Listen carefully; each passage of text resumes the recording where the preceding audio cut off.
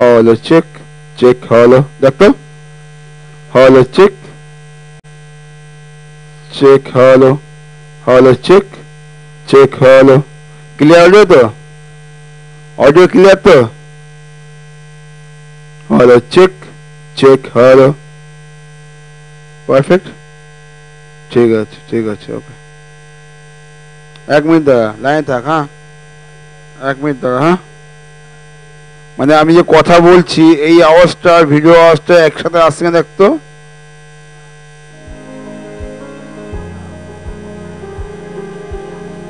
Video আওয়াজটা আসছে video আওয়াজ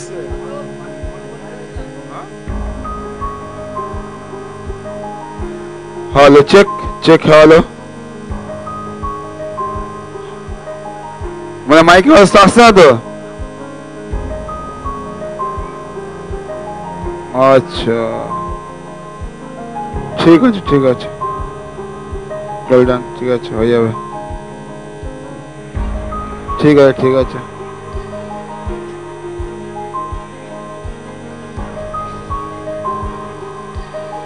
অনেক পরে আসে না হ্যাঁ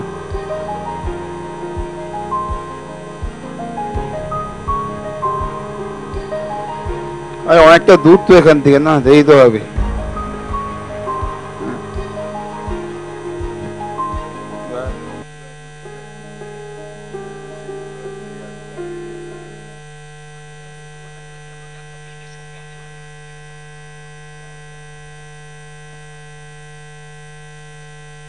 হ্যালো চেক এবার দেখ hello check check hello hello check check hello অনেক অনেক তো লিপ ম্যাচ করছো নাকি লিপ ম্যাচ করছো না ফোনে কথা না আমার যে লিপটা ম্যাচ করছে কি hello hello hello check check hello ঠিক আছে ওকে চল বাই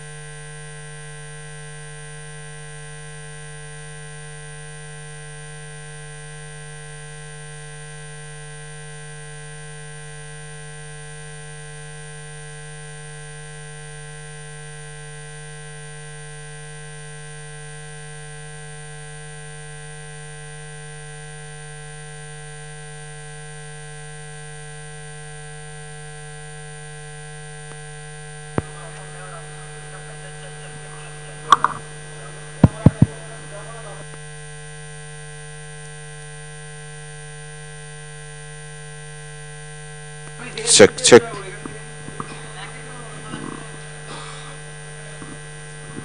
কিছু করতে হয় নিজের শুধু অন করে দেবে হয়ে যাবে।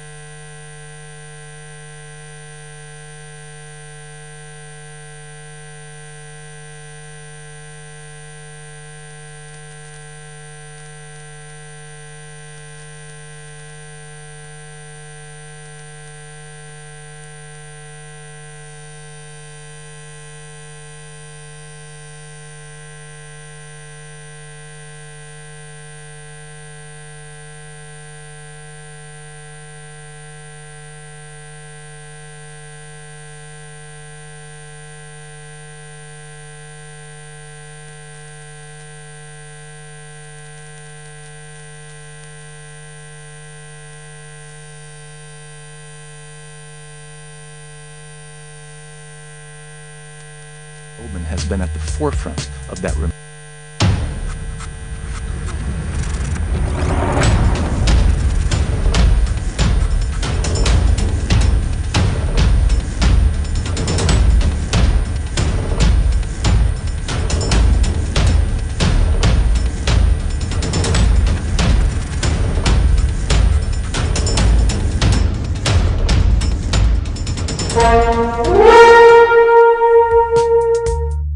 Dr. Rob.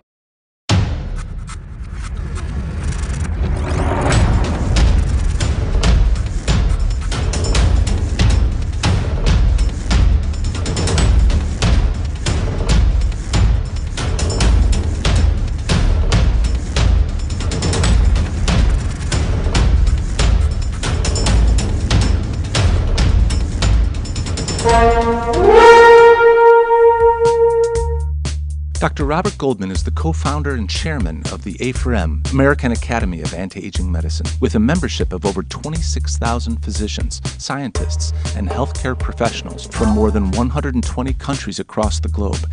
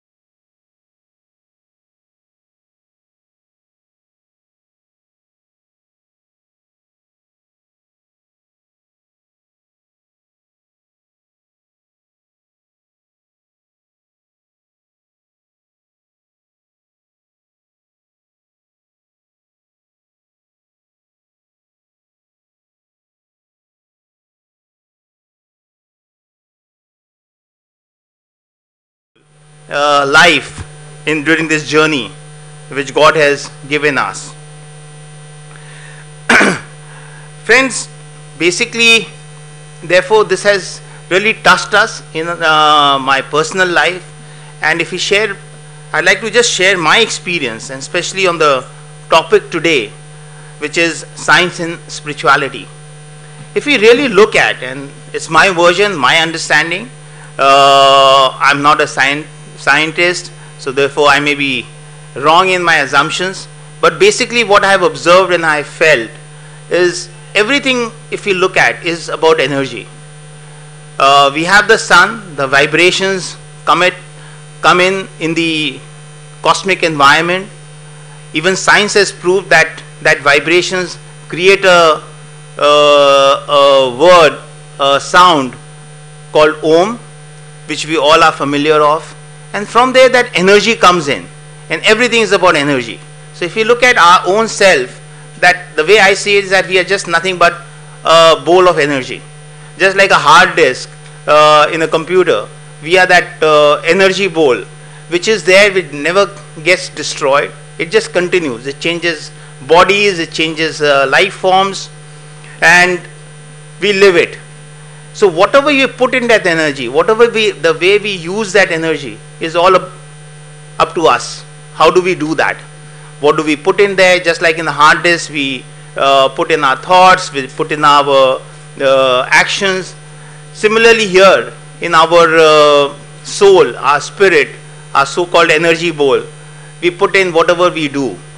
And therefore, if we connect ourselves in the humanity, understand the thought process of everyone, take that cosmic energy from the world, from the cosmic environment, through our meditation, through our consciousness, which is what the various speakers yesterday shared their experiences. Even today, we'll have a lot of them who will share their experiences to enlighten us further, create an awareness from us, within us, because that's the first thing which is required. Once we create that awareness within our own self, then we are able to act upon it and move forward. If I look at how science and spirituality, as I said, energy is one part, but other today in the current environment, if we look at more simply, is we talk about AI and artificial intelligence. What is it? Again, what are we looking at? And it's all about the human beings, because what we have inside is what it comes out. Therefore, whatever our knowledge is of collectively is coming into that intelligence, coming into that database which is getting created. It consumes a huge amount of computing power. So what is that? Again, it consumes a lot of energy through which it creates that database, and from there you are able to filter and take out whatever you require, and then it just becomes extension of a kind of a human mind without the consciousness. But as yesterday one of the speakers was saying, that evolution will happen at some point of time.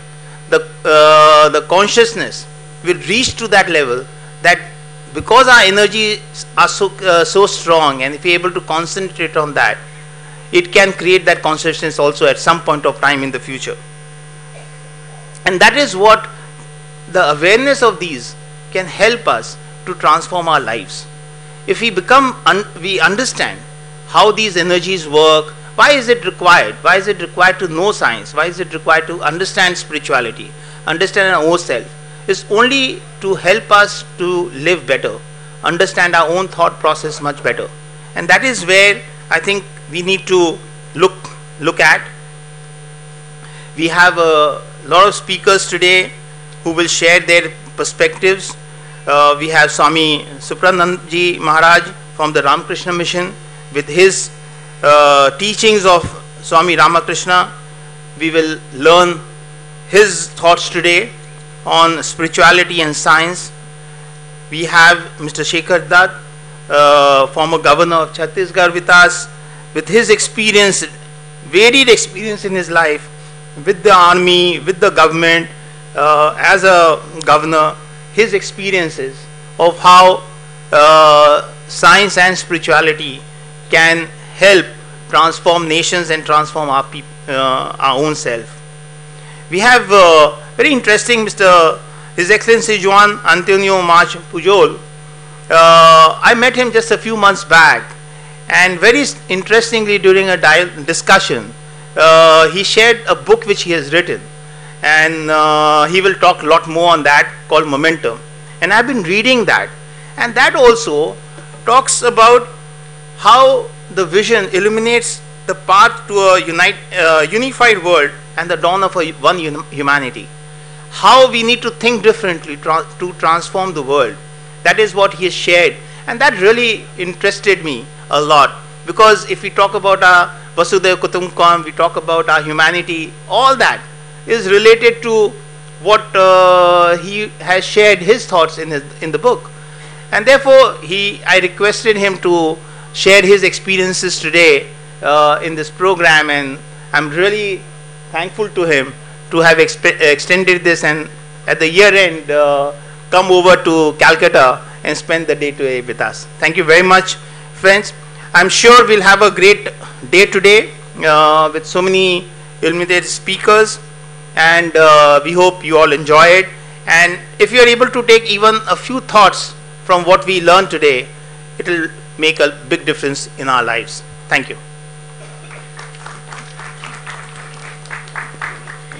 Thank you so much, Shri Sunil Kanoria ji, for so clearly mapping what the discussion is going to be in this particular session, and giving us a very clear route of ideation. Thank you so much. And now that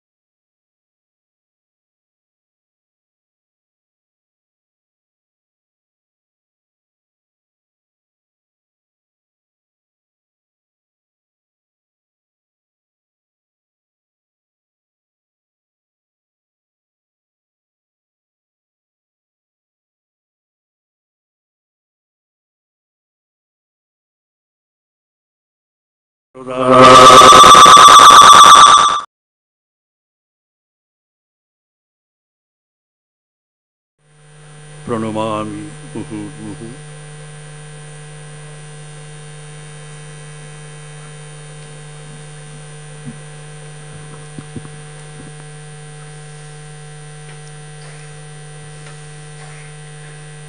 My very favorite person, respected H.P. Kanoria, Dr. H.P. Kanoria,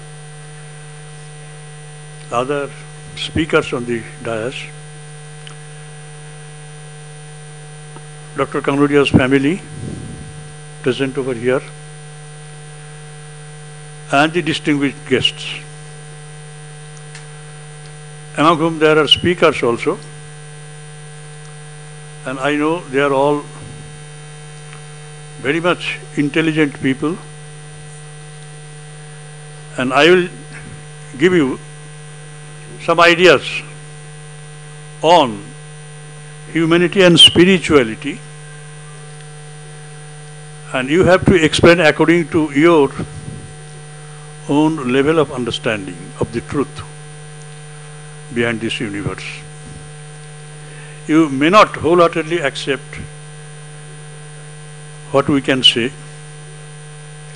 but you have to ponder over very seriously and sincerely. You see, this topic is fixed over the years, but it is the speakers who are changing. And the same speaker, when he speaks for the second time or next time, he would speak differently, because we do not cling to our age-old or old ideas totally. I see here also the compare, my favorite person, doing the same job over the years, and we feel elated to see her even. I congratulate her also. Now you see, humanity and spirituality, the idea behind them could be boiled down. It boils down to this: so man or God. Usually we mean that way. Man or God.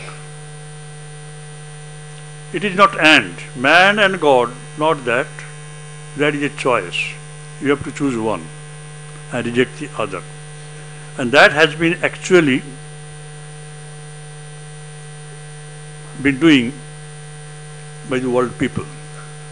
One group of people will be busy with man, criticizing the rest, who have very soft heart towards spiritual attainment, who have developed love for God. And there is no way to say left to them to come together.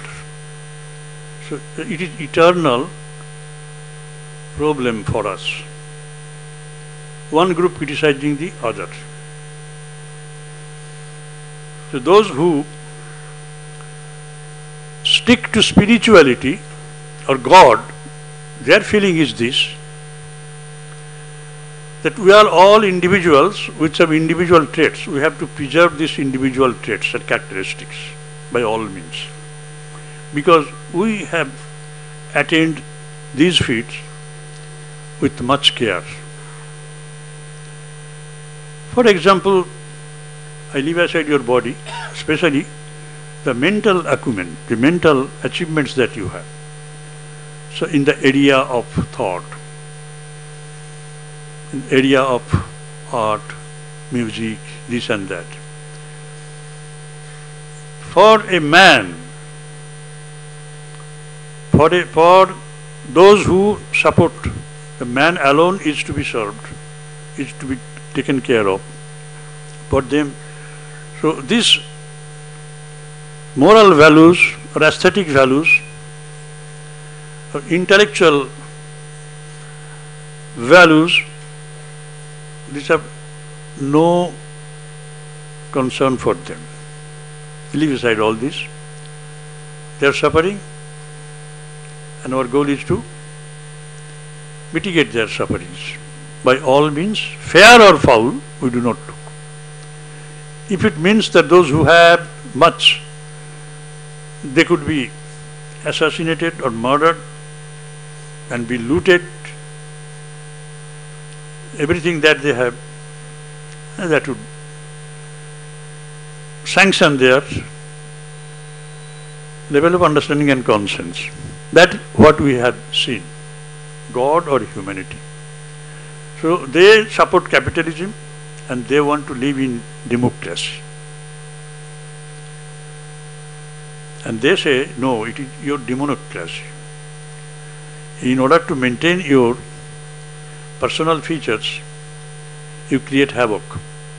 Everything you like to own for yourself. Then, those who support God, those who support humanity, serving humanity, they are very much concerned with the well-being of people. So their approach is that you have to join our collective efforts by relinquishing or sacrificing all your individual traits. So it's a conflict between capitalism and socialism. Mind that. Democracy and anarchy. Anarchy means ruling by a few. We have seen, the world has seen the debacle, havoc created by them, those who are the followers of. We are the followers of humanity only. Now, how to make a bridge between the two? Individual traits are to be kept intact, and at the same time, the humanity has to be served. Man has to be served. Man has to be given proper attention. And Swamiji has given us a beautiful example. So this choice between man and God could be bridged, could be easily overcome, the problem involved there, if you look upon man as God. So is it for looking upon only? Is it an assumption or an intellectual conviction that you have to equate man with God? Now when Sri Ramakrishna Dev taught the disciples, young disciples of his at Kashipur Uddanbati, when he was terminally ill,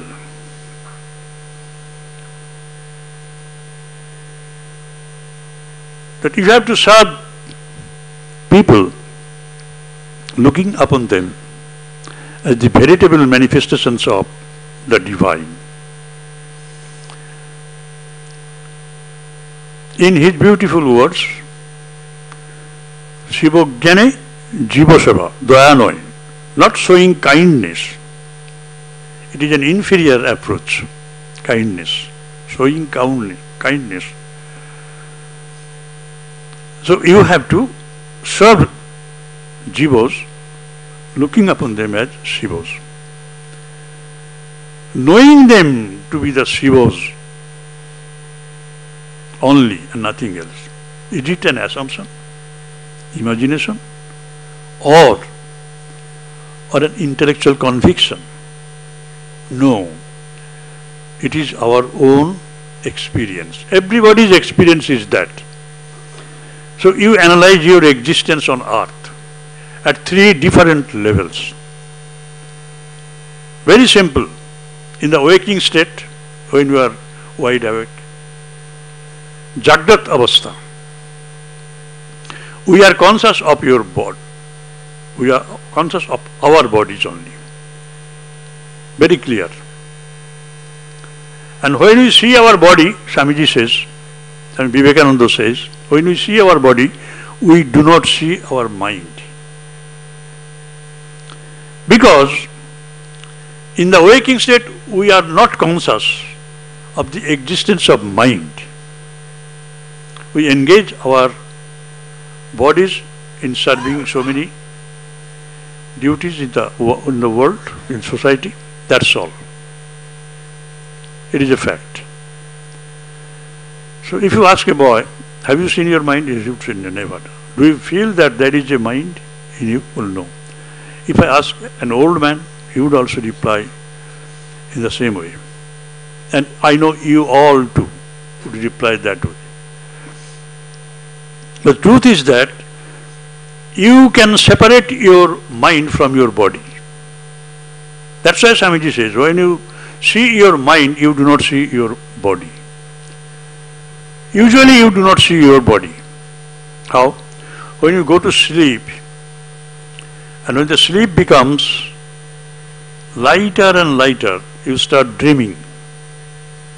In dream you see the world of fantasy.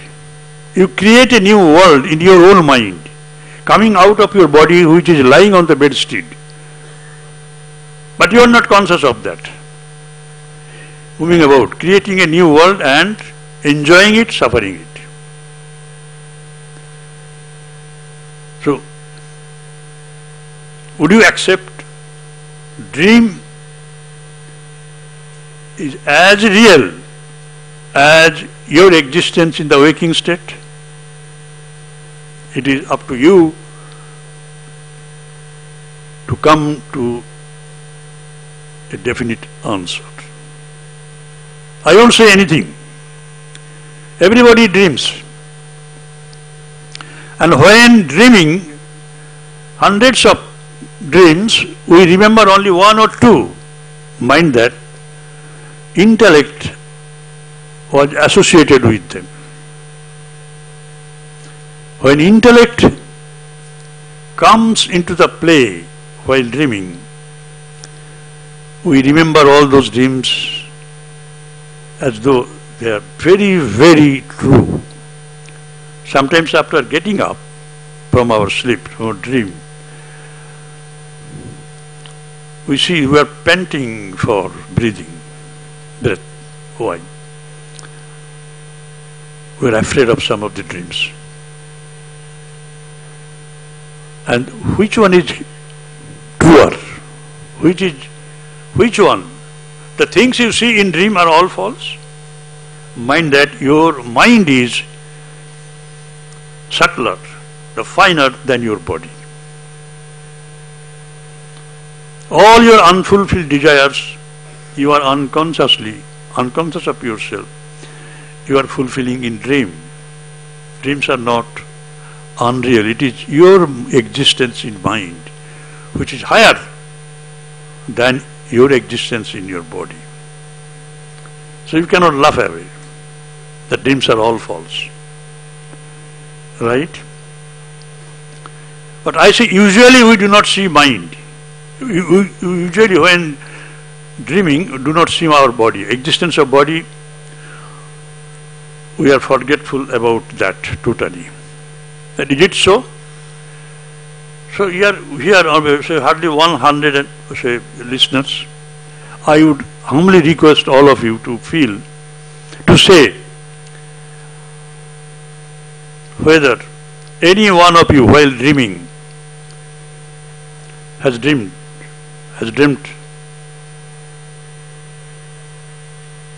such a dream where you can see your own body dead, lying on the bedstead. You can see so many things in dream.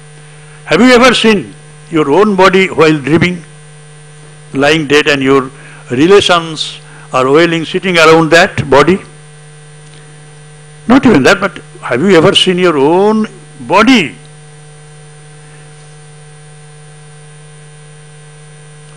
In 1,000 there may be one.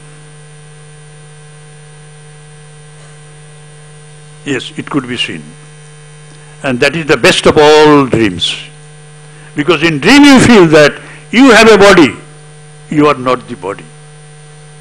And if you can re-enter your body, you are alive.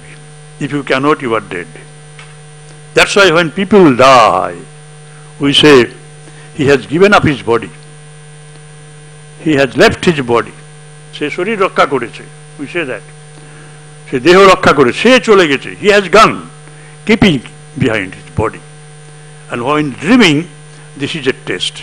In between, the stark reality in the waking state and the actual reality in the deep sleep state, we do see nothing, we do feel nothing, because that is a state beyond body and beyond mind. Beyond body and beyond mind. So when we see our spirit, from which comes spirituality, divinity or purity, we have lost purity, divinity, we have to regain it while living in body, in the waking state itself. That is the whole story. It boils down to that. Okay? In deep sleep, we are one with our own spirit or consciousness. We all feel that. We all feel that. And this is our real nature. This is the truth in all of us. And as consciousness, we are all one. It has got no plurality. Consciousness is not plural. So, in sleep, we transcend all the dualities, multiplicities, so to say. We are all one. Humanity is one. Those who sleep,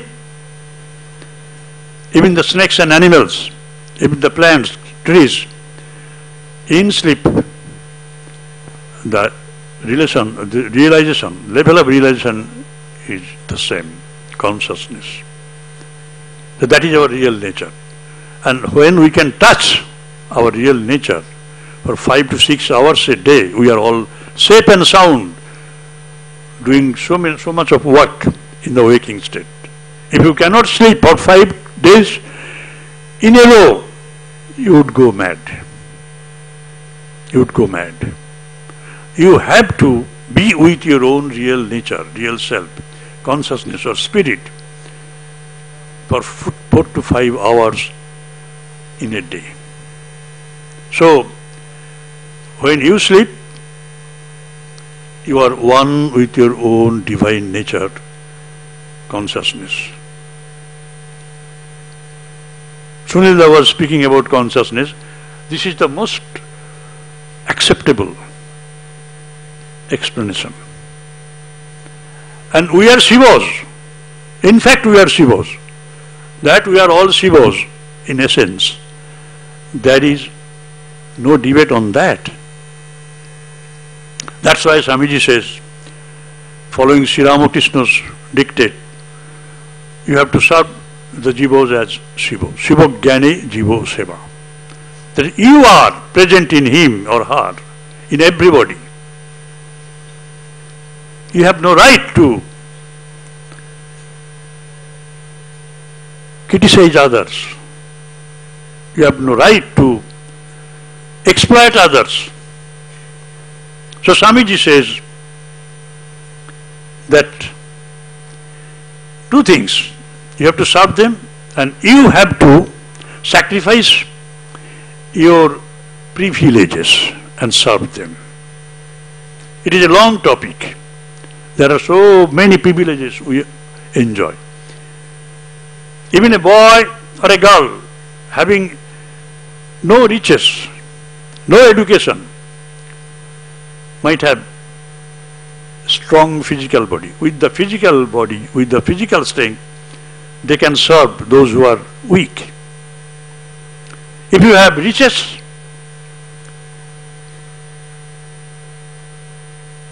either from your own earnings, or if you have inherited a good fortune, you have to give up in the service of you present in everybody else.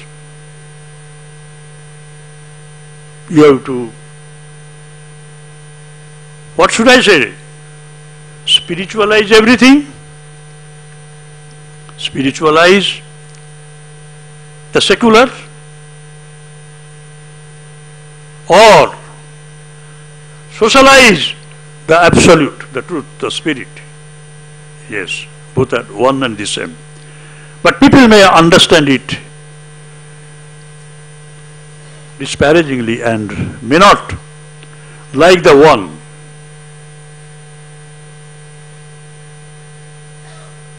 Reject that one and accept one. Let them do that. That is socialization of the absolute or spiritualization of the secular. Yes, I am in favor of socialization of the absolute. The absolute,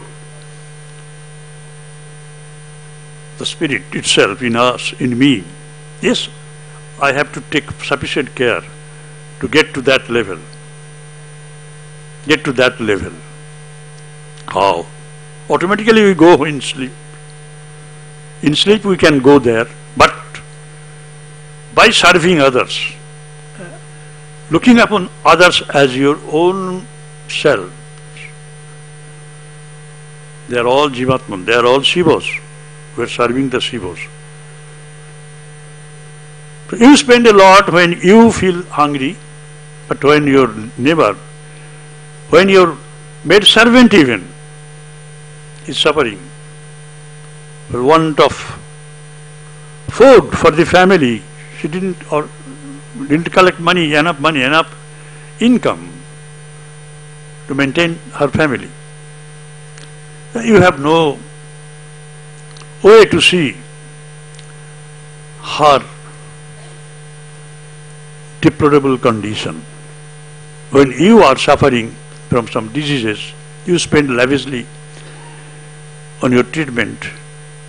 When your people, when your neighbors, they are suffering, you remain unconcerned. Even your maidservants appeal to you for some money for the treatment of her husband or sons or daughters. You just come with just a paltry sum. She needs 10,000, you give only 500 rupees.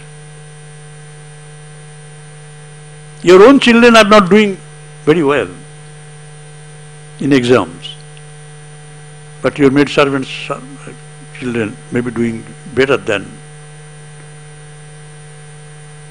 what your children are doing. You won't spend anything even when they request you. We have become very much selfish. So unselfishness is divine. That is it.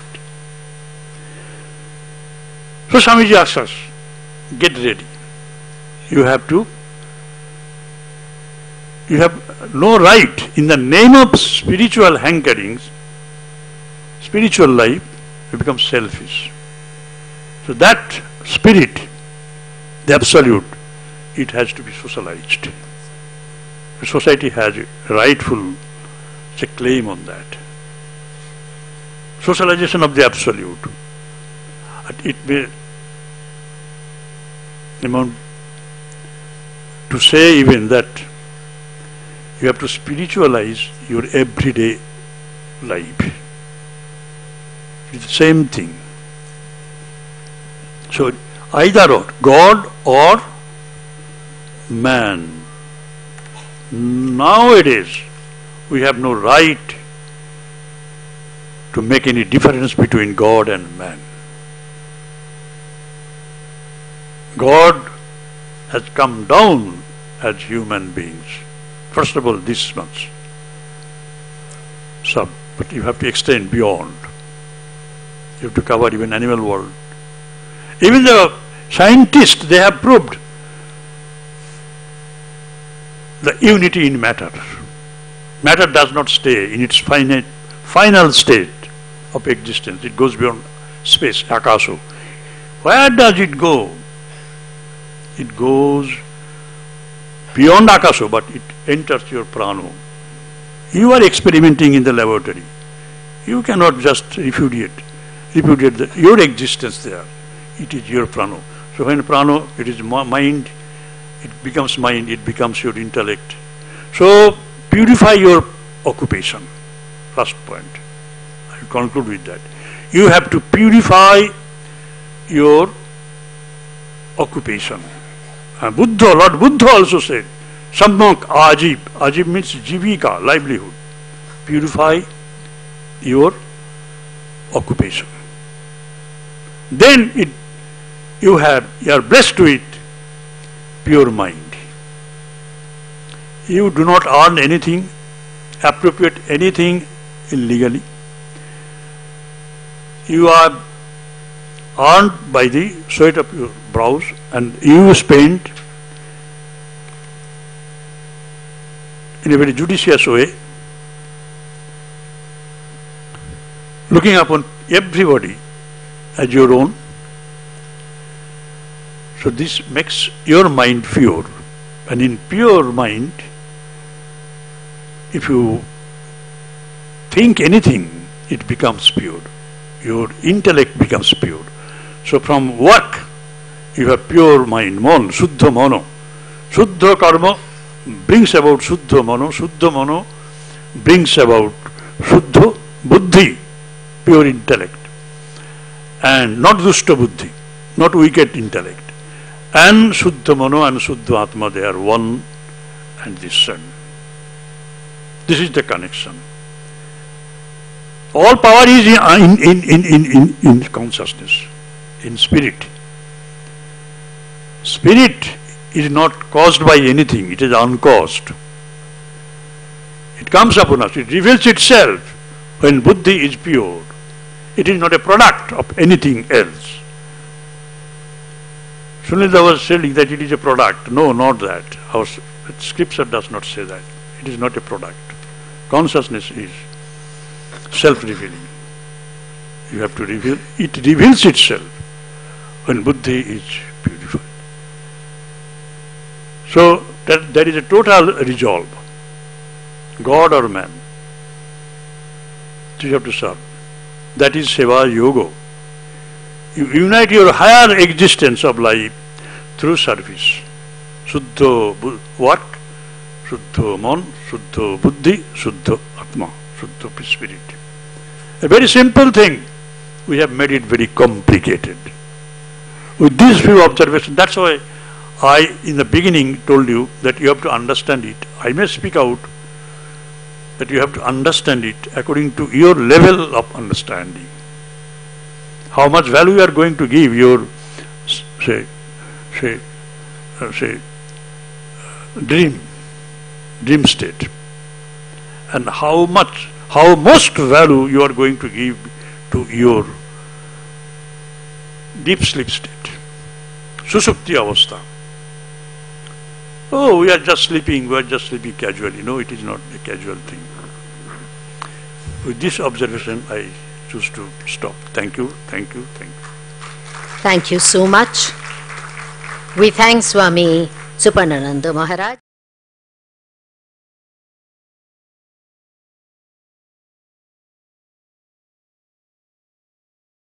Leadership through service and unity would be formally released today.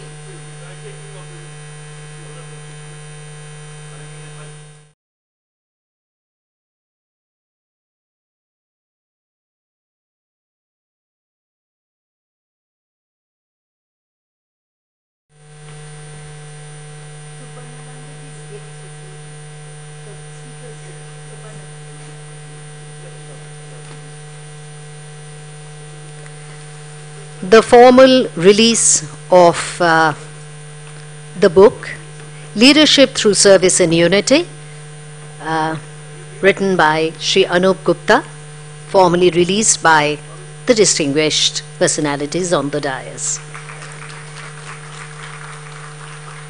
Since Swami Supanananda Maharaj Ji has to leave at this point, may I request the felicitation to be done at this point for Swamiji. May I request Dr. H.P. Kanoria to do the honors for Swami Supanananda Ji Maharaj.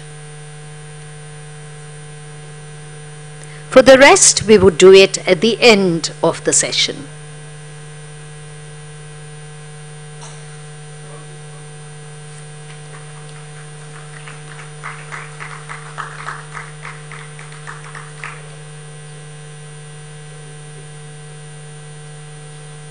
Thank you so much, and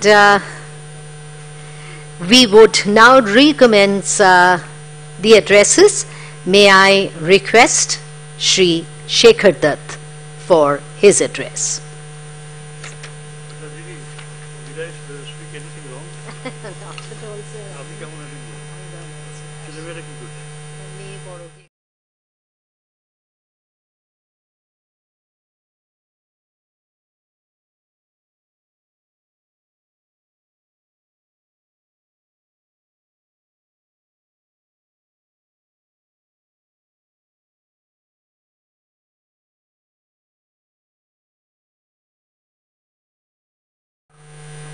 Suparnanandji Maharaj,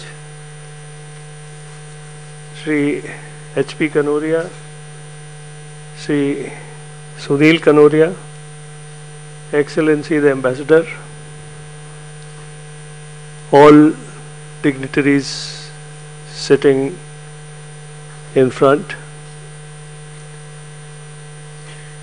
This is a subject where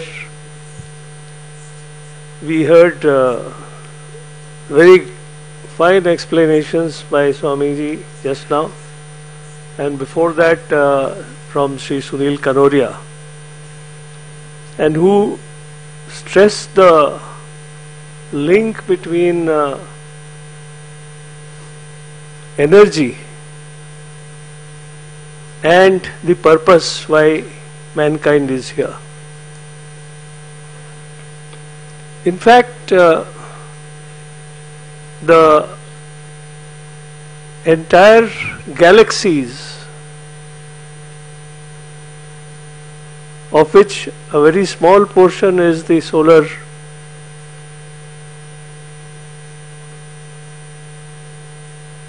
world, entire galaxies were formed out of concentrated energy. And finally this was proved that if you compress and concentrate energy, you can create matter. In fact, I have a deep relationship with energy. Right now, I am doing some work for sustainable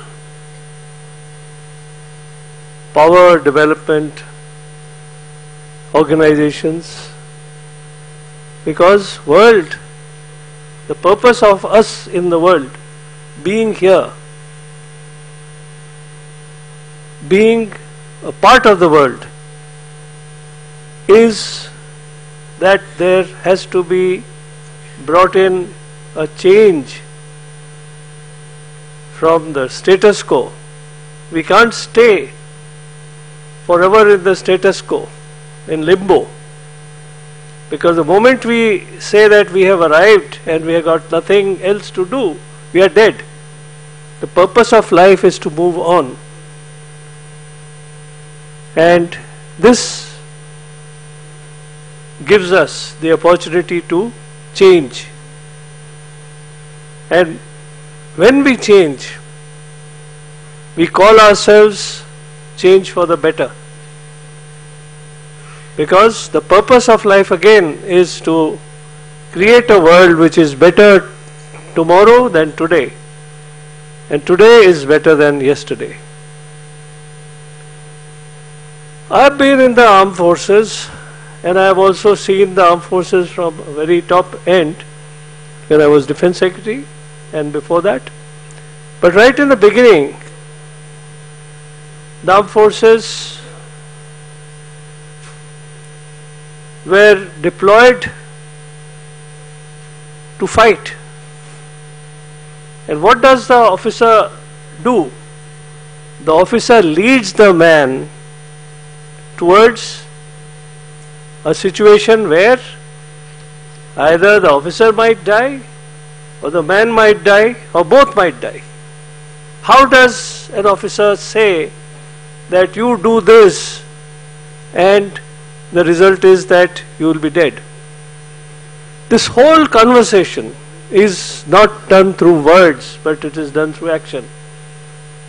And action makes everything very easy. What is the purpose of a soldier? A purpose of a soldier is to justify that he is a soldier and he is responsible for the work which has been entrusted to him. So in that process, he might leave this world very happy. And like what Swamiji was saying, if you perceive a situation when you are here and you can see yourself fallen and leaving, and the soul leaves the body, are you proud of the situation that you did whatever you had to do, or do you feel that you were inadequate? The purpose is that everybody should work towards a situation when he must achieve the adequacy that he has met the purpose, why he was here, why he was born, why he was given this yoni of serving the humankind. And I think that's a very, very important factor which will leave a difference in the world because of your presence. Because you were there, you brought in this difference. Whether you are a scientist, my father was a scientist, and he kept on. His motto was that you keep on studying, you keep on learning, because the whole process of why we are here is because we have a mind and we have to keep on learning. And when you learn, you distribute your knowledge for the welfare of the mankind, for the betterment of the earth. You don't have to start giving a lecture. Your action becomes the whole demonstration of your ability to be a teacher. So the teacher is definitely a person who is involved in taking the world forward, a teacher. So like this, the person who leads the soldier to the battle, maybe to the death of the soldier or death of himself or herself, is with a purpose, and he meets that purpose by doing that, and his action shows that he has reached his goal. So the whole purpose of person being here is that he has, or maybe his ancestors, maybe their ancestors have been assembled here because of a concentrated dose of energy, and he, having done his work, goes back into being a distributor of energy. So one thing is sure, that there is no end for the energy. It keeps on moving, it keeps on, imagine a scene when we are out of this solar system and we go into the other galaxies. Can you ever think that there is an end? And if you think that there is an end of those space, what is beyond that? There is nothing. You cannot imagine what is beyond this space of one galaxy, two galaxies, and the end of the galaxies. So the only thing is that it is an energy, and energy is the truth, and truth is where we are all headed to. Satyameva Jayate.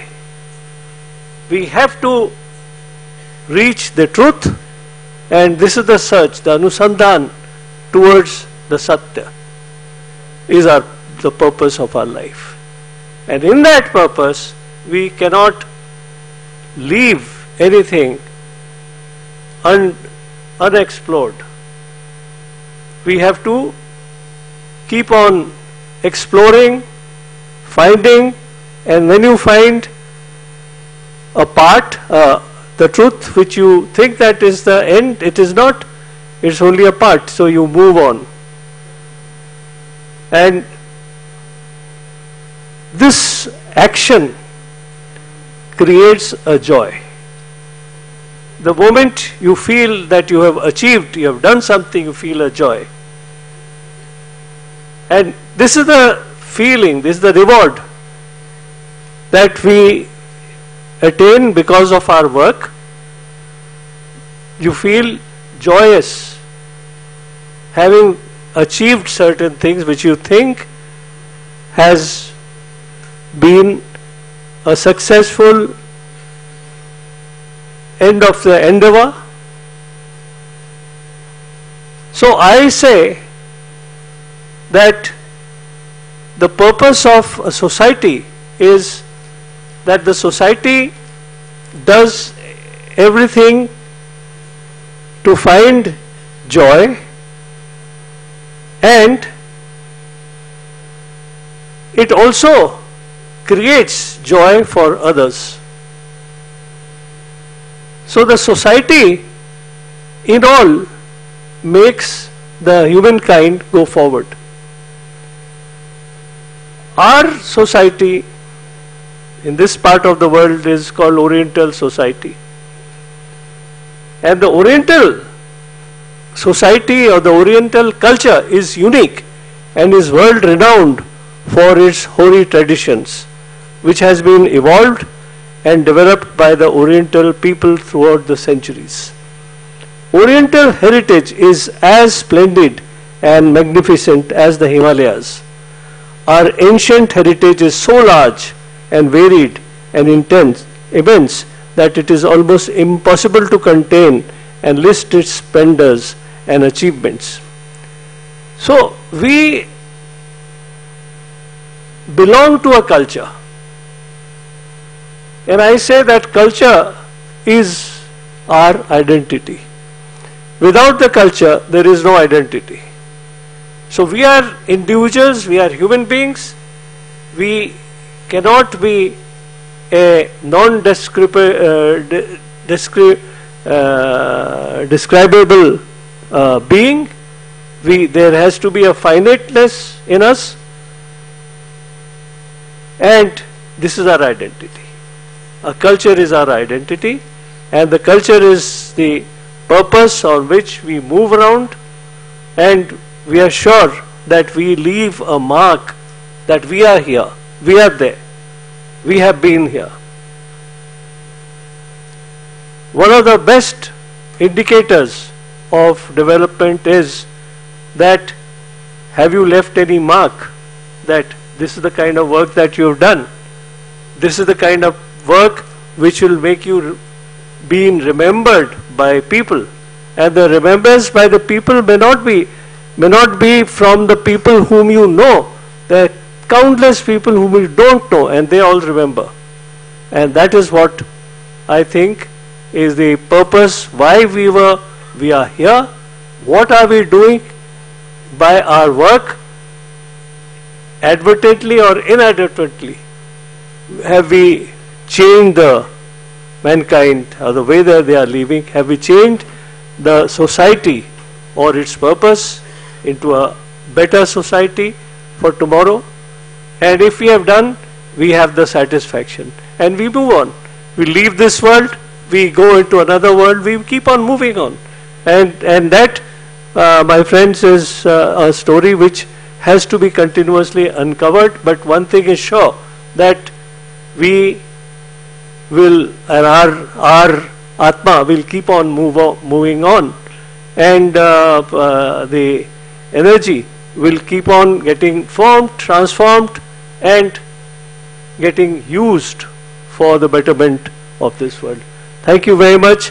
I congratulate Sri Kanoria ji for assembling this discussion group, and also I thank his Mr. Sunil Kanoria, Mr. Hemant Kanoria, and all people with great single-mindedness. They are doing this. We wish this organization all success, and this debate or this discussion to keep on analyzing why we are here and going towards the Satya, going towards the truth, and finding the truth and making people who are engaged in finding the truth feel the joy in doing this work. Thank you very much. Jai Hind. Thank you, sir. May we now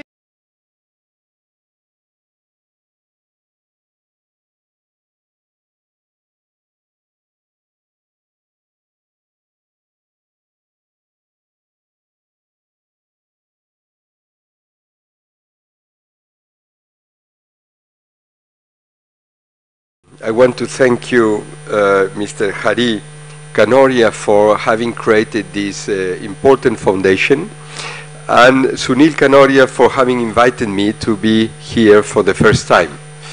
I met him just 2 months ago when Spain decided with India to create the 2026 as the dual year of Spain and India, and we were talking on how things can be moved for the future, how were politics, and then he mentioned to me the existence of this foundation, and I said to him, I like really very much this constant thinking on the future of the humanity, because I wrote a book called Momentum that is just, let's say, a thorough thinking on how things are changing and where we should go. And then he said to me, how this is about? And I say, well, you know, I think it has two important legs. One is to open the eyes to the new generation of how the world will evolve in the future years. And the second, to say that all this evolution is absolutely weak and fragile if we don't build a new framework for humanity.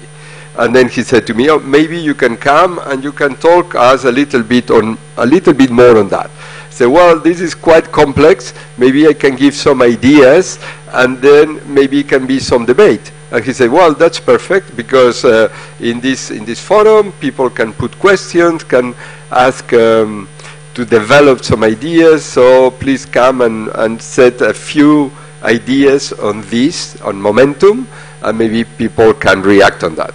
So my purpose today is a little bit to give some main ideas of how I see the world of the future and how it is going to be very important for the new generation to drive us inside a better world.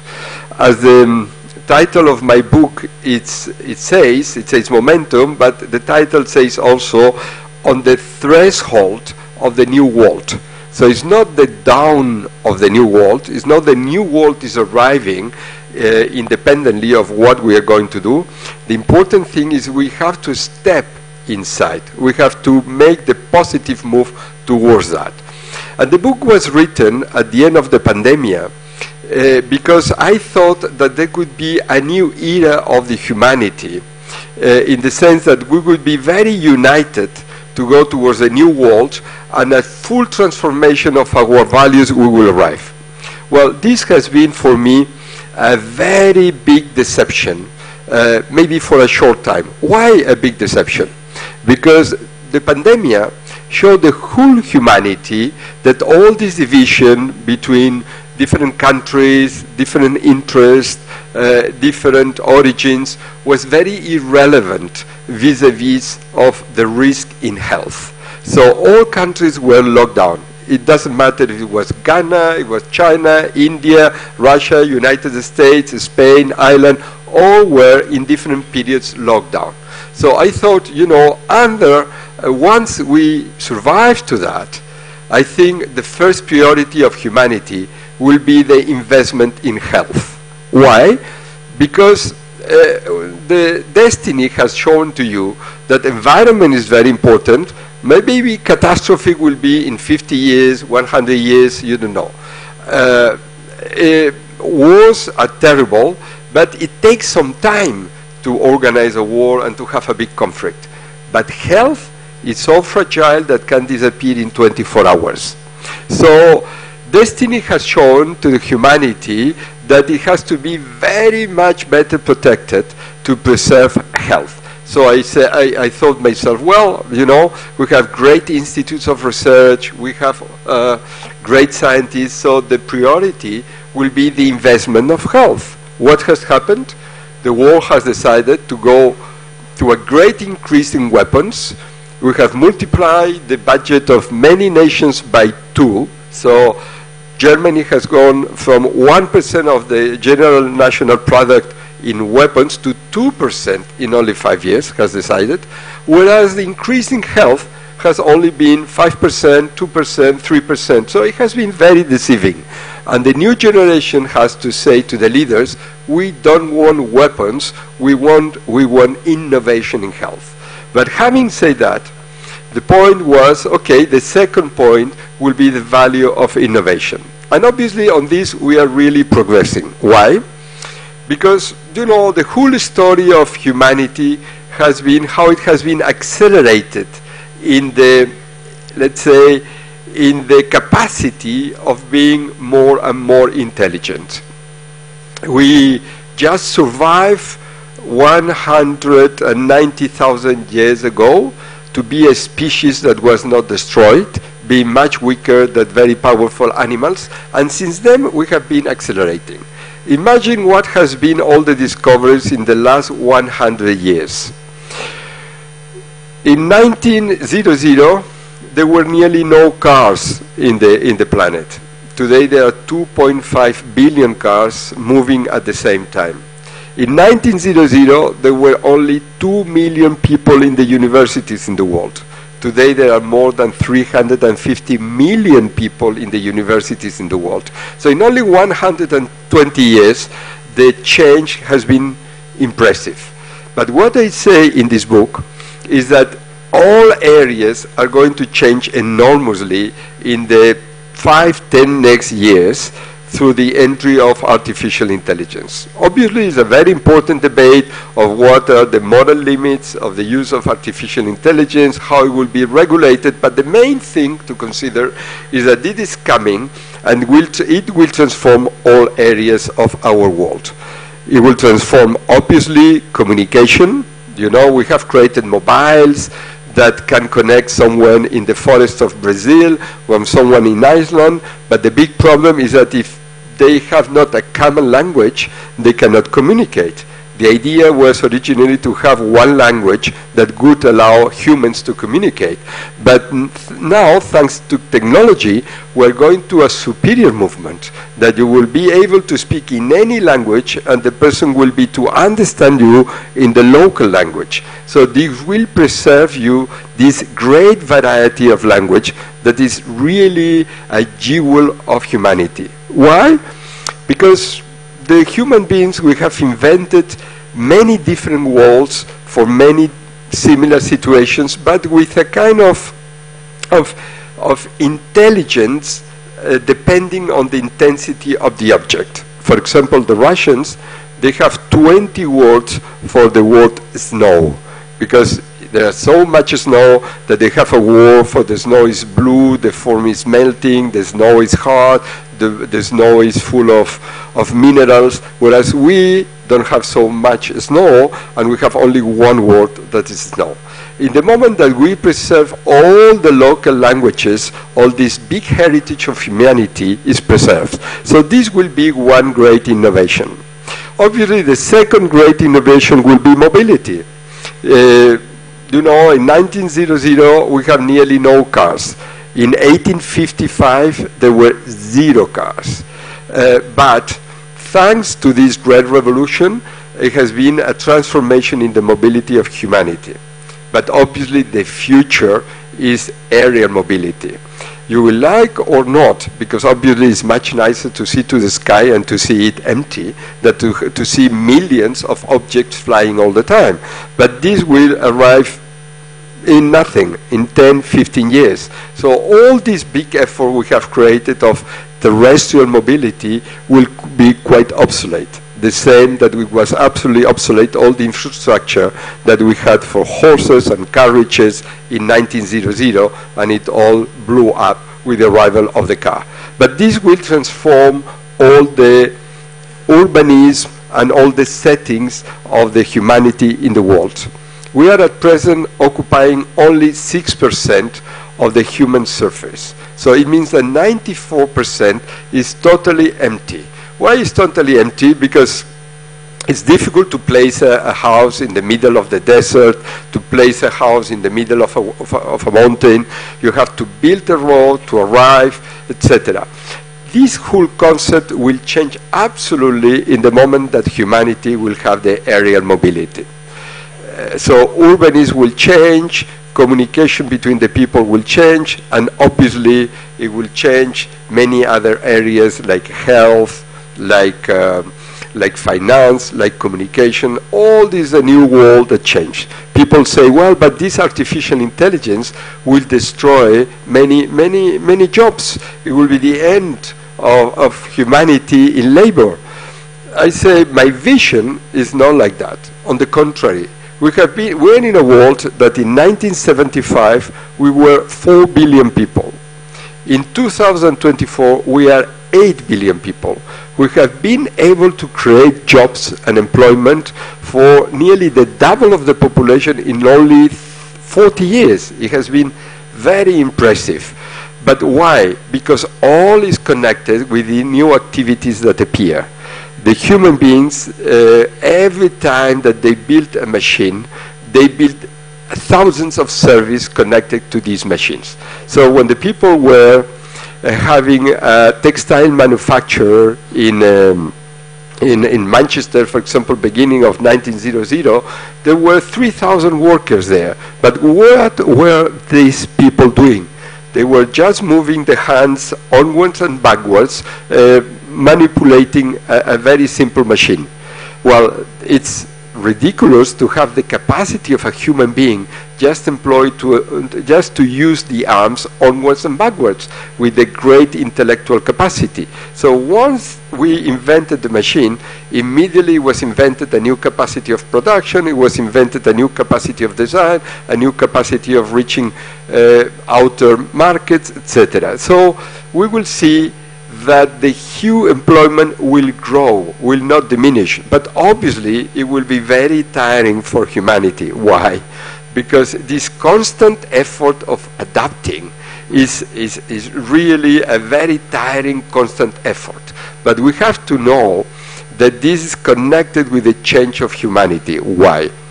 Because the important thing that will discover the future is that each individual, as it has been said by previous speakers, is the key element of humanity. We are not the same. Everyone is different. Everyone has a different capacity. And the problem is that at the beginning we have had to form the people to be with certain minimum capacities. But now that we are approaching a new era where people can read, can write, can communicate, and we have the hardware to communicate all people with all people, it's a new moment for a new education that will focus on identifying the capacity of each individual. Because then humanity will be very powerful when you will have 8 billion people with the individual unique capacity that having them as a kind of group of people supporting just certain ideals. And it comes connected with the second element of this gathering today, power. Power is a very important element in the life of humanity. We have been always with confrontations between groups from the very beginning of our existence. The point now is to know how we are going to use power for the future. I was very interested in the idea of Steve Hopkins, the grand scientist, who was asked once, what is the purpose of humanity in the world? And he said, well, you know, my feeling is that humanity is going to be the pollinizers of intelligence in the universe. One of the factors of that. So the key thing is that now that we are approaching a new era, the real era of the intelligence, we have to say, well, how we are going to organize our future. Are we going to continue fighting inside the planet and destroying? Or are we going to be able to create a one humanity and to prepare how this humanity sends the legacy to the universe? Because we have two methods to go out in the outer space. We can go to the outer space just escaping, like it was nearly like that founded Australia long time ago, people escaping and creating a new nations and saying, well, we're going to have a new future. Or are we going to be able to create a great new order in this planet, and then we are going to export an intelligence way of organizing groups in the universe? This is the key issue for the future. We have to think that at present the nations are similar to the connection of the water with the oceans and the rivers. The important thing about water in the world are the oceans. There are 98% of the waters. But obviously the waters, when it falls in the planet, is collected by the rivers to go in an orderly way to the oceans. Well, this is more or less the same thing with the humanity and the nations. We have started from very elemental group, tribes, then we have gone to villages, then we have gone to cities, then to nations, then to confederations, and then the thing is that the nations are extremely useful instruments to organize big societies to go towards a new aim, that is the ocean, that is the humanity. And then we have to see that all these rivers are like the physical rivers, transit elements. So we cannot think that they're important elements of humanity. The important elements of humanity is the humanity itself. So the key thing is how we move from tensions from nations to building the new world that is the world of the one humanity. I always said that we are in a moment that we could do that. Why? Because we see a nation like the United States that was able to create this framework. You know, the United States created a constitution in 1787 with only 3 million people in a small part of the country and with a very, let's say, homogeneous group of people. Then suddenly, with the same constitution, the country has expanded from 3 million to 330 million, from a small part of the territory to a territory that goes from the Atlantic to the Pacific, from one very homogeneous group of countries to a very diverse group of people, from a very elemental economy, agriculture, has gone to industrial, to services. So with only one constitution has been able to create how it works. Or for example, India, the largest democracy in the world, is able to have a global framework for 1.4 billion people. So why are not we going to be able to create a one humanity world from the 8 billion people? I think the key thing is the strength of the new population and the spiritual power. As the subject of this conference says clearly, it's humanity, power, and spirituality. So I think that the new generation has to be the driving force to say to the politicians, to the leaders, you have a unique position, but the unique position is not to feel my country powerful, your real important position is to use this power to make humanity progress. And I think that India, with all this long tradition of spirituality, of preserving different values, having many different cultures melting together, has to be a very driving force in this world of the 21st century to create this new tendency for harmony, for joining efforts to make each individual the essential energy of intelligence power in the world, and to having a new world to be built among all of us. Thank you very much.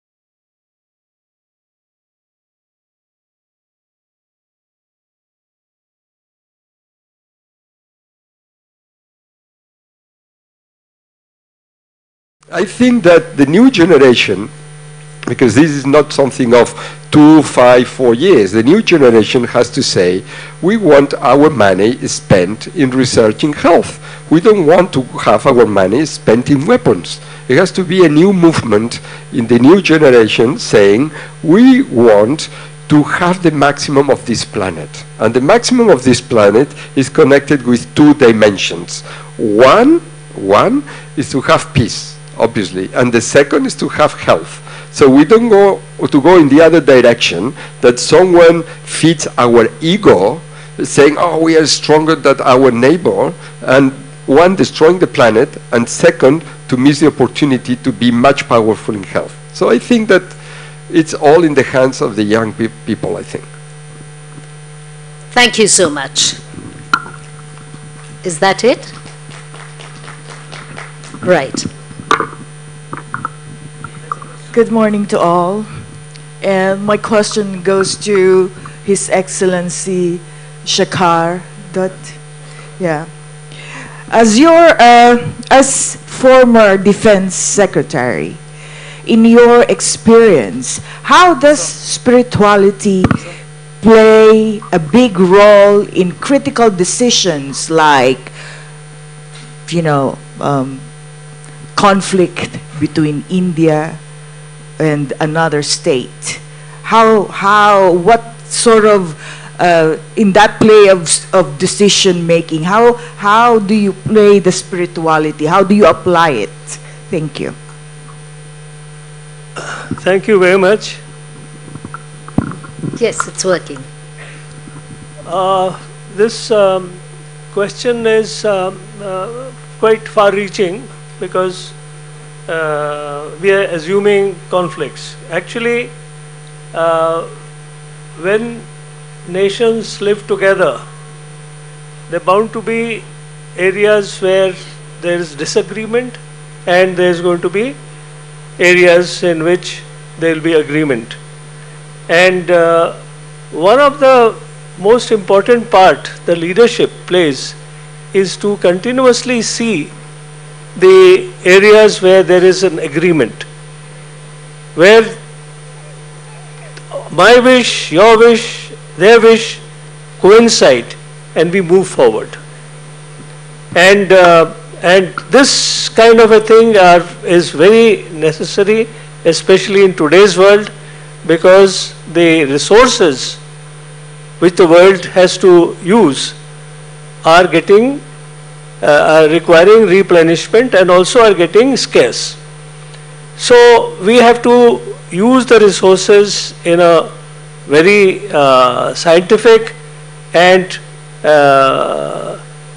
pluralistic manner, so that nobody complains that the resources are not being used. And resources like Swamiji addressed, water, river takes the water from one place to another place, feeds the community, and then finally enters into an ocean or a sea.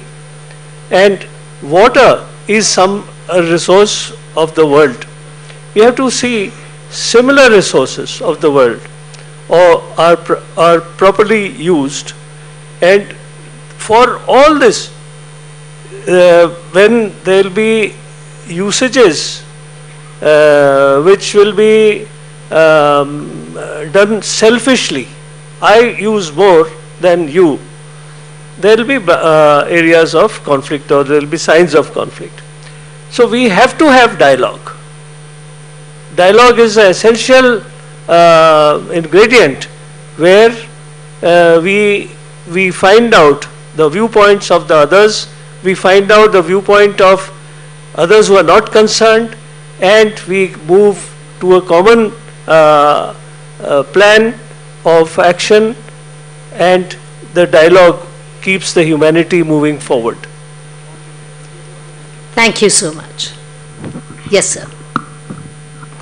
Mr. Dant, you mentioned about effectiveness of dialogue in the current situation.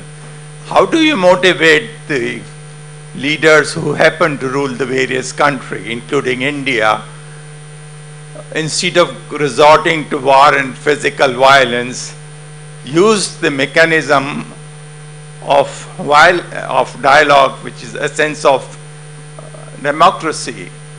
And to you, sir, one question. how do you deal with the what we call war industry or defense industry? Because in order to survive, the amount of influence they have on the civil society in various countries, the amount of money which they can spend, they are responsible for creating situations in which the nations fight, the communities fight. How do you deal with the defense industry or the war industry, which is so important and effective? Mr. Dutt, would you take the question first? Okay, let me talk about defense industry and talk about the people who are engaged in defense. You see, again, right in the beginning I had said that a soldier works according to what the plan of action of his organization. So in that plan, suppose he loses his life, it's fine, it's good, he feels that he has achieved the purpose of why he was being there. Now similarly, one of the most important areas where the soldier has worked on and the soldiery, art of soldiery has moved on, is that you do your work. Karmaneva adhikaraste ma phaleshu kadachana. You feel that you have done your work and you are satisfied. But after having achieved this thing, then you move on in another sphere. So today's enemy might become tomorrow's friends. And one should be able to meet all those situations. Now if you see a very live example, in Hiroshima and Nagasaki, USA bombed with atom bomb, and huge numbers of people of Japan died and were maimed for life, and and their relatives are bearing the loss even now. But after the war, USA and Japan became friends, and the Japanese have the best of the relations with the US. Similarly, Vietnam, USA and Vietnam fought, and there was a huge loss of life in Vietnam, but finally after Vietnam defeated the USA, the war was over and South Vietnam integrated with North Vietnam, and Ho Chi Minh defeated, but USA became friends with Vietnam. So what I am saying is that the world of tomorrow is a world which is progress from today, and the best of the people are able to make the most of tomorrow and work on.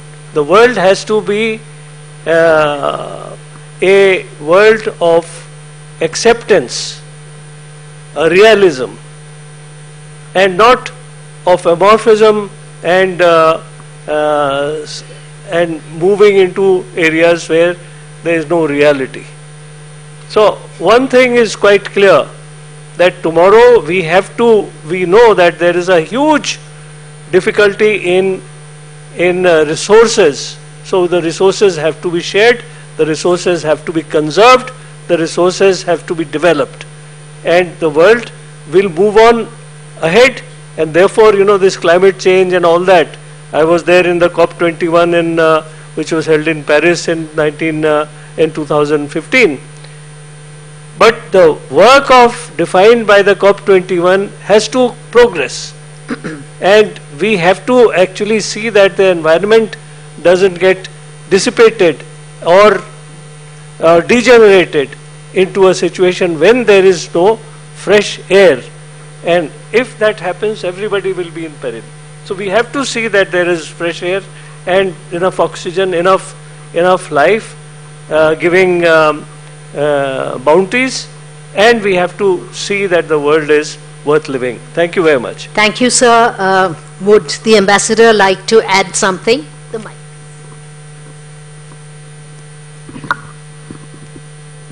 Well, the question that was addressed to me was the importance of the defense industry in the economy of the world, more or less. Well, I would say two things. First, about arms. It is a dimension that has always been with us, the possibility of protecting against conflict. So the evolution of the humanity has to go to preserve the research in weapons to protect us against an outer attack. We don't know who is living in this universe and how things will evolve in the future. So I think that at a certain point we have to have a common capacity to protect ourselves in case of attack from the outer space. So the idea would be not to destroy the military capacity, but to destroy this capacity in the destruction of our people in the planet. So the key thing would be to have a very important and modern and innovative capacity of protection of the planet. So this would be not the end, but it would be the reorientation of that. The second, about the importance of defense industry, well, obviously we have to say that when the products that have created the defense industry are used, the destruction is enormous and we go very backwards in development. The wealthiest country in Europe is Switzerland. That is a country that has not gone into any war in the last 500 years. Those who were the great powers, like Germany or France, France under Napoleon, Germany with this horrible idea of Hitler to be superior race in the world, and Britain with the capacity to organize very well other territories and to take advantage of that, are much less developed than Switzerland. So all those who have gone into wars, they have not achieved the standard of living for the people that those who have gone for peace. So I think that we have to think that peace is the great element, war is a destruction, and the other thing to consider is that we forget very easily the horrors of war.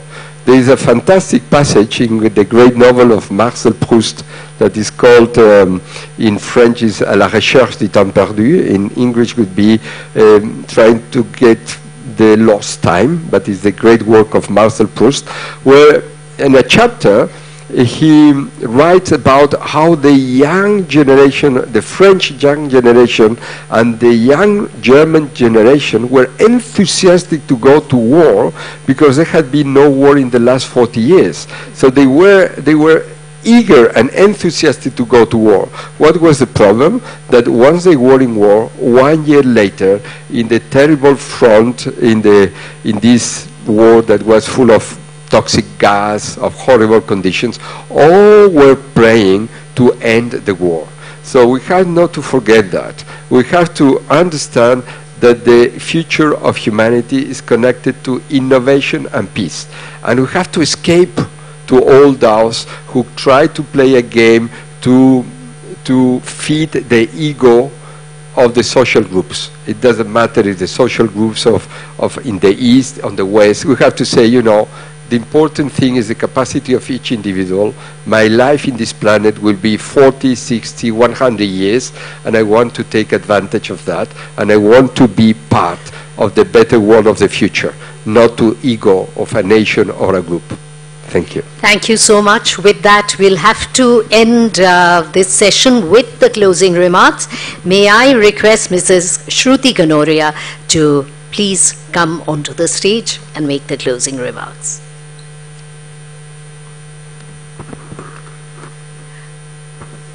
Namaste and a very good morning to our esteemed guests and respected dignitaries on stage. Swami Suprananda Maharaji, who had to leave, Mr. Shekhar Dutt, His Excellency Juan Antonio Marsh Puol. It is an honor to be part of the 15th World Confluence of Humanity, Power and Spirituality, conceived and so meticulously organized by my grandfather. There is a Sanskrit shlok that I would like to share. Vidya dadati vinayam, vinayat yati pratatam, patratat dhanan apnoti dhanad, dharmam tata sukham. It means knowledge makes one humble, humility begets worthiness, Worthiness creates wealth and enrichment, and right conduct brings contentment. Being part of the education sphere, I have the privilege of sharing some insight on the topic that touches the essence of human development, the interconnectedness of science, spirituality, and education. These three pillars, though distinct, are deeply linked in shaping individuals and societies. Science seeks to understand the physical world through inquiry, evidence, and innovation. Spirituality, on the other hand, delves into the inner world, our values, purpose, and connection with something greater than ourselves. Education serves as the bridge between the two, fostering curiosity for discovering while nurturing wisdom and character. When science and spirituality are integrated through education, we unlock the full potential of human growth. For instance, science teaches us how to harness energy to power our lives. Spirituality reminds us to do so responsibly, with mindfulness for the environment and compassion for future generations. Together, they ensure progress that is sustainable and meaningful. I extend my heartfelt gratitude to our esteemed speakers who have enlightened us with their wisdom and insights. Swamiji touched on the topic of having wisdom to understand spirituality to its full potential. Mr. Shekharji spoke about how energy has the secret to awakening our inner joy. His Excellency, Mr. Juan, threw light on how humanity is the call for the hour. Thank you for your invaluable contributions and for sharing your knowledge and experiences with us. Together, we have embarked on a journey that transcends the boundaries of science and spirituality, fostering a greater understanding of the human spirit and the universe we inhabit. Your insights have sparked new ideas and opened new pathways for integrating these disciplines in ways that benefit humanity. With gratitude and hope, I look forward to the continued exploration of these profound themes in years to come. Thank you.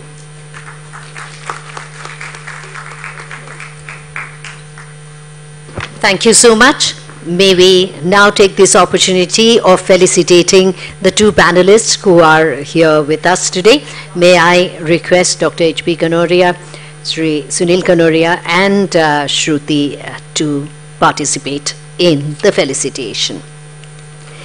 His Excellency Juan Antonio Mas Puyol.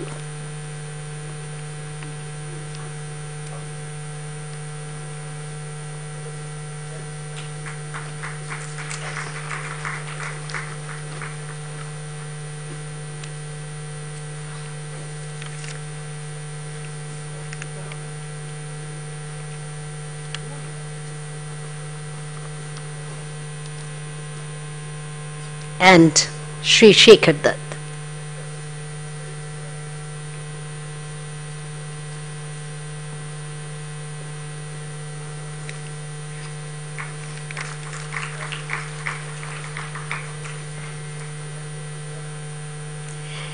Thank you so much. Can we have a photograph of everyone?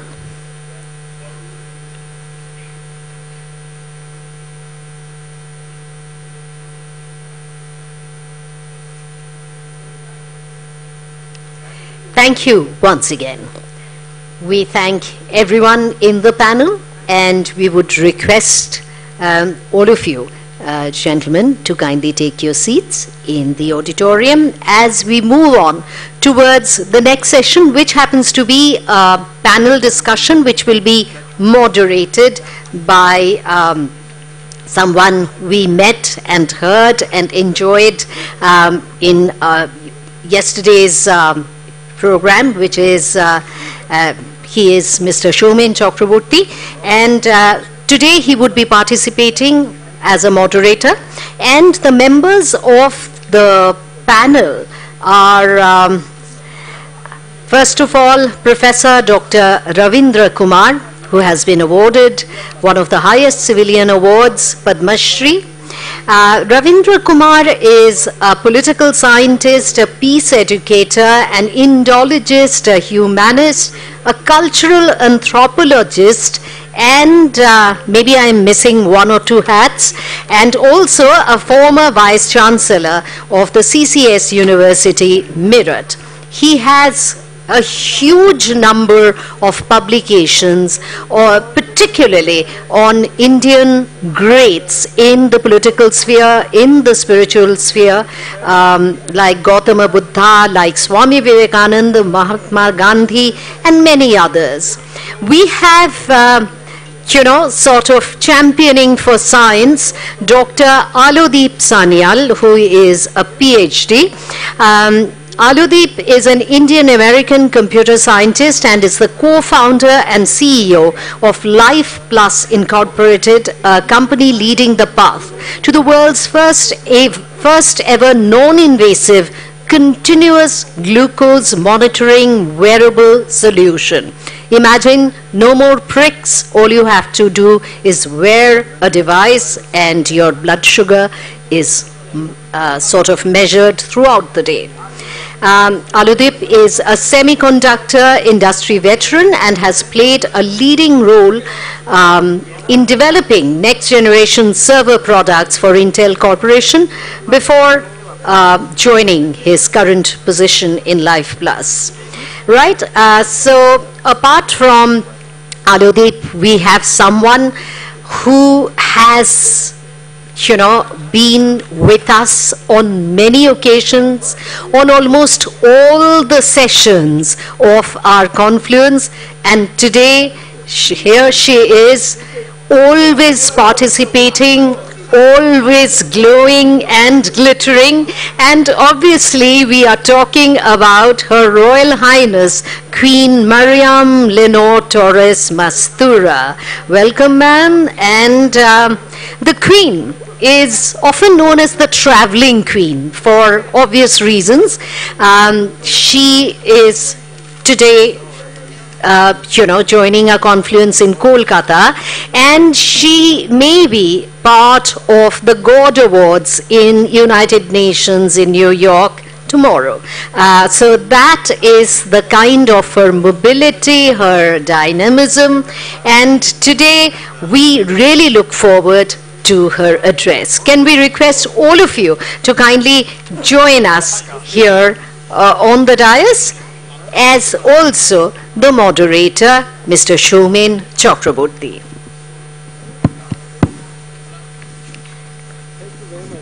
Thank you, sir. Wonderful as usual. Thank you. Thank you, sir. Mr. Chakraborty, I was asked to tell you that your role is today as a moderator. Yes, exactly. And later, however you like. Hi. Right. So, we would be inviting the dignitaries to take their seats, and the panelists would be welcomed and the session introduced by Mr. Anantaraj Kanoria.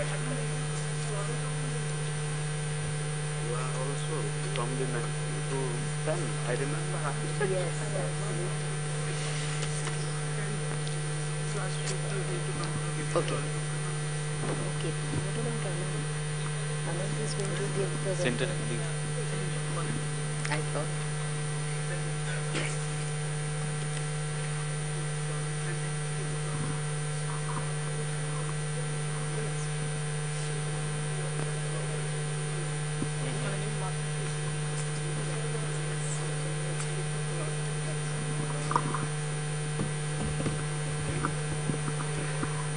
Good afternoon, ladies and gentlemen, respected speakers, guests and friends.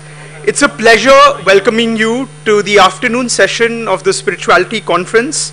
I'm sure everyone's very excited to hear our distinguished panel. And, I'll tell you one thing about the current generation. We always look for evidence in things. And I think, the topic science and spirituality is very apt, because now it's merging and it's getting more and more interlinked. I can give an example. The most trending topic nowadays is intermittent fasting, and we see that it's been mentioned in almost every religion and in every scripture on why you should practice it. So, with that, I think I'm very excited to learn from our panelists about how science and spirituality are merging, and very excited to see what they have to say on it. So please join your hands in welcoming me, the distinguished panel. Thanks a lot, guys.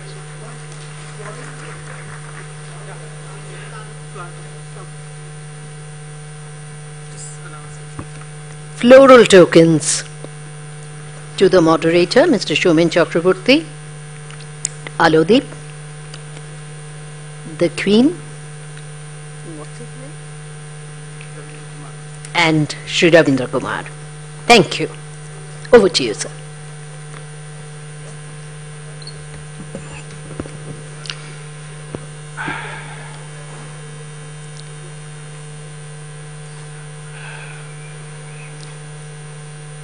Distinguished Dr. H.P. Kanoria, the entire Kanoria family, my fellow panelists in the dais, dignitaries, ladies and gentlemen. First of all, a very warm welcome to this session. I think essentially this is going to be an interesting session because we have diverse views from different, whether it's the spiritual side, whether it is the humanitarian side, as well as the scientific side. Having said that, I would like to invite Dr. Ravindra Kumar to kindly come up and address his address for this session.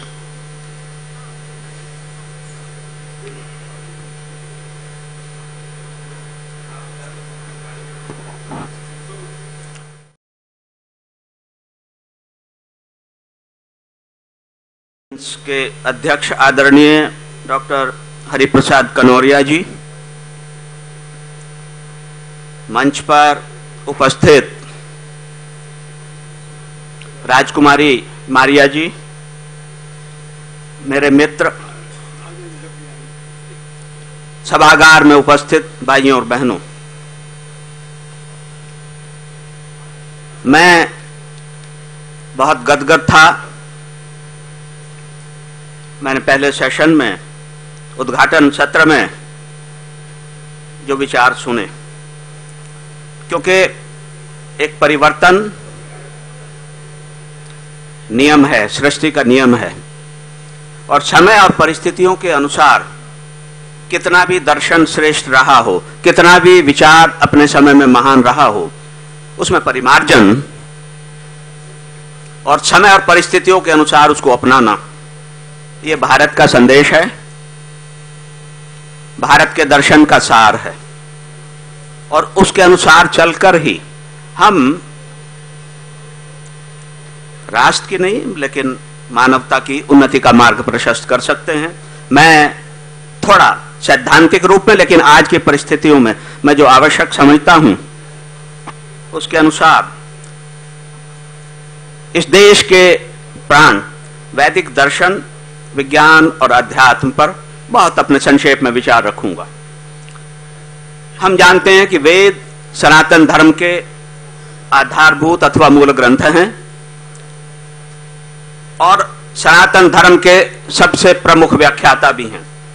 सनातन धर्म सदा स्थापित व्यवस्था है, शाश्वत जो सत्य है उसको समर्पित वास्तविक ज्ञान की अनुभूति और उसके साथ आत्मसात का मानव का आह्वान करती। आत्मा के अंतर के स्वर या आत्मात्मा के स्वर की पुकार के तारतम्य में विवेक के बल पर कर्तव्यनिष्ठ होकर सत्य के प्राप्ति के लिए यह मानव का आह्वान करती। अंत सत्य प्राप्ति ही हमारे जीवन का उद्देश्य है। सत्य अवस्था की प्राप्ति ही ज्ञान का भी लक्ष्य है और विज्ञान का भी लक्ष्य है। इसलिए सनातन धर्म के मूल ग्रंथ स्ववेद सत्य ज्ञान और विज्ञान के मूल स्रोत हैं, मूल आधार हैं। अग्नि विद्या, भौतिक और सार्वभौमिक, अग्नि के उदय, उसकी शक्ति तरंगे, संप्रेषण आदि, ऊर्जा का रूप, तापन आदि, अग्नि शक्ति के प्रकार, प्रयोग, महत्व और संरक्षण, और इनसे होने वाले आविष्कारों सहित अन्य संबंध वास्तविकताओं का स्रोत रूप में जो प्रकटीकरण है वो सबसे पहले भारत में हुआ है, वेदों में हुआ है। और ये विषय हम जानते हैं कि भौतिक विज्ञान से जुड़े हुए हैं। वैदिक दर्शन शिरोमणि ऋग्वेद के प्रथम मंडल के प्रथम सूक्त के मंत्र सर्व सत्य परम सत्ता रूप अग्नि को समर्पित हैं। ऋग्वेद के कई अन्य लगभग 200 सूक्तों के मंत्र, साथ ही विशेष रूप से यजुर्वेद और अथर्ववेद के भी अनेक ऋचाएं, वेदों के अनन्य भाग उपनिषदों, विशेष रूप से ईशोपनिषद, कठोपनिषद, मांडुक्योपनिषद के अनेक श्लोक अग्नि की सर्वकालिक और सर्वोच्च महत्ता को प्रकट करते हैं। उपनिषद में भी शिरोमणि ईशोपनिषद का 117वां श्लोक जीवन में प्राण और वायु की स्थिति और उसकी महत्ता को दर्शाते हुए अंततः अग्नि की परम सत्ता को समर्पित है, उसको प्रकट करता है। यह श्लोक कहता है, वायुरा नीलामृत मथेतम भस्मांतम शरीरम कृतो समर कृतः समर कृतो समर कृतः समर। वेदों और उपनिषदों में प्रकट इन उल्लेखों के माध्यम से संपूर्ण ब्रह्मांड को स्वयं के भीतर अनुभूत करने और इसमें विद्यमान सब कुछ चल अचल दृश्य और अदृश्य से एकाकार होने और तदनुसार व्यवहार करने का हमारा आह्वान है। इसी को केंद्र में रखते हुए विचार और कर्म के बल पर सत्य के अंतिम छोर तक, परम सत्य तक पहुंचने का मानव का आह्वान है, मनुष्य से प्रबल अपेक्षा है। यही वास्तव में अध्यात्म की मूल भावना है। सत्य आधारित ज्ञान जीवन की एकता की वास्तविकता की स्वीकृति है और यही हम किसी भी रूप में कहें अंततः सच्ची आध्यात्मिकता है। रामायण और श्रीमद् भगवत गीता और कई अन्य वैदिक ग्रंथों में अग्नि की स्थिति के महत्व के बारे में ज्ञान के प्रकाश और पवित्र तत्व जैसे संबोधनों के साथ उल्लेख हमारे सामने आते हैं। हम में से बहुत लोग इस बात को जानते हैं। श्रीमद् भगवत गीता का 4थे अध्याय का 24वां श्लोक इस संबंध में यहां बहुत उल्लेखनीय है। उसमें कहा गया है, ब्रह्मांड पर्व ब्रह्म हविर ब्रह्माग्रो ब्रह्मणाहुतम ब्रह्मेव तेन गंतव्यम ब्रह्म कर्म समाधिना। वायु जल अंतरिक्ष प्रकृति और पर्यावरण से जुड़े मंत्र वेदों में हैं। ऋग्वेद और अथर्ववेद में जल की गुणवत्ता, महत्व और स्रोत के संबंध में सर्वकालिक ऐसे उल्लेख हैं कि जिनका महत्व कभी कम नहीं हो सकता। हम उन पर चर्चा करें तो यह चर्चा बहुत लंबी हो जाएगी, लेकिन संक्षेप में स्वयं ऋग्वेद के प्रथम मंडल का द्वितीय सूक्त और वायु मंडल के संबंध में और अति विशेष रूप में अथर्ववेद के 12वें कांड का 63 मंत्रों वाला पृथ्वी सूक्त, नदियों की, पर्वतों की, वनस्पति जो वनस्पति विज्ञान का आधार है, वृक्षों और फसलों, औषधियों और स्थानों की स्थिति को प्राप्त करने और वृहद कल्याण के लिए मानव मात्र का जो उसके हित में, उसके सदुपयोग के लिए अपनाने का, ग्राह्य करने का मानव का आह्वान करता है। अति विशेष रूप से मूल तत्वों, जल जो रसायन विज्ञान का आधार है, प्रकाश, वायु और आकाश के संबंध में मूल स्रोत के रूप में वैदिक ग्रंथ ही निसंदेह विज्ञान के भी आधारभूत स्रोत हैं। यही विज्ञान की दूसरी शाखाओं, हम चाहे कृषि विज्ञान की बात करें, जंतु विज्ञान की बात करें, शिल्प विज्ञान की बात करें, यहां तक कि वास्तु विज्ञान की बात करें, उनके भी आधार हैं। समय और परिस्थितियों की मांग के अनुसार नित्य नूतन यानी निरंतर शोध और अन्वेषण के साथ परिणामों के एकांगिता से पूर्णतः अलग रहकर संपूर्ण मानवता और प्राणी मात्र के भले के लिए उसके उपयोग का ये सारे उल्लेख हमारा आह्वान करते हैं। हम जानते हैं कि आयुर्वेद का स्रोत भी ऋग्वेद है आयुर्वेद चिकित्सा प्रणाली का एक अति प्राचीन और बहुत प्रभावकारी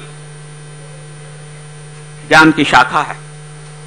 आयुर्वेद भी इससे जुड़ा है, जिसका उद्देश्य जीवन को रोग मुक्त रखने और उसे दीर्घता प्रदान करने के लिए है, जितना भी लंबा हो सके स्वास्थ्य के साथ।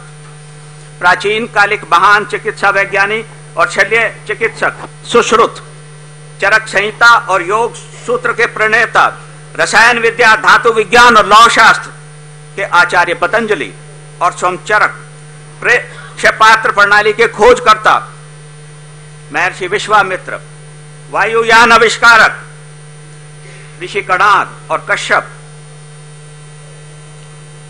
वायु विज्ञान के आचार्य ऋषि कनव, भूजल आविष्कारक और उपयोग विधि को प्रकट करने वाले आर्यभट्ट के शिष्य वाराहमिर और गुरुत्वाकर्षण के नियम का वर्णन करने वाले खगोल शास्त्री भास्कराचार्य आदि के बेजोड़ कार्यों और अनुसंधानों का स्रोत वेद और वैदिक संहिताएं रही थी।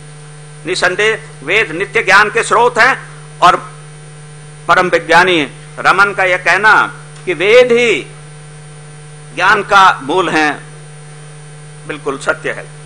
विज्ञान के स्रोत वेद जो अविभाज्य समग्रता की एकमात्र सत्यता को अंगीकार करते हैं, मानव का सार्वभौमिक एकता की वास्तविकता को केंद्र में रखकर ही अपने कार्यों के निष्पादन का मानव का आह्वान भी करते हैं। इसका अभिप्राय यह है कि सर्व कल्याण की भावना मानव कर्मों का आधार होनी चाहिए।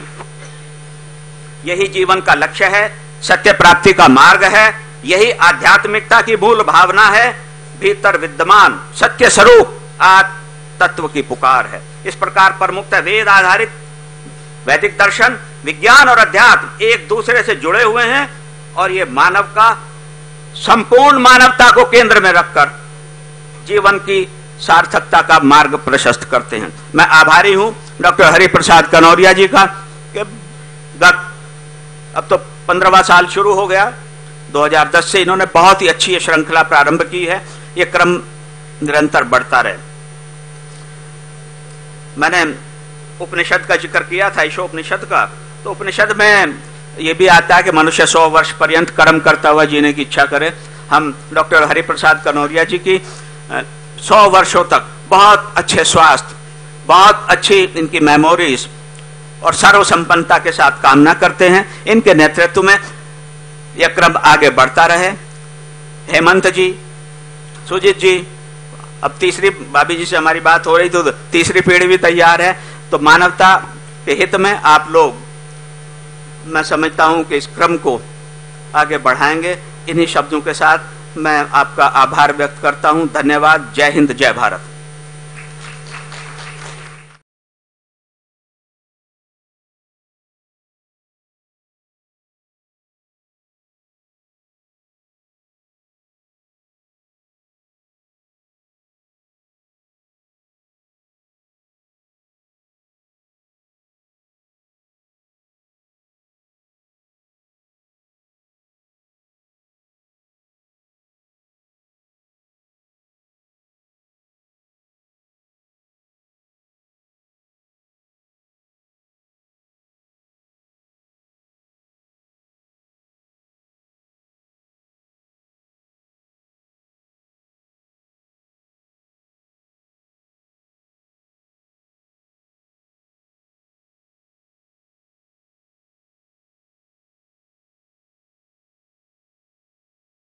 My fellow moderator and panelists, dignitaries, ladies and gentlemen.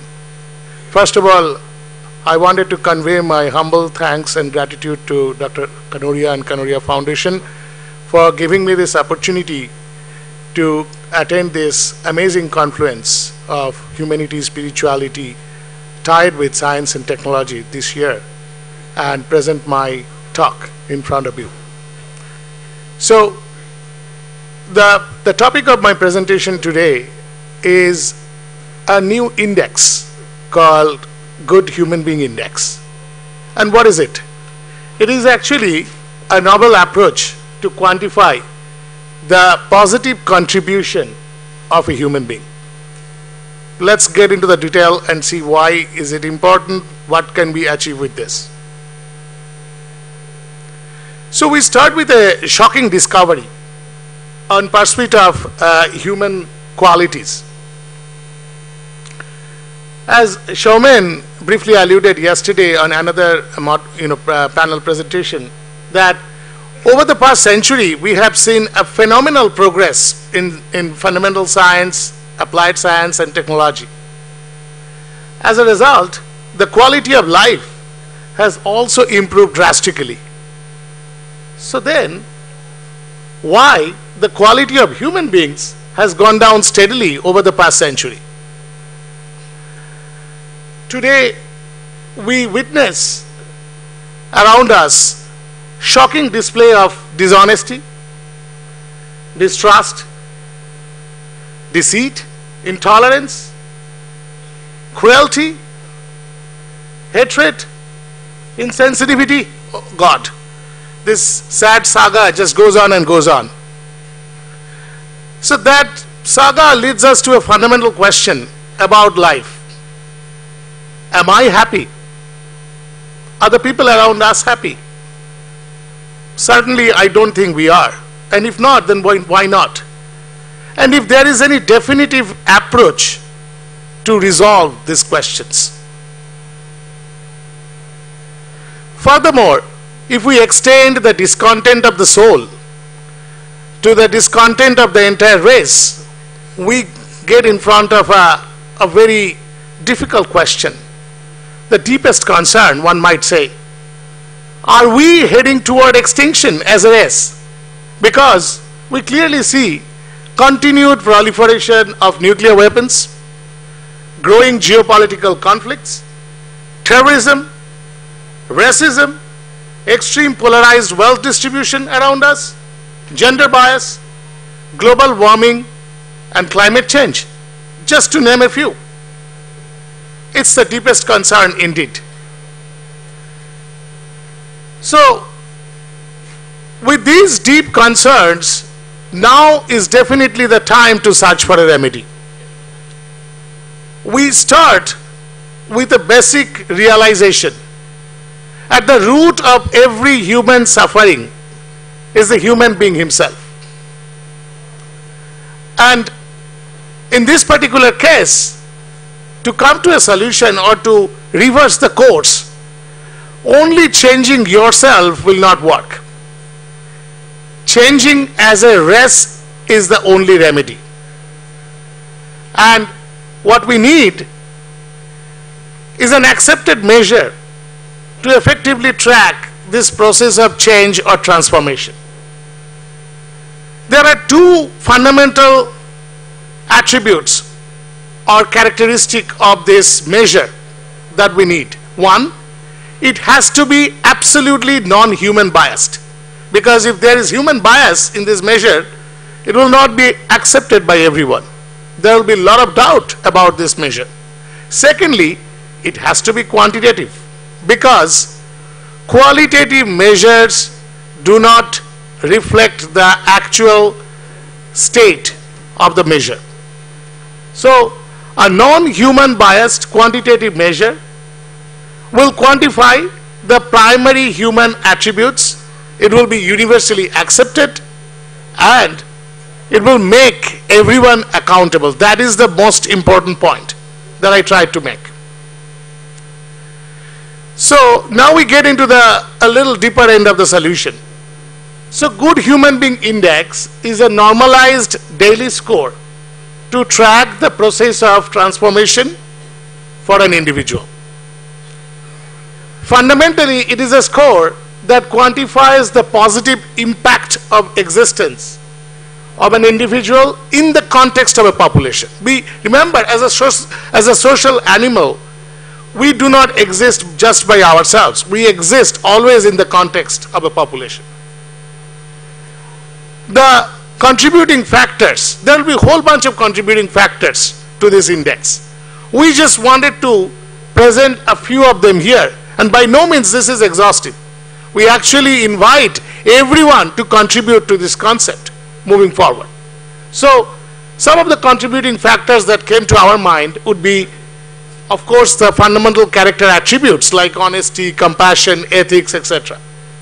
Emotional well-being, stability of your mind, your health, your formal education, your financial stability, your civil and criminal record, the score of your neighborhood, because your neighborhood is influencing how you can positively contribute back to it.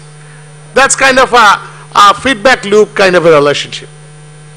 The laws and regulations within which you are living your life, the climate and environment in which you are living your life, and we are inviting other factors, contribution from everyone. So, from the score for an individual, we now extend the solution to the population in which we are a part of. For a population, the score will be called an aggregated good human being index. What does it mean? An aggregated normalized score for a population derived from its contributing individual members. And as I said, human beings always exist in the context of a population. And the population could be the family, could be your workforce, could be your neighborhood, could be your society, could be your state, your country, but you are always a part of a population.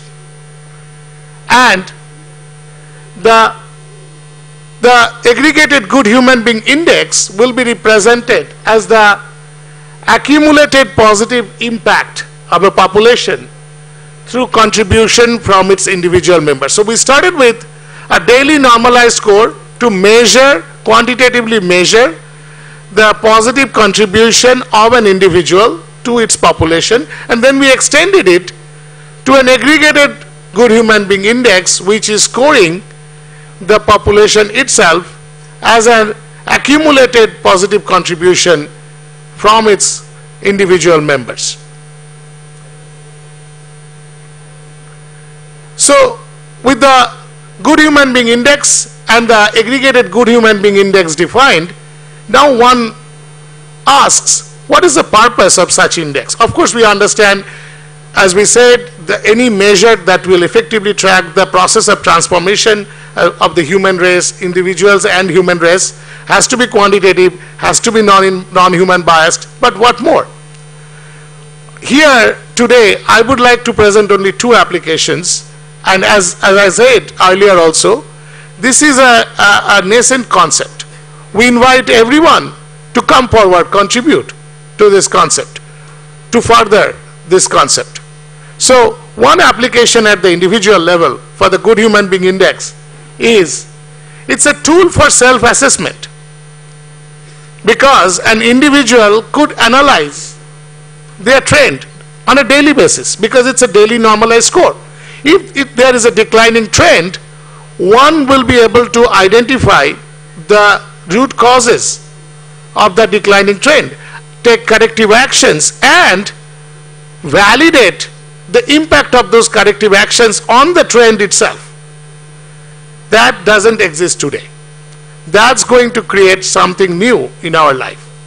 And we really aspire to get there. When we talk about the changes or transformations that will lead us to a positive path, I wanted to allude to a few examples for the individual as well as for a population. For an individual, it could be some behavior modification. For example, you just try to be a little bit more honest, a little bit more compassionate to your fellow neighbors, to live life with a better set of ethics and values. Or you take certain actions to improve your health. You reduce your carb intake, you do daily exercise, you go to bed early, you do good sleep, many other things. Or training programs such as you start doing a daily yoga or meditation or other kinds of programs to help improve your soul and your body. That's for an individual. For a population, it could be social reforms driven by the states, the countries, the governments, or even a population itself. corporate policies for a workforce, governmental policies and regulations by the governments. So these are the transformations that will reverse the current negative course that we just alluded to in the beginning of the talk, and will take us to a better place. So one example application of the index I mentioned is a tool for self-assessment. The second one, and the final one that I wanted to present before you today, is a computational paradigm will evolve, where we will be able to model each of those transformations for an individual as well as for a population using a formal modeling language, as we understand in the context of computing science.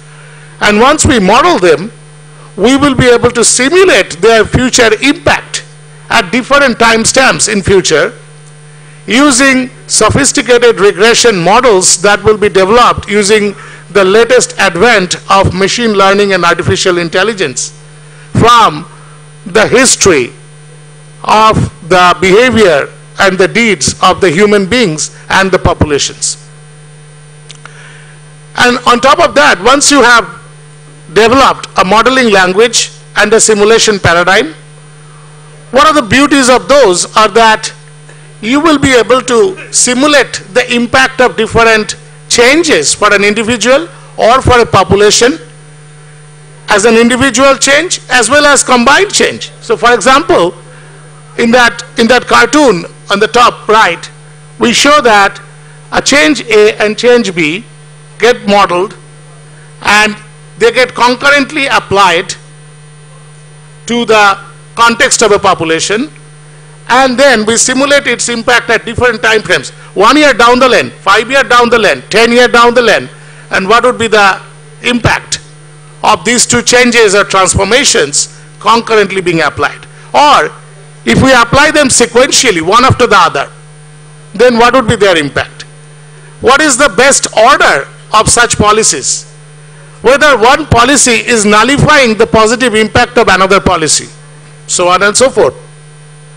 So these are just some nascent early thoughts that we wanted to present before you and, let you think, and we welcome everyone to come forward, contribute to this interesting new concept that we are trying to propose before you, and let's move the world to a better place together. Thank you.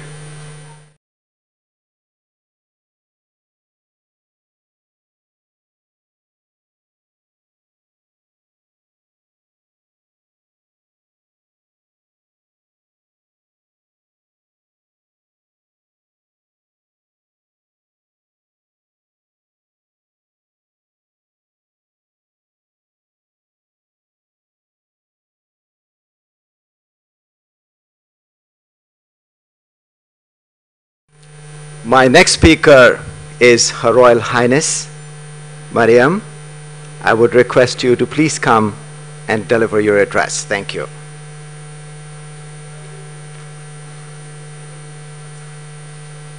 Good morning. Before I begin, I would like to express my excitement and joy for being back here in Kolkata and being part of this wonderful event. I'm so proud to say that the whole Kanoria Foundation and the Universal Spirituality of Humanity Foundation are like family to me, starting with Dr. Kanoria.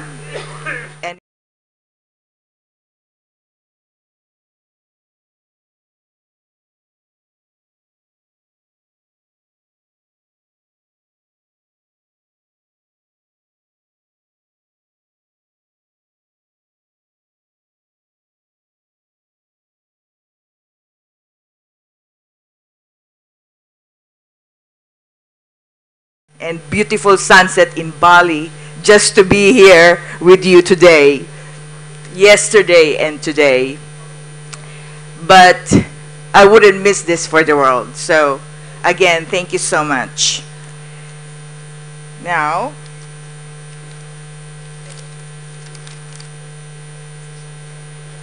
So, I am neither a scientist or a spiritual guru, so I would give you my perspective as a humanitarian.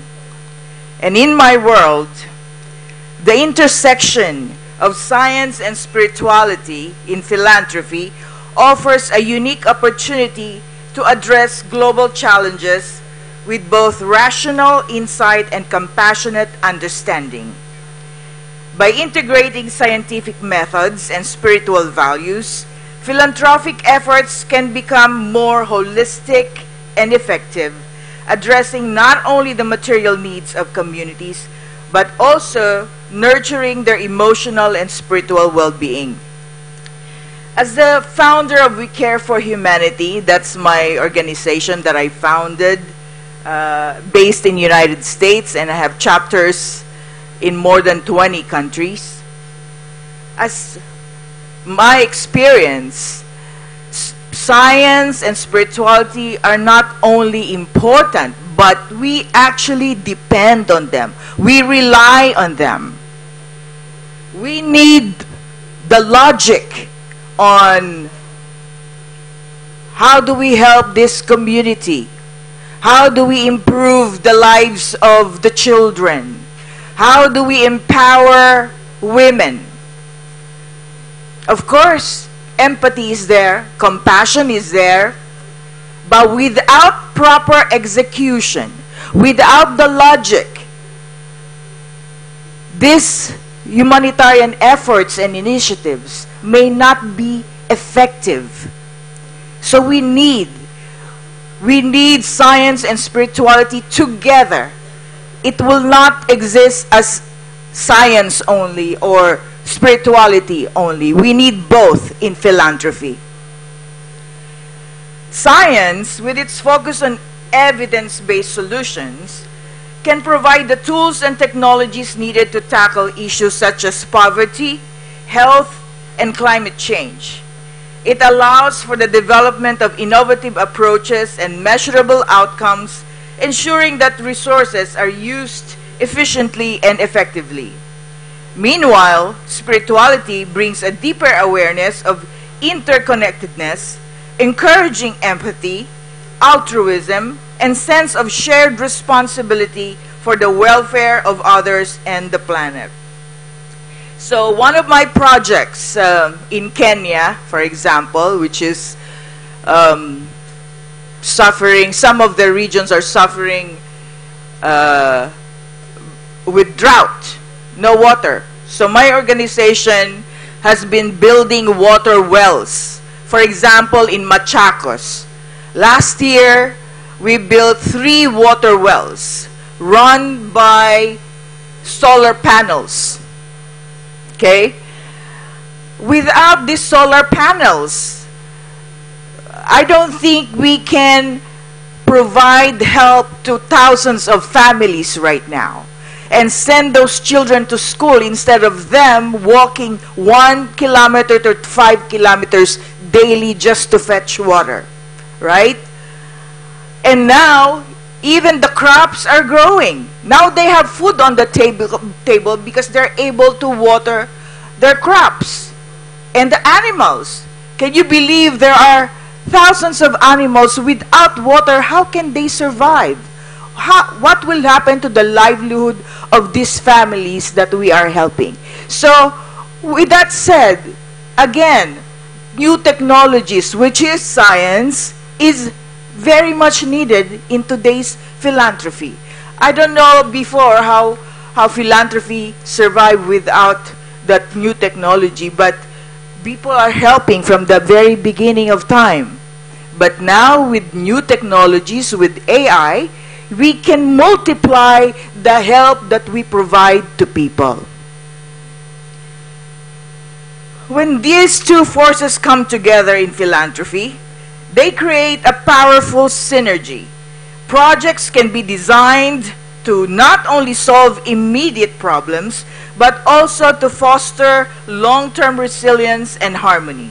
For example, initiatives that provide clean water can be accompanied by community education that respects cultural beliefs and promotes unity. Health programs can incorporate both scientific research and traditional healing practices, respecting local customs while ensuring the best outcomes.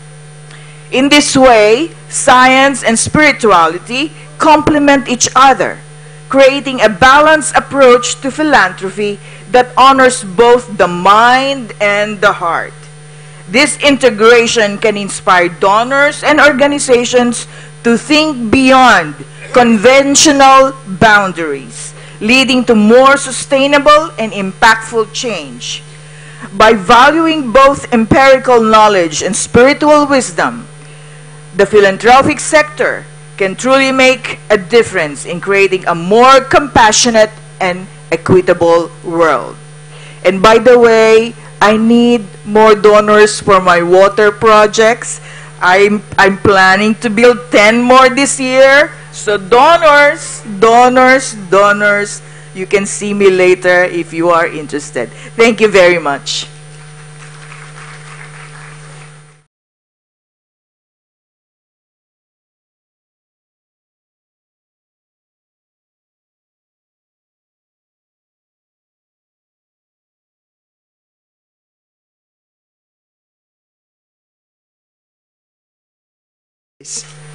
And I would now would you like to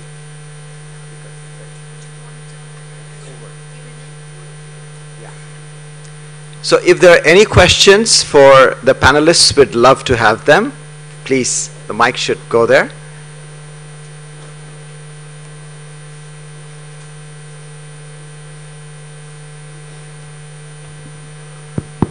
Good afternoon. My question is to Sri Aludip Shalnal, but before that I would be failing in my duty if I do not convey my heartfelt gratitude to Dr. H.P. Kanodia, the entire foundation, and all the august speakers for the excellent deliberations since yesterday, including the moderator, Madhu Monti, who happens to be the daughter of my boss 40 years back when I was posted in Bombay in the pharmaceutical industry. So that is the prelude. Now my question to Aludip sir. What an excellent proposition you gave about the qualities of, or rather the good human being index. I am a faculty in a business school called Globsin Business School, and my area is HR and organization behavior. Sir, my question to you is twofold. The first question is, you listed the various elements and finally you posed a question, other factors, if any. So my first humble submission is, would you subscribe to the fact that other factors for good human index could be forgiveness, selfless service, kindness, and elements of spiritual leadership like care, compassion, selfless service, altruism, the same thing, transcendence, and lok sangraha. And the second part of my question is, sir, since I am a faculty, in my class and also in our colleagues and students, have you evolved a psychometric instrument by which we can calibrate? And I would be very keen to have that, our score or good human index. That is my twofold question to you. Thank you, sir. Thank you very much for your question. First of all, I want to, again mention very explicitly, this concept has been developed by my fellow moderator and friend Showman. He has been the original conceiver of the concept, Good Human Being Index, and then on an informal discussion he mentioned it to me and I jumped into it and we have been working on it together. So, and as you very correctly said, that this is just an early idea. We wanted to present it at this early form without conceiving every detail, because this is an invite to everyone here present on this auditorium or whoever could listen this presentation on video or other media to come contribute to this platform. Showman and I both feel that this platform will evolve with or without us, beyond us, as a matter of fact. We are just initiating the platform and the ecosystem, the way we envision this modeling will happen is as a good human being, Showman also alluded to that yesterday in another panel, just referring to that a little bit more to give you an answer, that good human being has been discussed in various contexts of our conversations in a very qualitative way over the last century.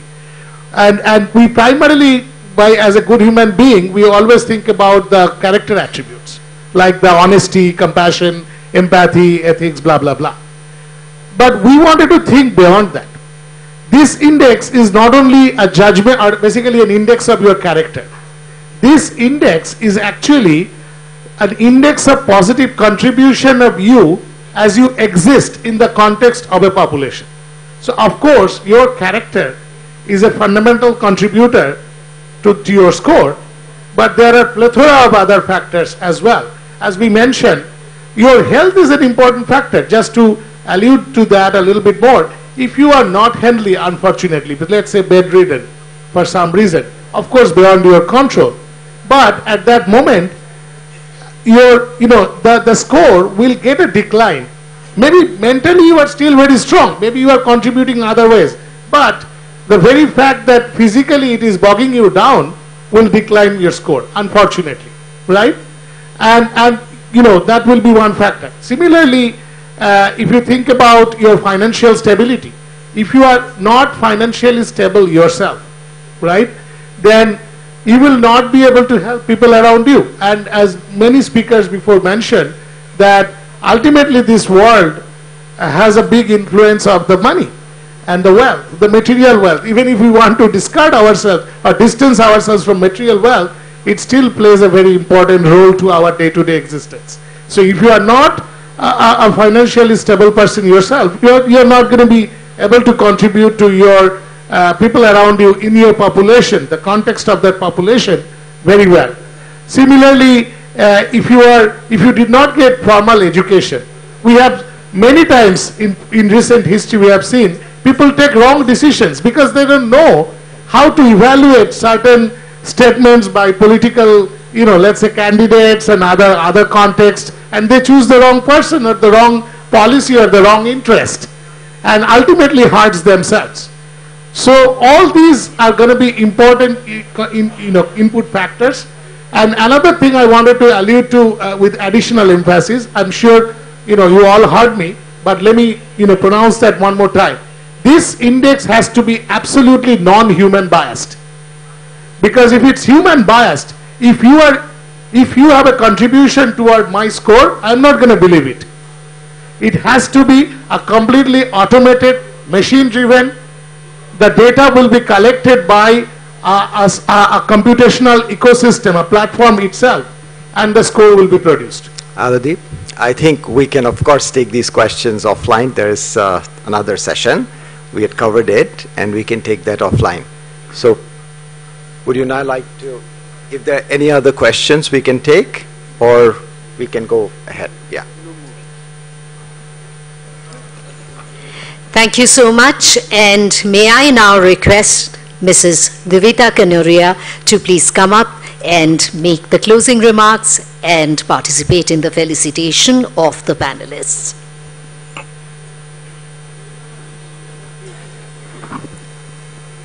Namaste and good afternoon, everyone. It is indeed a privilege to extend a heartfelt vote of thanks at the conclusion of this enlightening session.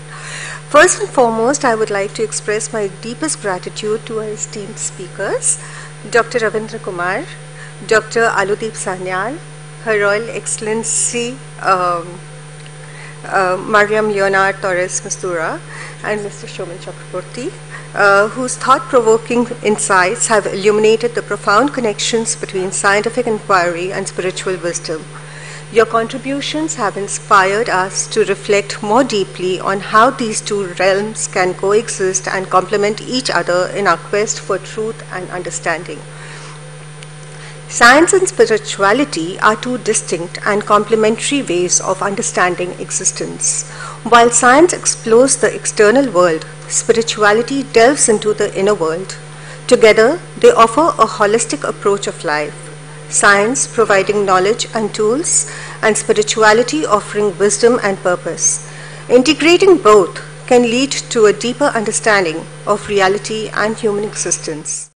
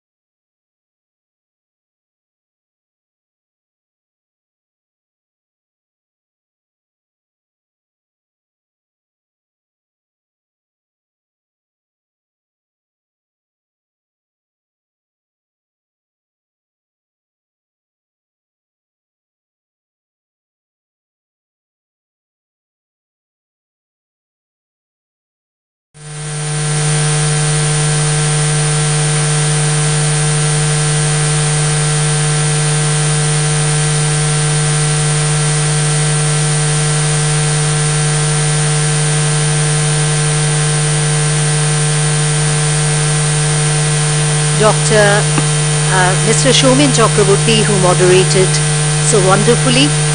We have felicitated him yesterday. We don't want to give him a second bag so that he doesn't have to pay for extra baggage. That's it. Then, thank you once again, and can we have a picture with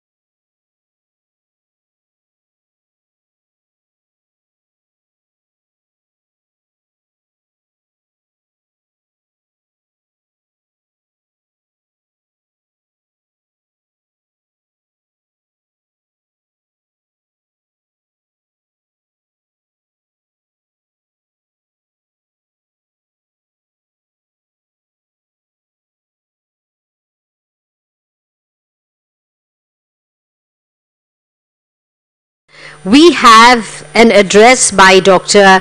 Imam Umair Ahmed Ilyasi and Goswami Sushilji Maharaj, and also an address by Dr. Shishir Roy. And now let us go into the details of the speakers. Many of them are very familiar to us. Some of them have perhaps been speaking here for the first time, and therefore always, offering us exciting sort of anticipation of their speech. So, Brahma Kumari Raj Yogini BK Asmita, maybe I wouldn't be able to do justice to the kind of magnificent presentation that she makes. I would leave it for Maji to do that. Champa Devi Kanoria. She is so deeply into this particular movement that she would actually be better qualified, much better qualified to introduce the Brahma Kumaris in general and Sister Raj Yogini BK Aspita. Dr. Imam Umair Ahmed Ilyasi is the global face of, we can call him the marquee face of the Imam organization, and therefore he represents this organization in all international global forums of religion, spirituality and interfaith dialogue. We have heard him before, and therefore we know how extraordinarily committed his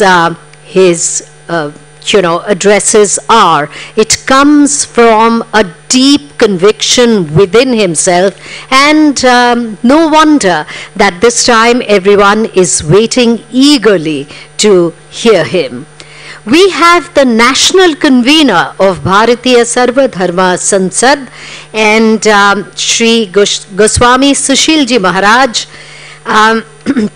He heads this organization which works relentlessly for peace and harmony, for humanity through inter-religious debates, dialogues, conferences all over the world.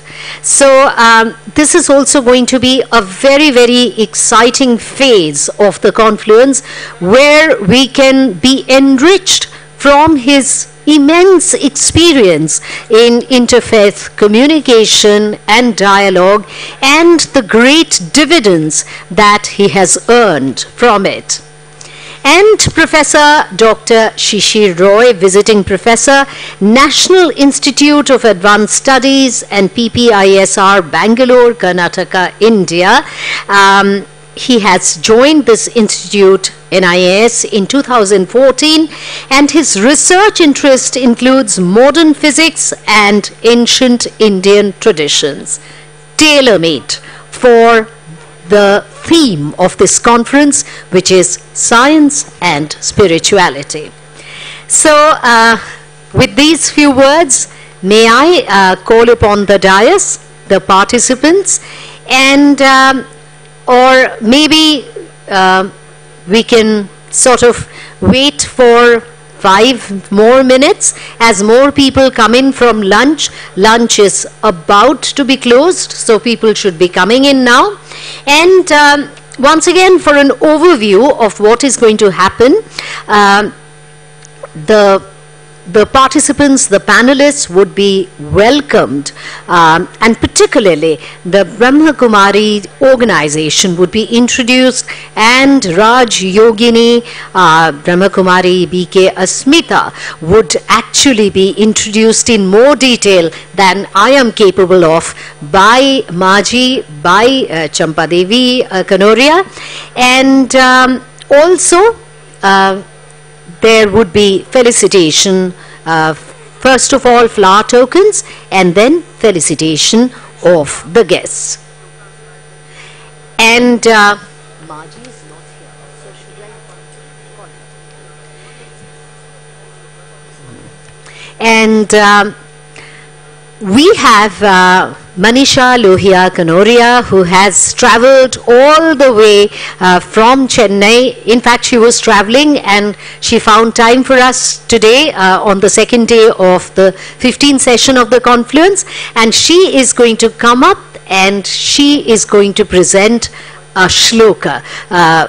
Manisha ji has this immense expertise in delivering shlokas, and we would be looking forward to her shlokas. So in about 5 more minutes, I think we should be able to start this part of the afternoon session.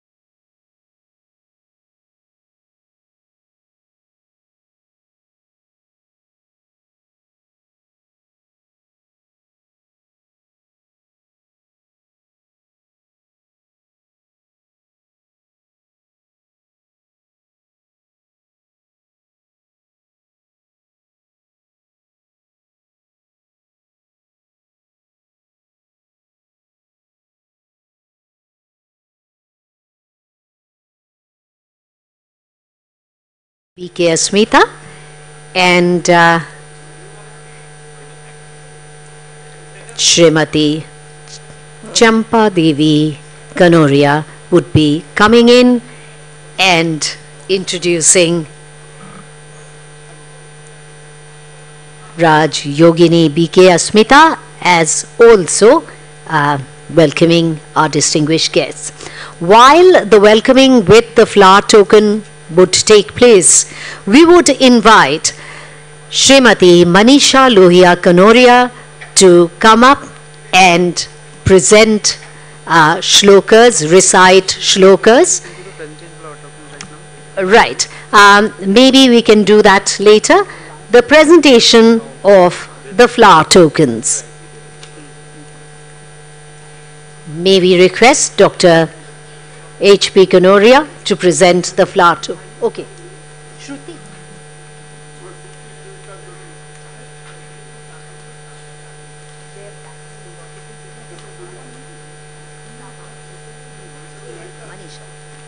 Manisha.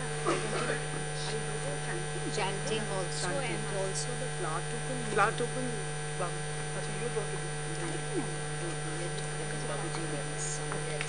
Okay, that's fine. Anahita is there. Anahita doing, inviting, welcoming our guests with flower tokens. May I now request Srimati Manisha Lohia Kanoria to recite the shlokas.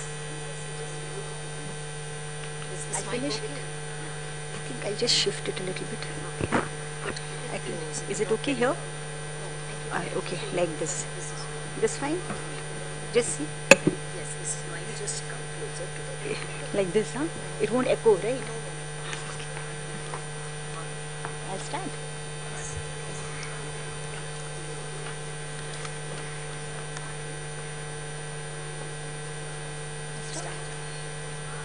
Invoking the Gayatri mantra. Om Tat Savitur Varenyam Bhargo Devasya Dhimahi Dhiyo Yo Na Prachodayat. Om Tat Savituhu Savitur Varenyam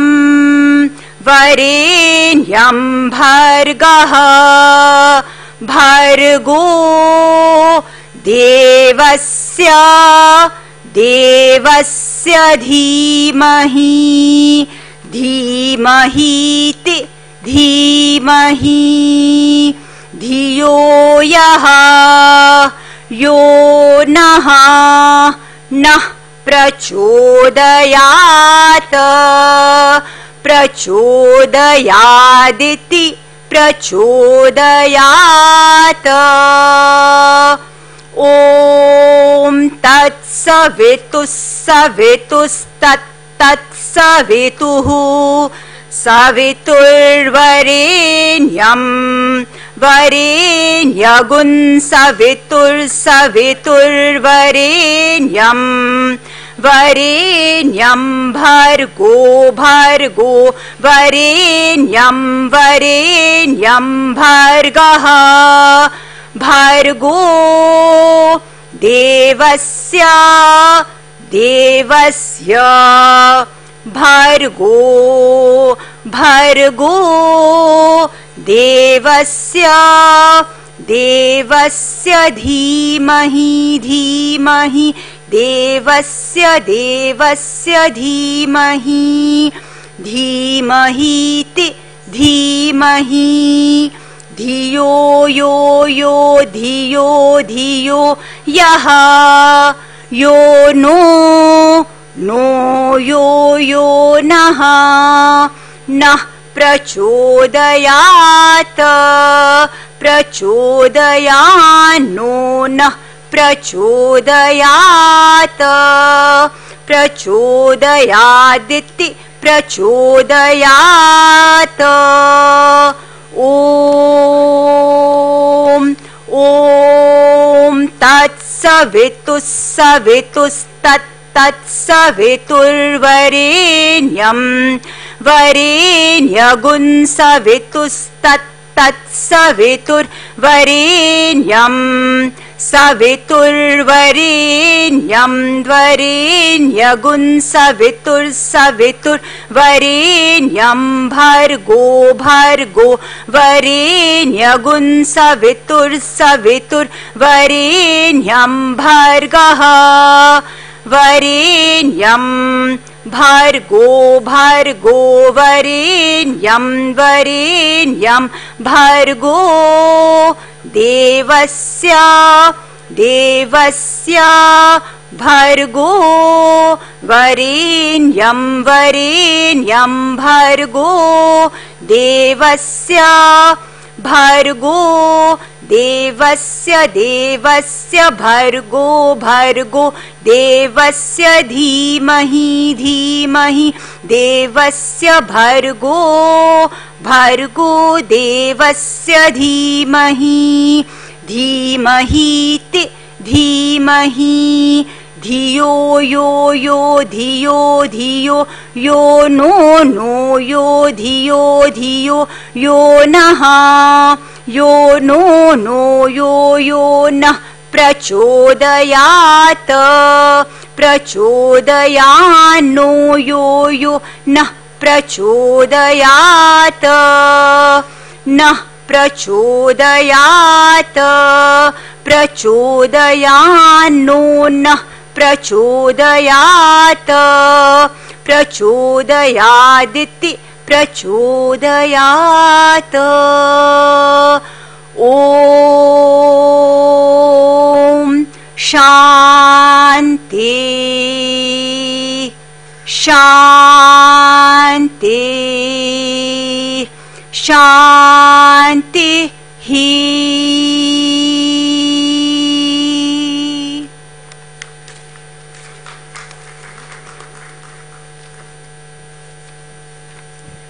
Thank you so much, Manisha ji, for setting the tone of this particular session of the Confluence.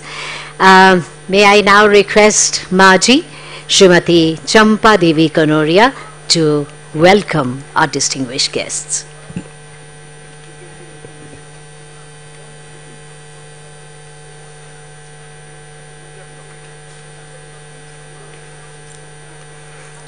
Om Shanti.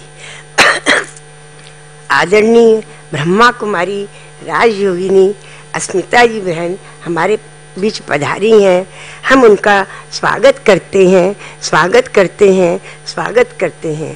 धन्यवाद, धन्यवाद, धन्यवाद। आपने अपनी मधुरमय वाणी से संगीत की सुर संहिता बहाकर हम सभी के जीवन को आनंदमय बनाया है। सर्वशक्तिमान परमपिता परमात्मा शिव बाबा के मधुर गीतों के माध्यम से ज्ञान की गंगा बहाकर सत्य मार्ग पर चलने की प्रेरणा दे रही हैं। उनका मैं बहुत बहुत आभार व्यक्त करती हूँ। अभिनंदन, अभिनंदन, अभिनंदन।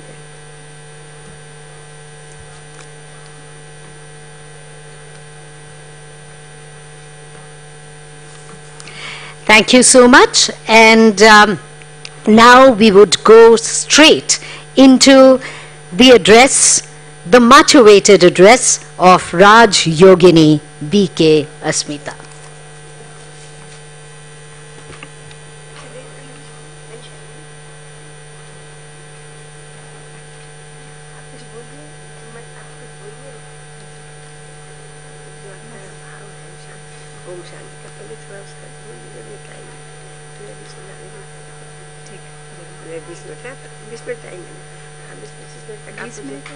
कितना टाइम है? कितना टाइम देना इनको? दे दो। वो भजन गाएंगे फिर वो करेंगे। हाँ, दोनों गाएंगे। को दे दो, हमारा लिखा हुआ उसमें भजन। 15 to 40 तो जितना हिंदी में बोलने से चलेगा? हाँ, हिंदी में बोलिए, सब समझ। Om Shanti.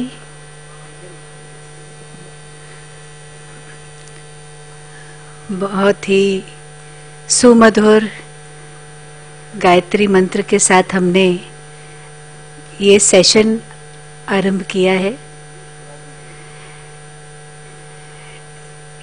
This is to invoke the source of light and energy, because we live in a world of uncertainty, instability. So when everything is uncertain and unstable around you, what do you rely on? Can you afford to rely on what is happening outside? Of course, you need to be aware of what is happening, and accordingly it is also important to make plans. We are all planning always. We'll do this over the weekend, we'll do that over the next coming year. We are now entering a new year already. Already the year is past, 2024. So planning is no doubt very important, but very often plans fail. Very often strategies fail. We all know that because things are so uncertain. We may have planned something and something else happens. So what do you rely on? Ultimately, it is so important to understand the self and to grow and to improve the self, so that we have the courage and we have the inner resource to face whatever uncertain, whatever unforeseen situations crop up. Isn't that true? So that courage is so important in today's world, and courage comes from clarity. Clarity about what is the purpose of what you are doing, clarity about your own inner calling, clarity about your own capabilities gives us courage. So I'd like to start with this little song, which is a reminder of courage. Because courage is everything, I believe. It is confidence. Courage is also understanding the faith that you have on yourself and on the Supreme. The faith that you have on your values. The faith that you have on your own good karma. So may I ask you to please join in a moment of silence, listen to this song and try to experience it. ये मत कहो खुदा से मेरी मुश्किलें बड़ी हैं, ये मत कहो खुदा से मेरी मुश्किलें बड़ी हैं, ये मुश्किलों से कह दो मेरा खुदा बड़ा है। ये मत कहो खुदा से मेरी मुश्किलें बड़ी हैं, ये मुश्किलों से कह दो मेरा खुदा बड़ा है। आती है आंधियाँ तो कर उनका खैर मकदम, आती है आंधियाँ तो कर उनका खैर मकदम, तूफान से ही तो लड़ने खुदा ने तुझे गढ़ा है। ये मत कहो खुदा से मेरी मुश्किलें बड़ी हैं, ये मुश्किलों से कह दो मेरा खुदा बड़ा है। थोड़ा सा पानी।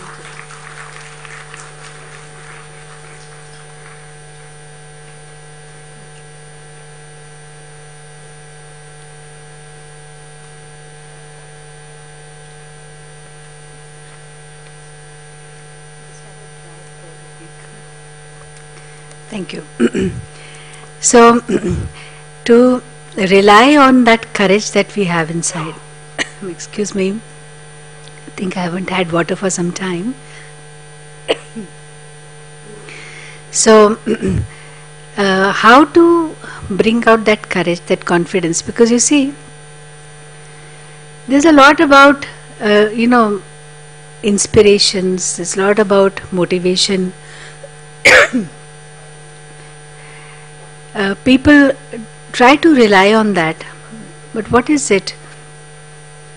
So people are looking for something that will, give them, remind them of their own inner confidence.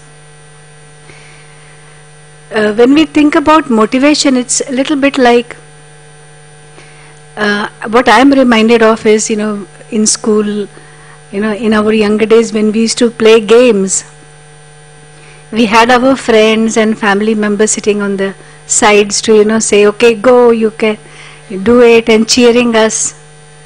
So that was a sense of motivation. But in life, tell me, do you always have people cheering you? Always motivating you? If you have someone, you're very lucky. But not so lucky. Because if you're always relying on motivation from others, it's like your car needs dhakka all the time. You need someone to push your car, but you don't have any fuel in your car. So you don't have capability of moving on your own, you're just relying on some motivation. Unfortunately, what many of us are doing, many of the parents that we see, they are trying to make things very comfortable for their children. And why not? Of course. They try to make life very, very comfortable, very easy, providing everything possible. Tell me, if there is a person who has, grown up in a very comfortable environment, getting everything that he wants or needs, everything simply, achieving everything, getting everything. Now he is a youth. Do you think he's a very powerful person? Strong person? What do you think? Yes? A person who has grown up getting everything in life, where everything has been so easy, you think that person would be a strong personality? Not at all, because he never had the chance to develop that inner strength which is there. He's always relying on some kind of external push or external inspiration, external forces, which is, not at all reliable. So as I said earlier, we are living in an environment which is so unstable, and so it is so important to learn to have that drive from within, to know how to keep your car with enough fuel to get you on, and not rely on the pushes or not rely on a tow truck to always tow you along. Yes, when we are receiving appreciation, or when we are, this is a world of liking people and following people. Yeah, with all the Insta and all the, different ways we are following somebody, or we have a lot of followers maybe. So this is a world of fan following. If you somebody's fan, you just feel good looking at that person, or you feel good, talking about that person. So everywhere you have that person, the pictures, you have everything, that reminds you of that person, because that person makes you feel good. But then again, it is not helping you to bring out your own strength. And so when we talk about, okay, it's good to take inspiration from everybody, from anybody and everybody. If you try to look around, you will find there is something that is inspiring you. In every person, there's something good. But there is one condition: what will allow you to get that inspiration? May I just ask you to look around this hall, this beautiful auditorium? Take a good look. It's a nice auditorium, very well decorated. Okay, and I will ask you to please notice and count how many white things you can see in this hall. White. My dress is white. Respected, yes? Yeah, respected Imam's dress is also white. And what? The chair is also white. Anything else? Look, you can look around at the back also. Notice, yeah, the flowers, the decoration in the ceiling is also white. Yeah. I don't know, what is the color of this? Is it white? Can you see some whites here in the podium? Let count how many, very carefully, very attentively. Look how many white things. Yeah. All right. Background is white. Now can I ask you, many of you are wearing white also, many of us wearing white. Fine. Now can I ask you to just close your eyes and recall how many white objects can you recall that you have already seen in this auditorium? Just show me with your fingers. 1, 2, 3, 4, 5, whatever. But you have to keep your eyes closed and show me with your fingers how many white objects you can recall seeing in this auditorium. Okay, I can see as many as 10 fingers, okay? 10 fingers? More than 10? Okay, 7 here. 10 more. Many of you are showing 10 fingers. 8. Alright, 6. Good. Now keep your eyes closed and now try to remember how many blue objects you saw in the room. You don't have to see now. You've already taken a good look around the auditorium. So how many blue things can you see? Can you recall seeing? Show me your fingers. Blue. Without opening your eyes. Yes. Okay. 3, 4. Many of you not showing any fingers at all. So you can't remember anything? Okay, 5. Good. 4. Alright, now you can just take a look around. How many blues can you see? All those chairs in the center are blue? Yes, how many of you wearing blue? Can you show me your hands? Okay, many of you wearing blue. And the bottles on the stage are blue? Yes? And the logo is blue? Yes? What else? Now, when you were looking around for white, weren't you already also seeing the blue and red and yellows and all other colors? Yes, but why was it difficult to recall how many blues you saw? You had your eyes open. You were looking around carefully.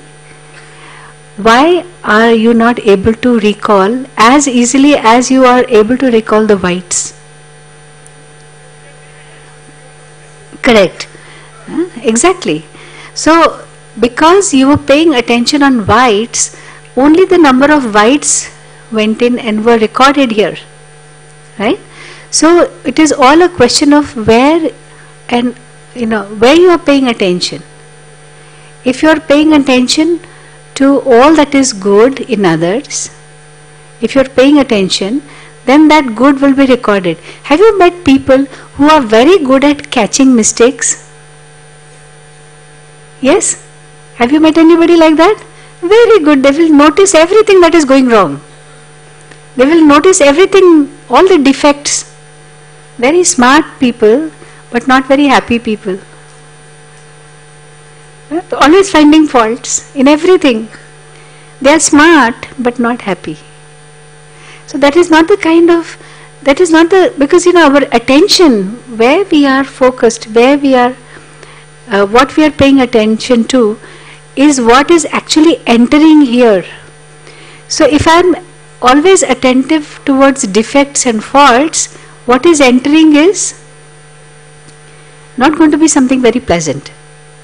And if I am taking care or I am attentive of what is happening good, all the good things around me and in people and in situations, then only that is going to enter. This is such an important thing. And so, the words I was singing, ये मत कहो खुदा से मेरी मुश्किलें बड़ी है. So what am I paying attention to?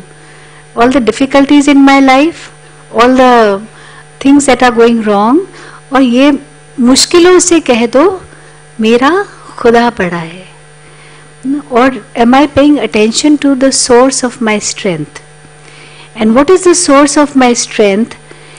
Is it only the appreciation I am receiving from others, the encouragement I am receiving from, because it is very highly risky to be able to always depend on what is outside, because you can never be sure you're going to get it. So, in the growing uncertainty and unstable world around us, can't we focus on that which will always give us strength, always give us clarity? And spirituality is all about understanding the self with clarity. Who am I? I am not merely what is apparently visible, tangible. I am a spiritual being. I am a spiritual energy, a conscious energy. So, which is known as the Atma. So, being conscious of being a soul. I am a soul. I am an Atma. So, that consciousness helps us, because everything is centered about me and mine. If you look at around us, सारी दुनिया me and mine पर ही चल रही है, मैं और मेरा. But in a very limited sense. मैं is my name, my position, my possessions. Mera, my possessions. And this is known as body consciousness. We are only conscious of the body and the very limited things that we can acquire with this body. So if I am only conscious of that, then I tend to segregate myself from others. Okay, I am white, so and so is black, so and so is orange, so and so is, always, I am always alone. When I am body conscious, I am alone. We forget we all are connected. Only as souls, only as spiritual energy, we all are connected. We have a relation. Do I have any relation with you? Do I have a relation with you? Not physical, but yes, spiritually. you have a different father, I have a different father, you have a different home, I have a different home, your background is different, mine is different. There's only one thing that connects us. Bodies are different. All right, we are all human beings, but bodies can be black, white, can have different, backgrounds and understanding about the body. But the soul, we all come from one home, we all belong to that one. And so as souls, there is a feeling of connectedness. But yes, we have been betrayed many times. And so we don't want to depend on others. Our past hurts and past bad experiences tend to make us think, okay, na kisi ke upar bharosa nahi karna hai. To be only to have only faith on yourself. Okay, but there is one who is always worthy of trust. Always. And who is that one? The Almighty. So if I have connection with that Almighty, then it helps me to have a better connection with everyone else. So I'll continue with this song. I hope my voice allows me. ये मत कहो खुदा से मेरी मुश्किलें बड़ी हैं, ये मुश्किलों से कह दो मेरा खुदा बड़ा है। अग्नि में तप के सोना है और भी निखरता, अग्नि में तप के सोना है और भी निखरता, दुर्गम को पार करके हिमालय कोई चढ़ा है, लाएगी रंग मेहनत आंखें तुम्हारी एक दिन, होगा विशाल तरुवर वो बीज जो पड़ा है, ये मत कहो खुदा से. So don't be scared of the adversities, don't be scared of the difficulties, because they are only bringing out the best in you if you are positive. If you are attentive towards your inner goodness, then every situation will help to bring out the best.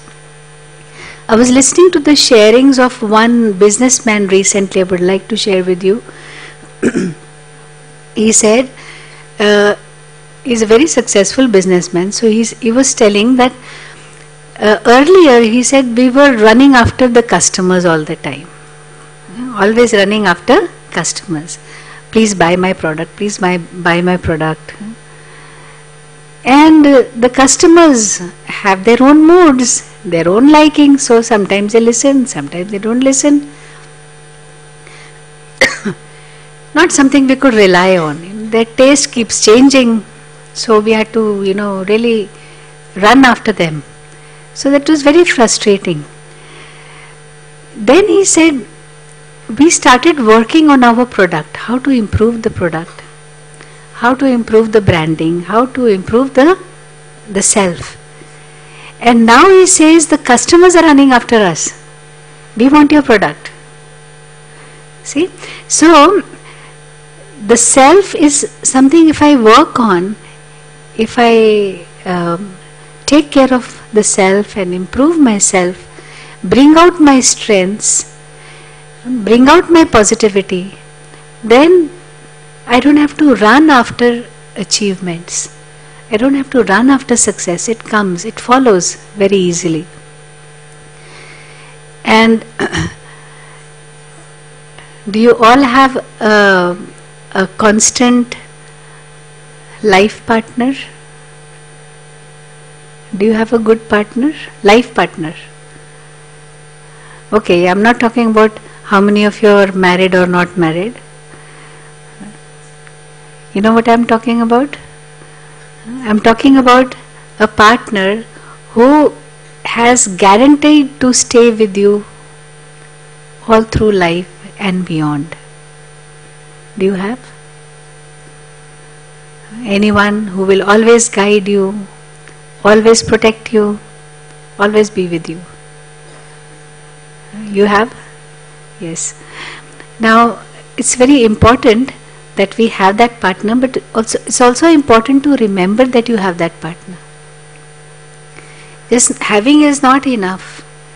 To call and to take the company of that one. So we all have our own way of remembering that one, the Supreme. That's fine. But connecting and keeping company with that Supreme is so important.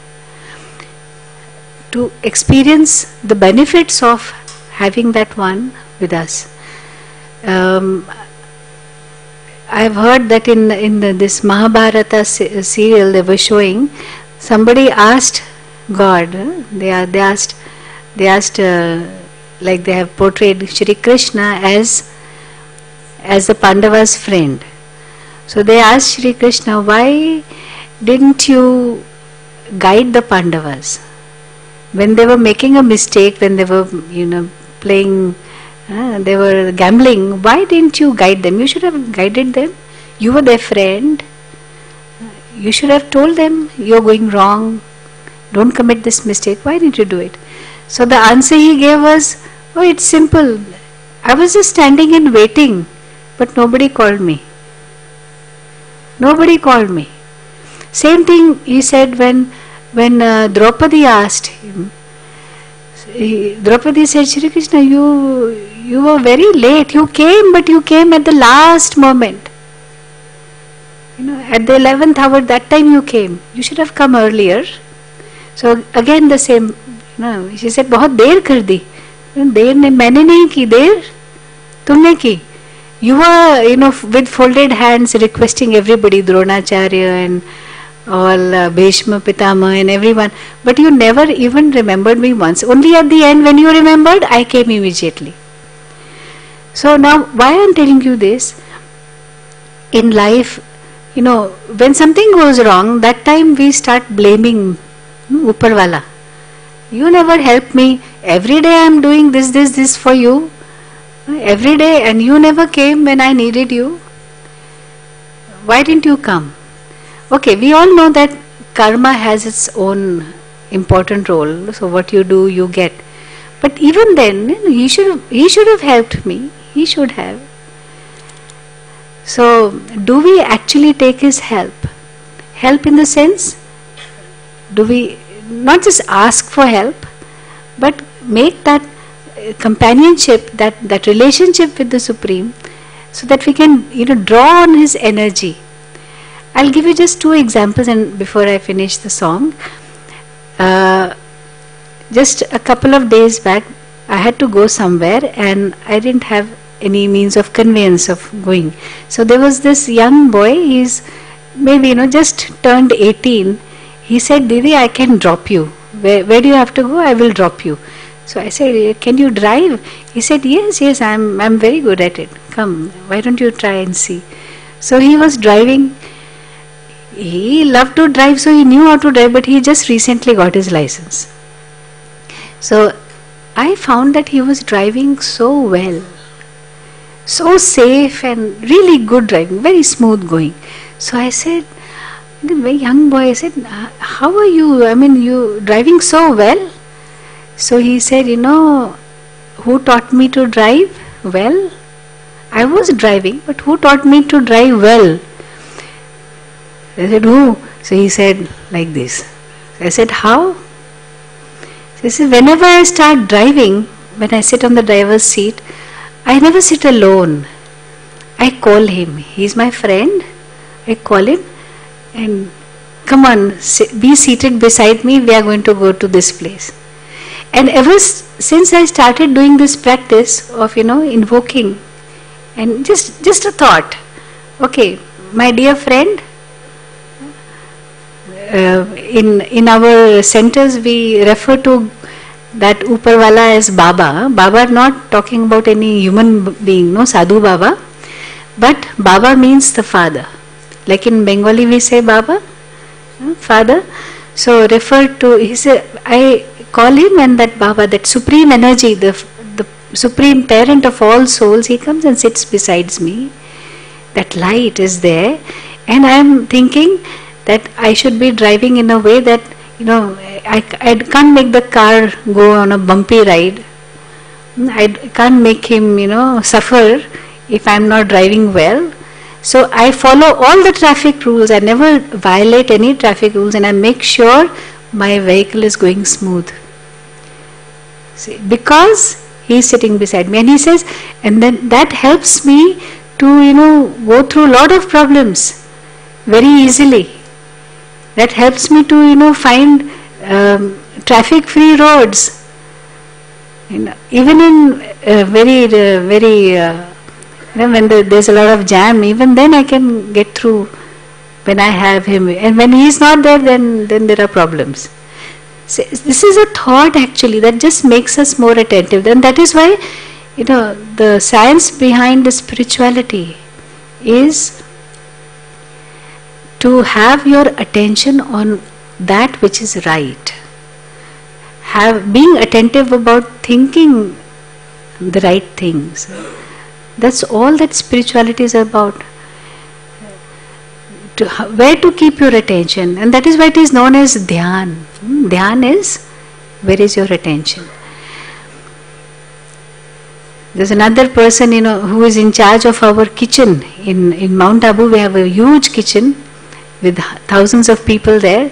So he was telling his experience. Once they were making some curry and it got burnt. Curry, it got burnt, and so there was this burnt smell coming. So he thought thousands of people are going to be there eating it, as prasad, and that burnt smell, and he couldn't do anything about it. They tried to change the flavor, but nothing was going right. So at that point of time, he is invoking, okay, my dear Sathi, my dear Supreme, please come. And I don't know what to do with this, but you help me in this situation. And everybody had it and they relished it. He said, Sabka naak band kar diya. Nobody got that burnt smell. I mean, these are so many experiences like this which help us to understand the Supreme Being. Just have, okay, another person I remember, he had some problem in his factory. He was sitting there in our class in the morning and he got a phone call. There was an accident in his factory. So he was looking very peaceful. He said, I have to go directly to my factory because there's been some accident and a lot of Jamila taking place. But then he said, it'll take me 2 hours to get there, but doesn't matter. I have sent Baba already. Take care. You understand what I mean by Baba? The Supreme. So I've already sent Baba to take care. And in the evening he is telling us everything was taken care of by Baba. So that strength, that faith, it's not blind faith, it's known as Nishchay Buddhi. In the Gita it says Nishchay Buddhi. So having faith of the intellect, where you cannot make any more efforts. After making your full efforts, you have the faith that your inner goodness is going to result in something good. Or even if something goes wrong, it is going to help me to get an experience of learning, of improving myself. So that is a kind of faith. So the second stanza of this song goes, वो सर्व शक्तियों से जब साथ है हमारे, वो सर्व शक्तियों से जब साथ है हमारे, हर काम उसके रहते हरगिज़ हुआ पड़ा है, कभी हारना ना, हिम्मत का कदम बढ़ाओ, कभी हारना ना, हिम्मत का कदम बढ़ाओ, हजारों कदम बढ़ाने वो सामने खड़ा है, ये मत कहो खुदा से मेरी मुश्किलें बड़ी हैं, ये मुश्किलों से कह दो मेरा खुदा बड़ा है. Would you like to join with me in singing?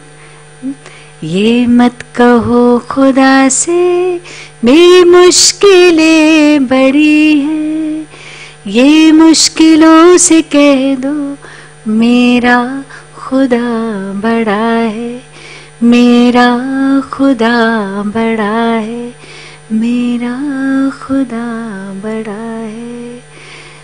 So thank you very much and wish you a very happy, peaceful and powerful inner strengthening in the coming new year, because we are going to need, because the world is changing and we need to strengthen ourselves to really from within, how to make the self very powerful. Because if we are only working outside, trying to make some changes outside, it is like rearranging the chairs on the deck of the Titanic. Rearranging chairs on the deck of the Titanic. We really need to work on something that is inside, because when I change, the world changes. Thank you very much. Om Shanti, and thank you so much for that lovely welcome. Om Shanti.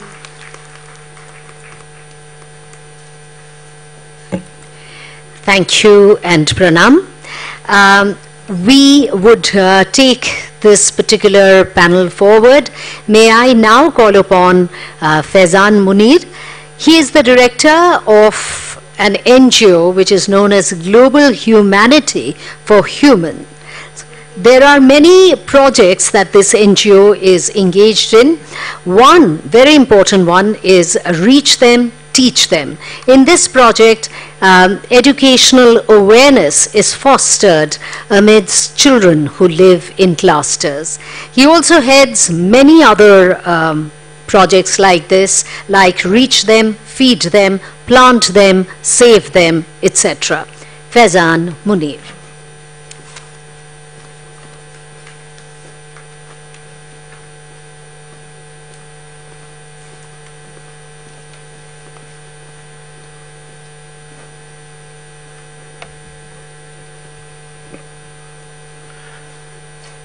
Good afternoon, everybody, ladies and gentlemen.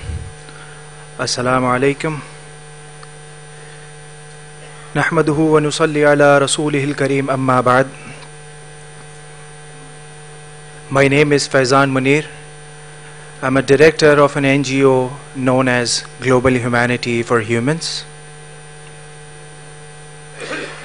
First and foremost, I would like to extend my heartfelt gratitude to our respected Dr. Hari Prasad Kanoria ji and Kanoria Foundation and his family for this beautiful gathering that we have here. Initially, I was planning to discuss, not to discuss, but to speak on a different subject, but the atmosphere that all the individuals have created here, I would like to speak on a subject very close to my heart, is spirituality among youth. As we navigate the journey of youth filled with aspiration to enhance our lives and to achieve greatness, we often overlook the importance of spirituality amongst us. Without it, we find ourselves lacking a sense of tranquility, compassion, and most importantly, inner peace, which is very crucial in today's fast-paced life. I respectfully urge our elders here to take initiative to our younger generation, to tell them the importance of spirituality, the importance of humanity, the importance of kindness, the importance of compassion, because as a young kid, a kid who graduates from a high school after the grade 10th, the parents are looking at the kid and the kid is looking for the better stream. For example, some kids takes the humanity as a subject. For some kids, they take science as a subject. For some kids, they take as a commerce as a subject. Once they finalize it, they go into that stream. Once they graduate from a high school, they go and look for a better universities and better college. They go to the college, they graduate from a college, and after the graduation, some people look for masters and they try to find a better university and they go for a masters there. After that, they try to find a better job for themselves. Once they find a better job, they go and marry and settle themselves. Once they are married, they want to have a kid. So now what happens, the same kid is going to do and follow the same footprints that his parents did to themselves. Is it what we call human? This is not human. This is totally robotic life that we are all having. This is totally robotic. We need to enhance the humanity, and the humanity can be encouraged by our elders into our society, to our younger generations. I would like to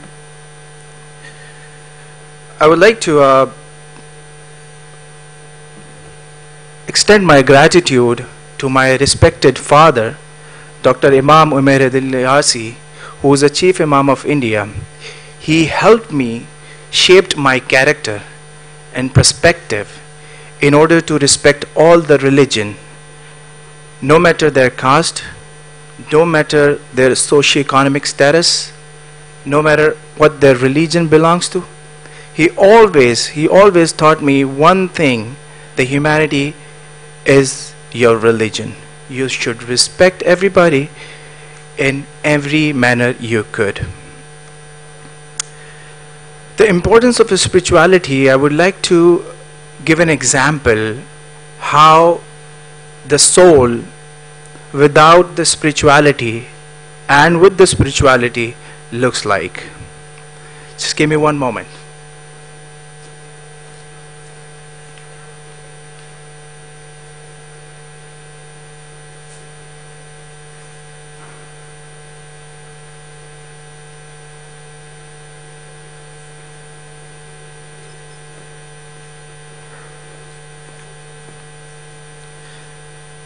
Look at me, everybody. I have two glasses. One is filled with Coca-Cola. One is filled with the water.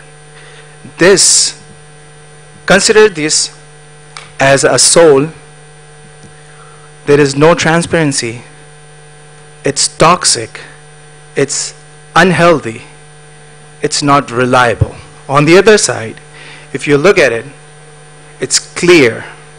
It's healthy. It's transparent.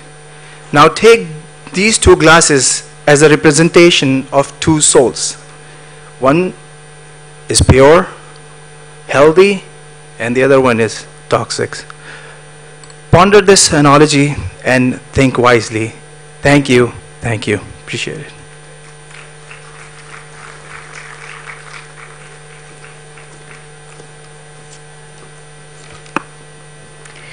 Thank you so much. And now we come to Dr. Imam Umair Ahmed Dil-Yasi for his address.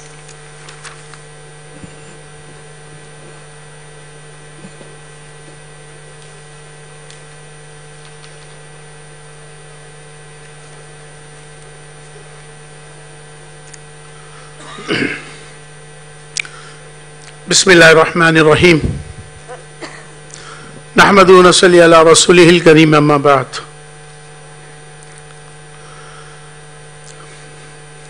आज के 15वां 15th World Confluence of Humanity and Powers spirituality के मौके पर हमारे बीच respected Hariprasad Kanoria जी, हमारी बहन अभी जिनको हमने बहुत अच्छे से सुना,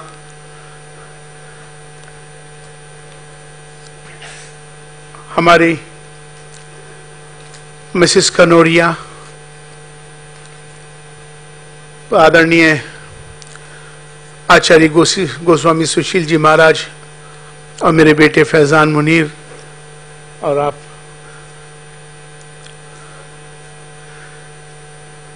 वैसे तो मैं इनको कनोरिया जी और उनकी धर्म पत्नी, वैसे तो हमारे यहाँ बेगम कहते हैं। कनोरिया जी, जिसके पास बेगम हो वो बेगम हो जाता है।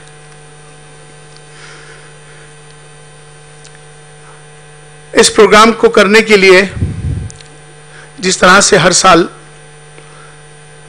कनोरिया फैमिली कनोरिया फाउंडेशन इसको ऑर्गेनाइज करता है, वो अपने में एक प्रोग्राम नहीं है, उसे मैं एक इबादत और एक पूजा समझता हूं। कई सालों से लगातार हमेशा से मैं आया हूं, लेकिन कोरोना के बाद से फिर उसको डिजिटल कर दिया गया, लेकिन उसके बाद से ये पहला प्रोग्राम है जिसमें हम सब लोग दोबारा से इकट्ठे हुए हैं और ये एक पूरी फैमिली दोबारा से इकट्ठी होती है। मुझे बहुत लंबा नहीं कहना है, बहुत मुख्तसर बात में अपनी बात को रखना है। जो कि आज का जो सब्जेक्ट है ह्यूमैनिटी है, स्पिरिचुअलिटी है, इसके लिए मैं हमेशा से कहता हूं सबको कि जो इंसान है उसका इंसानियत करेक्टर होता है। हर एक इंसान का एक इंसानियत है, जो उसका धर्म होता है, उसका करेक्टर होता है, और उसका करेक्टर है, उसकी इंसानियत है कि दूसरे धर्मों का आदर सम्मान करो, दूसरों के ग्रंथों का भी आदर सम्मान करो, सभी संतों का भी सम्मान करो, दया करो, करुणा करो, माफ करो, रहम करो। ये सारे उसके इंसानियत के धर्म हैं। हमारी सबकी जातियां जरूर अलग हो सकती हैं, हमारी सबकी पूजा पद्धति सबकी जरूर अलग हो सकती है, हमारे धर्म सबके जरूर अलग हो सकते हैं, लेकिन हमारा जो सबसे बड़ा धर्म इंसान और इंसानियत है, इसे हमेशा याद रखना चाहिए हम लोगों को। जंगें चल रही हैं पूरे विश्व में, आपके सामने हैं, आप लोग देखते हैं, डिजिटल दुनिया है, अब तो सब कुछ सबके हाथ में है, सब लोग देखते रहते हैं। जंगें हो रही हैं इस समय मुल्कों में, एक दूसरे पे बम डाल रहा है, एक इंसान को मार रहा है। कितनी तकलीफ होती है देखने के बाद। कोई भी इंसान हो, किसी क्षेत्र का हो, किसी जाति का हो, किसी धर्म का हो, इससे कोई फर्क नहीं पड़ता, कोई भी हो इंसान है। एक इंसान किस तरह से इतने हैवी बम्स, इतने हैवी बम से आप सोच नहीं सकते, जहाजों से एक दूसरे पर मार रहे हैं। कौन मर रहा है? इंसान मर रहे हैं, इंसानियत मर रही है। हमको इसके लिए आवाज उठानी चाहिए, चाहे कहीं पर भी हो, किसी के साथ भी हो। जुल्म जुल्म है, हमें अपनी इस इंसानियत को जिंदा रखना चाहिए। दर्द किसी को भी हो, दर्द होता है, तकलीफ किसी को भी पहुंचती है, उसका एहसास सबके अंदर आना चाहिए। आज मैं चूंकि बहुत लंबा बोलने का आदी भी नहीं हूं, चूंकि मुझे दूसरों को सुनना है। अभी मेरी बहन ने जो एक बात कही, बहन मैं तकरीबन 20 साल से ब्रह्म कुमारी इस ऑर्गेनाइजेशन से जुड़ा हूं। दादी जानकी देवी जो इनकी जो बड़ी फॉर्म जो थी, अब चली गई इस दुनिया से। हमने उनके साथ इंग्लैंड में, यूरोप में, पूरी दुनिया में बहुत सारे प्रोग्राम्स किए हैं। तो दादी जानकी देवी और मैं, श्री रविशंकर जी, बहुत मिलके हमने बहुत सारे प्रोग्राम्स किए। बहन बहुत अच्छा आपने बोला, आपने बहुत अच्छी बात को रखा, लेकिन कहीं आपने जिस तरह से एक बात कही, ऊपर वाला, जो शब्द है ना आपके, ऊपर वाला, ये बात सच है। दुनिया में कोई भी ये नहीं कहता कि नीचे वाला, हर आदमी क्या कहेगा? ऊपर वाला। और सब क्या बोलते हैं? एक है। कोई दुनिया में कहीं पूछ लीजिए, गॉड इज वन, वो एक ही है, एक मालिक, सबका मालिक एक, हर कोई बोलेगा एक है। फिर कॉन्फ्लिक्ट कहां है? जी, कॉन्फ्लिक्ट है कि जो मेरा वाला है वो सही है, जो मैं कह रहा हूं वही सही है, मैं ग्रंथ सही है, मेरा गुरु सही है। कॉन्फ्लिक्ट यहां आके होता है। आपने बहुत अच्छी बात कही, खुदा। आमतौर पर बहुत से लोगों को खुदा, मैं सबको ये कहता हूं कि वो एक ही है, उसका नाम खुदा भी है, उसका नाम रब है, उसका नाम परमात्मा भी है, उसका नाम ईश्वर भी है, वो है एक ही। ये सच्चाई है, नाम अलग अलग हैं। अभी मैं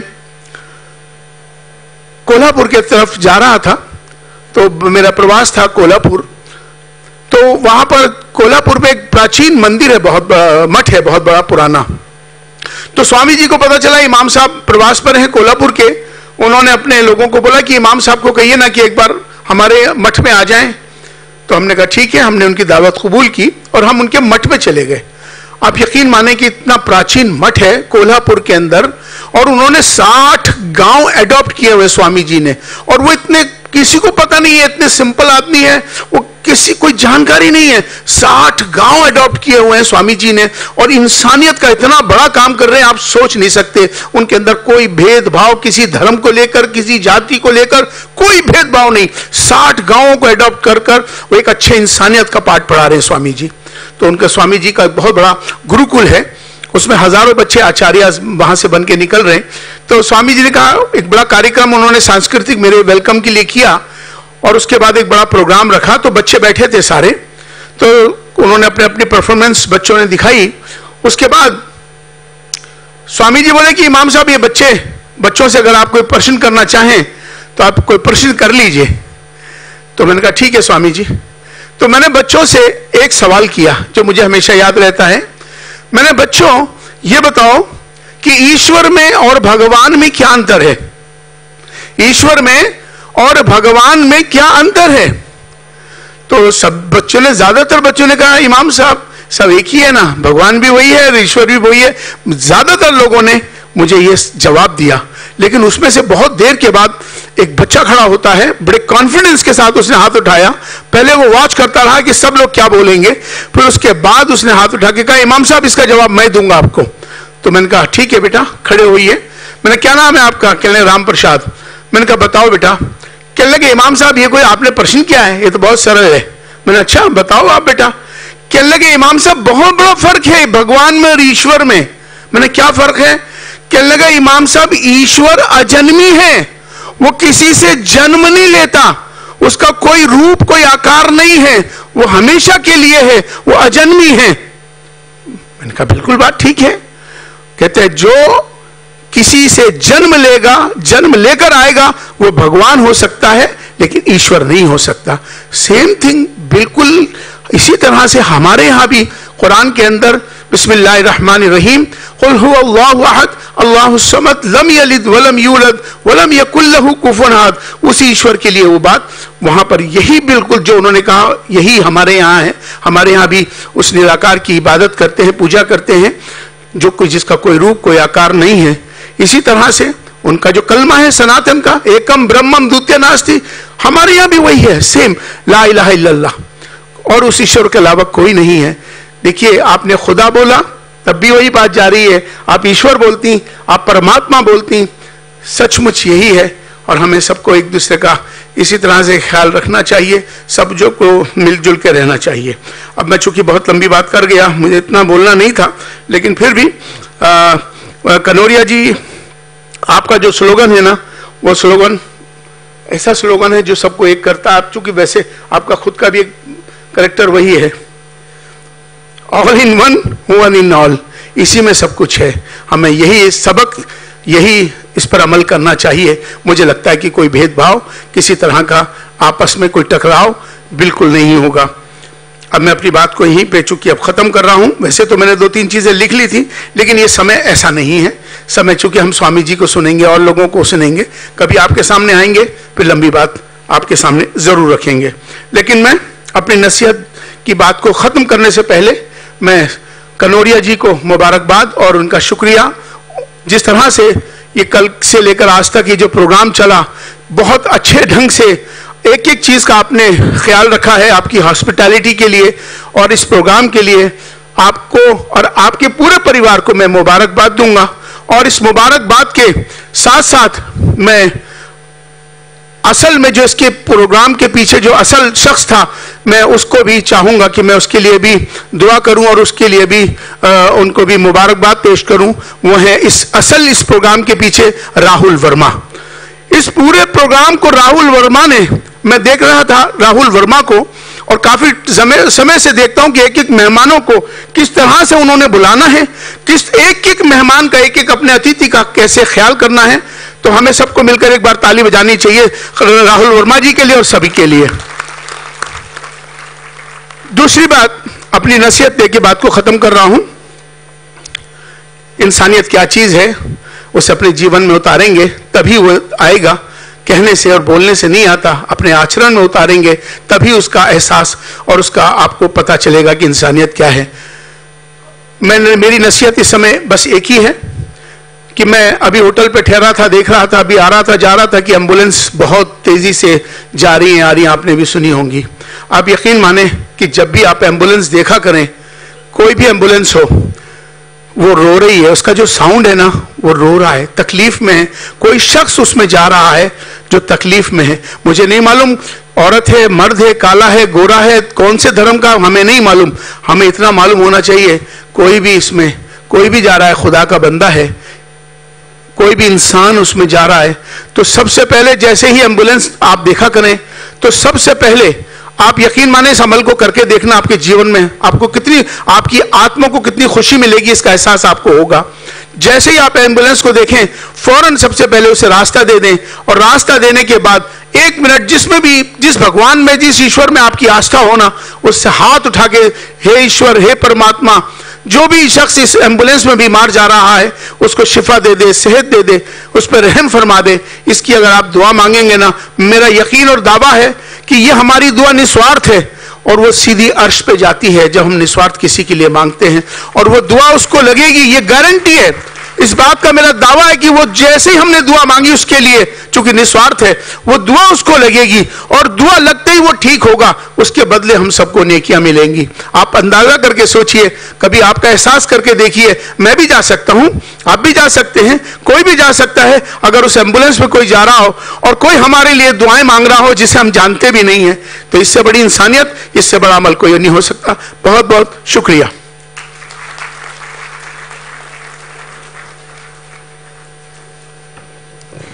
What a lovely, simple way of practicing spirituality that the Imam Sahab just told us.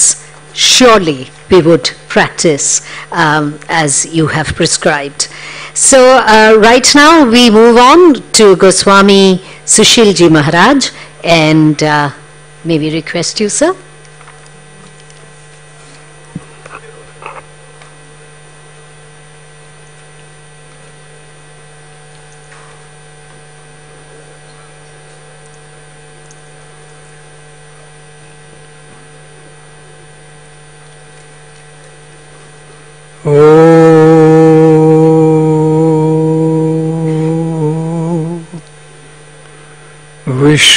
विश्वानिदेव सवितरदुरितानि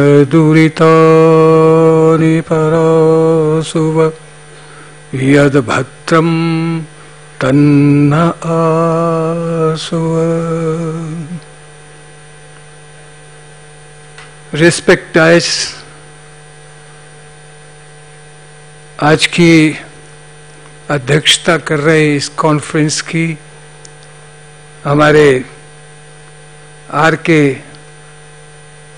हमारे खनौडिया जी, उनकी धर्मपत्नी जी, माननीय chief imam of India doctor Umar Ahmed Ilyasi ji, उनके साहबजादे जिनको पहली बार सुना है,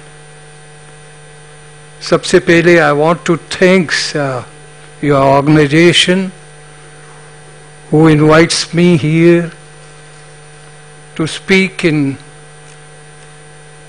two things which is very, very important for the humanity. What is the dharma? We must know what is the difference between dharma and ideology. Though different things. मैंने कुछ दिन पहले आपके ब्रह्म कुमारी का, ऐसे तो इलियासी जी ने कहा, उस वक्त से हम लोग जुड़े हैं पूरी दुनिया में, आपके और आप हमारे ऑर्गेनाइजेशन भारतीय सर्वधर्म संसद के साथ मिलकर चलते हैं, जो विश्व में शांति का पैगाम लेकर जा रही है। और खास तौर पे मजहबी लड़ाई जो है, जो हो रही है, वो धर्मों की लड़ाई नहीं है, वो पर्टिकुलर आइडेंटिटीज की लड़ाई है। उसको समझने की जरूरत है कि कोई भी धर्म मनुष्य को अधर्मी बनाने के लिए तैयार नहीं, कहीं कोई व्याख्या नहीं है। कभी भी तोड़ने की बात कोई धर्म करता है ऐसा मैंने नहीं सुना है, मैंने पढ़ा सब धर्मों को है। तो ये धर्म और संस्कृति का मामला है। जितनी बात हम ह्यूमैनिटी की कह रहे हैं, स्पिरिचुअलिटी की कह रहे हैं, ये धर्म से ही तो मिल रही है हमको। मगर धर्म को मानते मानते संस्कृति को जो हम छोड़ते जा रहे हैं, वह लड़ाई का कारण है। उसको समझने की जरूरत। लड़ाई क्यों होती है? घर में भी होती, भाइयों में भी होती है, पड़ोस में भी होती है, और देश के साथ भी होती है। इस लड़ाई को मिटाना है, उसको धर्म के साथ जोड़ना नहीं है। कोई भी धर्म हमें अलग नहीं करने की बात करता, शांति की बात करता है। आजकल आप देख रहे होंगे उसमें सब चीजें कवर हो जाएंगी। जो मैंने आपके प्रोग्राम में कहा उस दिन, मुझे लगता है कि 20 से 22 तो हमारे महामंडलेश्वर उसमें उपस्थित थे। और मैं कभी भी अपने आपको महामंडलेश्वर होते हुए भी कभी ये आइडेंटिटी नहीं बताता हूं। मैं अपनी बात करता हूं, मैं किस मिशन के लिए काम करता हूं उसके लिए बोलता हूं। मैंने एक बात कही उनसे, क्योंकि मुझे मौका मिला कि सनातन धर्म की बात कहने वाले जो लोग हैं वो ज्यादा वहां थे। तो मैंने कहा कि मुझे ऐसा लगता है जब हम सनातन धर्म की बात करते हैं तो शायद हम छोटे हो जाते हैं, और जब हम सनातन संस्कृति की बात करते हैं तो हम विश्वव्यापी हो जाते हैं। दोनों में थोड़ा सा भेद है। अगर उस भेद को हमने जान लिया तो रशियन को इतना लड़ाई करने का जरूरत नहीं था। जो मर रही है इंसानियत मर रही है, इंसान मर रहा है, धर्म कहां मर रहा है? धर्म तो बढ़ रहा है। धर्म कहने वालों की संख्या तो बढ़ रही है, उसको समझने की जरूरत। आज का जो हमारा पैगाम होना चाहिए कि फर्क क्या है। मैं सनातन ही की बात कर रहा हूं, और सबसे ये कहूंगा जो दूसरे धर्मों से विश्वास रखते हैं वह भी अपनी विचारधारा को विचार करेंगे कि हम आचरण से क्या कर रहे हैं, क्या उसकी इजाजत हमारा धर्म उसमें दे रहा है। अगर धर्म नहीं दे रहा है तो उस धर्म को मान के चलने का कोई फायदा नुकसान तो नहीं है। जो ईश्वर की आवाज है, जब अभी कहा इमाम साहब ने कि एक बच्चा अगर जवाब देता है कि ईश्वर और भगवान में अंतर क्या है, तो ये तो सत्यता है, इसको स्वीकार करने की जरूरत है कि भगवान कभी पैदा होता है तो आके अपना मैसेज दे के चला जाता है या नहीं रहता है, और ईश्वर है जो अजर अमर है, निराकार निरूप निरंग देखा।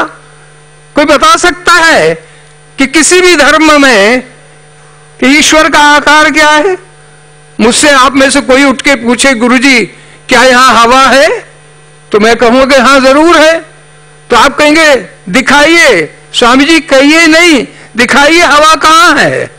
तो it's impossible for me to explain where is the हवा, एवरीवेयर। सो ईश्वर कहां है?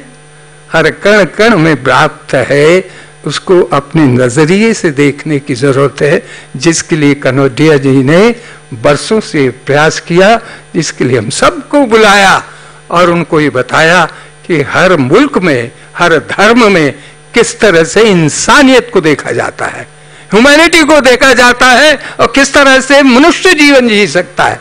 प्रकृति का दिया हुआ है। आप देखिए इस पृथ्वी में, ये बात बिल्कुल सही कही, एक महात्मा ने कही, बड़े बड़े खुले दम से कहा, ईश्वर की बात कही, और मैंने उसको जब मिलाने की बात की, क्योंकि दूसरा मेरा मजहब दूसरा है तो उनका दूसरा था, तो लोगों ने गलत फहमी में कहा, तो उन्होंने मुझे बंद कमरे में जब उसका मतलब समझाया तो मैंने उसके घुसने की कोशिश की। वो इस्लाम को मानने वाले थे, उन्होंने आकर के मुझे समझाया। मैंने कहा मैं समझना चाहता हूं कि आप क्या कहना चाहते हैं। तो उन्होंने कहा जब कुछ नहीं था इस दुनिया में तो कौन सा धर्म हुआ करता था। तो मैंने कहा कोई भी धर्म नहीं था। जब सृष्टि का निर्माण हुआ किसने किया? ईश्वर ने। ईश्वर ने किया तो उसने क्या बनाया? दो प्राणी बनाए, बहुत सारे प्राणी बनाए, आहार निद्रा भय मेथन सबको दिया, बराबर दिया, पशु को, पक्षी को और मनुष्य को भी दिया, मगर दो मनुष्यों को उत्पन्न किया, एक मेल एक फीमेल। अब वो ये कहते थे जब वो नहीं थे तो किसकी पूजा किया करते थे? तो इम्पॉसिबल है। इसका जवाब कौन दे सकता है? जब कुछ था ही नहीं तो धर्म कहां से आएगा? धर्म आया तो मुस्लिम समाज के लोग कहते हैं कि कहां से आया, तो उनके दो नाम हैं, और हम कहते हैं कि दो आए। हम सप्रूपता की बात करते हैं और मनु की बात करते हैं, और वो क्या कहते हैं जनाब?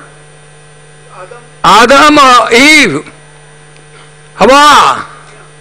और जब बोलना शुरू किया मनुष्य ने तो क्या बोला? जो मेरी बहनों का मिशन है, ओम शब्द जो हलक से निकला, तकलीफ से निकलता है, जरा देखिए नाभि से निकलता है ओम। ओ डर रहा था, घबरा था, सर्दी में ठिठुर रहा था, तो मुंह से क्या निकला?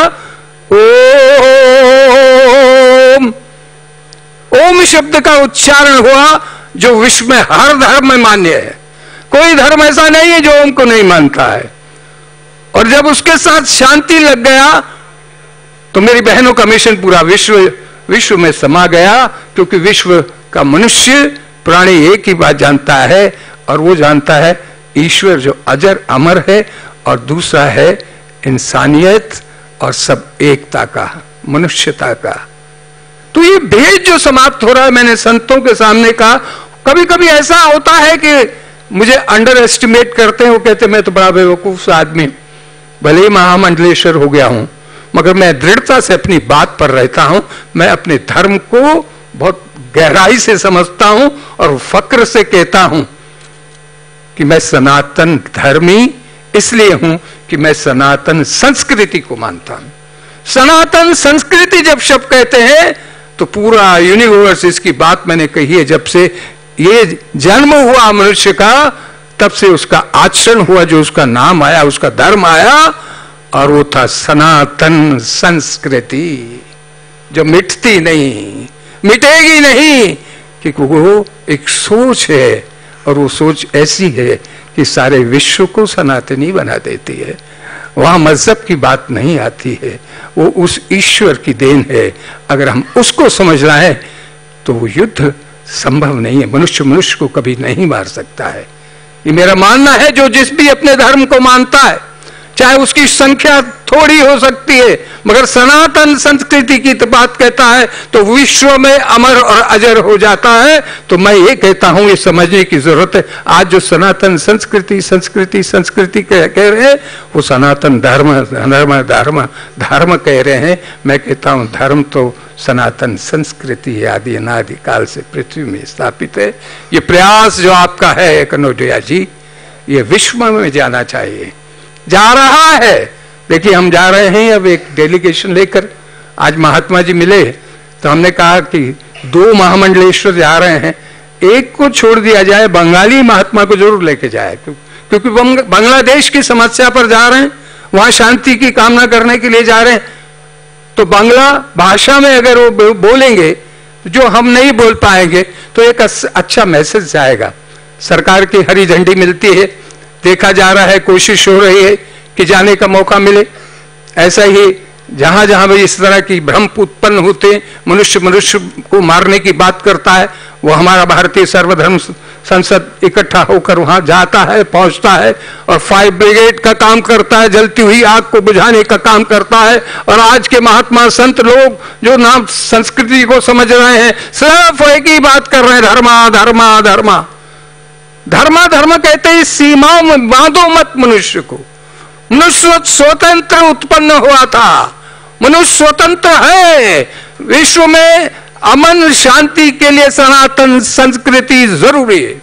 उसकी मिसाल देता हूं, भगवान श्री कृष्ण को भारत से अगर इस्कॉन ले जा सकता है, जिनकी आइडियोलॉजी नहीं, जो इंग्लिश बोलते हैं उनकी संस्कृति नहीं, और आपके सामने ही कृष्ण को दुनिया में आपसे छीन के ले जाते, तो आपका धर्म सीमित नहीं रहना चाहिए। आपकी अच्छाइयों को, आपकी संस्कृति को जो है उत्पन्न हुई है सनातन संस्कृति, उसको दूसरे लोग ले जा रहे हैं। आप लड़ते रहिए और हिंदू मुस्लिम करते रहिए, नतीजा जीरो निकलने वाला है। वो ह्यूमैनिटी की बात नहीं करता है, वो सिर्फ अपनी बात करता है, अपने धर्म की बात करता है। और हम करते हैं सर्वे भवन्तु सुखिना सर्वे संतु निरामया सर्वे भद्राणि पश्यन्तु मा कश्चित् दुःख भाग् भवे। ये मूल मंत्र है सनातन का, और उसी सनातन को सनातन धर्म ने लिया, उसी को कहा वासुदेव कुटुंबकम। ये सारा विश्व ही मेरा कुटुंब है। फिर झगड़ा काहे का है? यूक्रेन से क्यों लड़ रहे हो? बुद्ध की राजनीति पर जाना पड़ेगा, बुद्ध की आइडियोलॉजी को मानना पड़ेगा, जिसने इस धरती पर, बुद्ध ने क्या कहा, मध्यम Margam.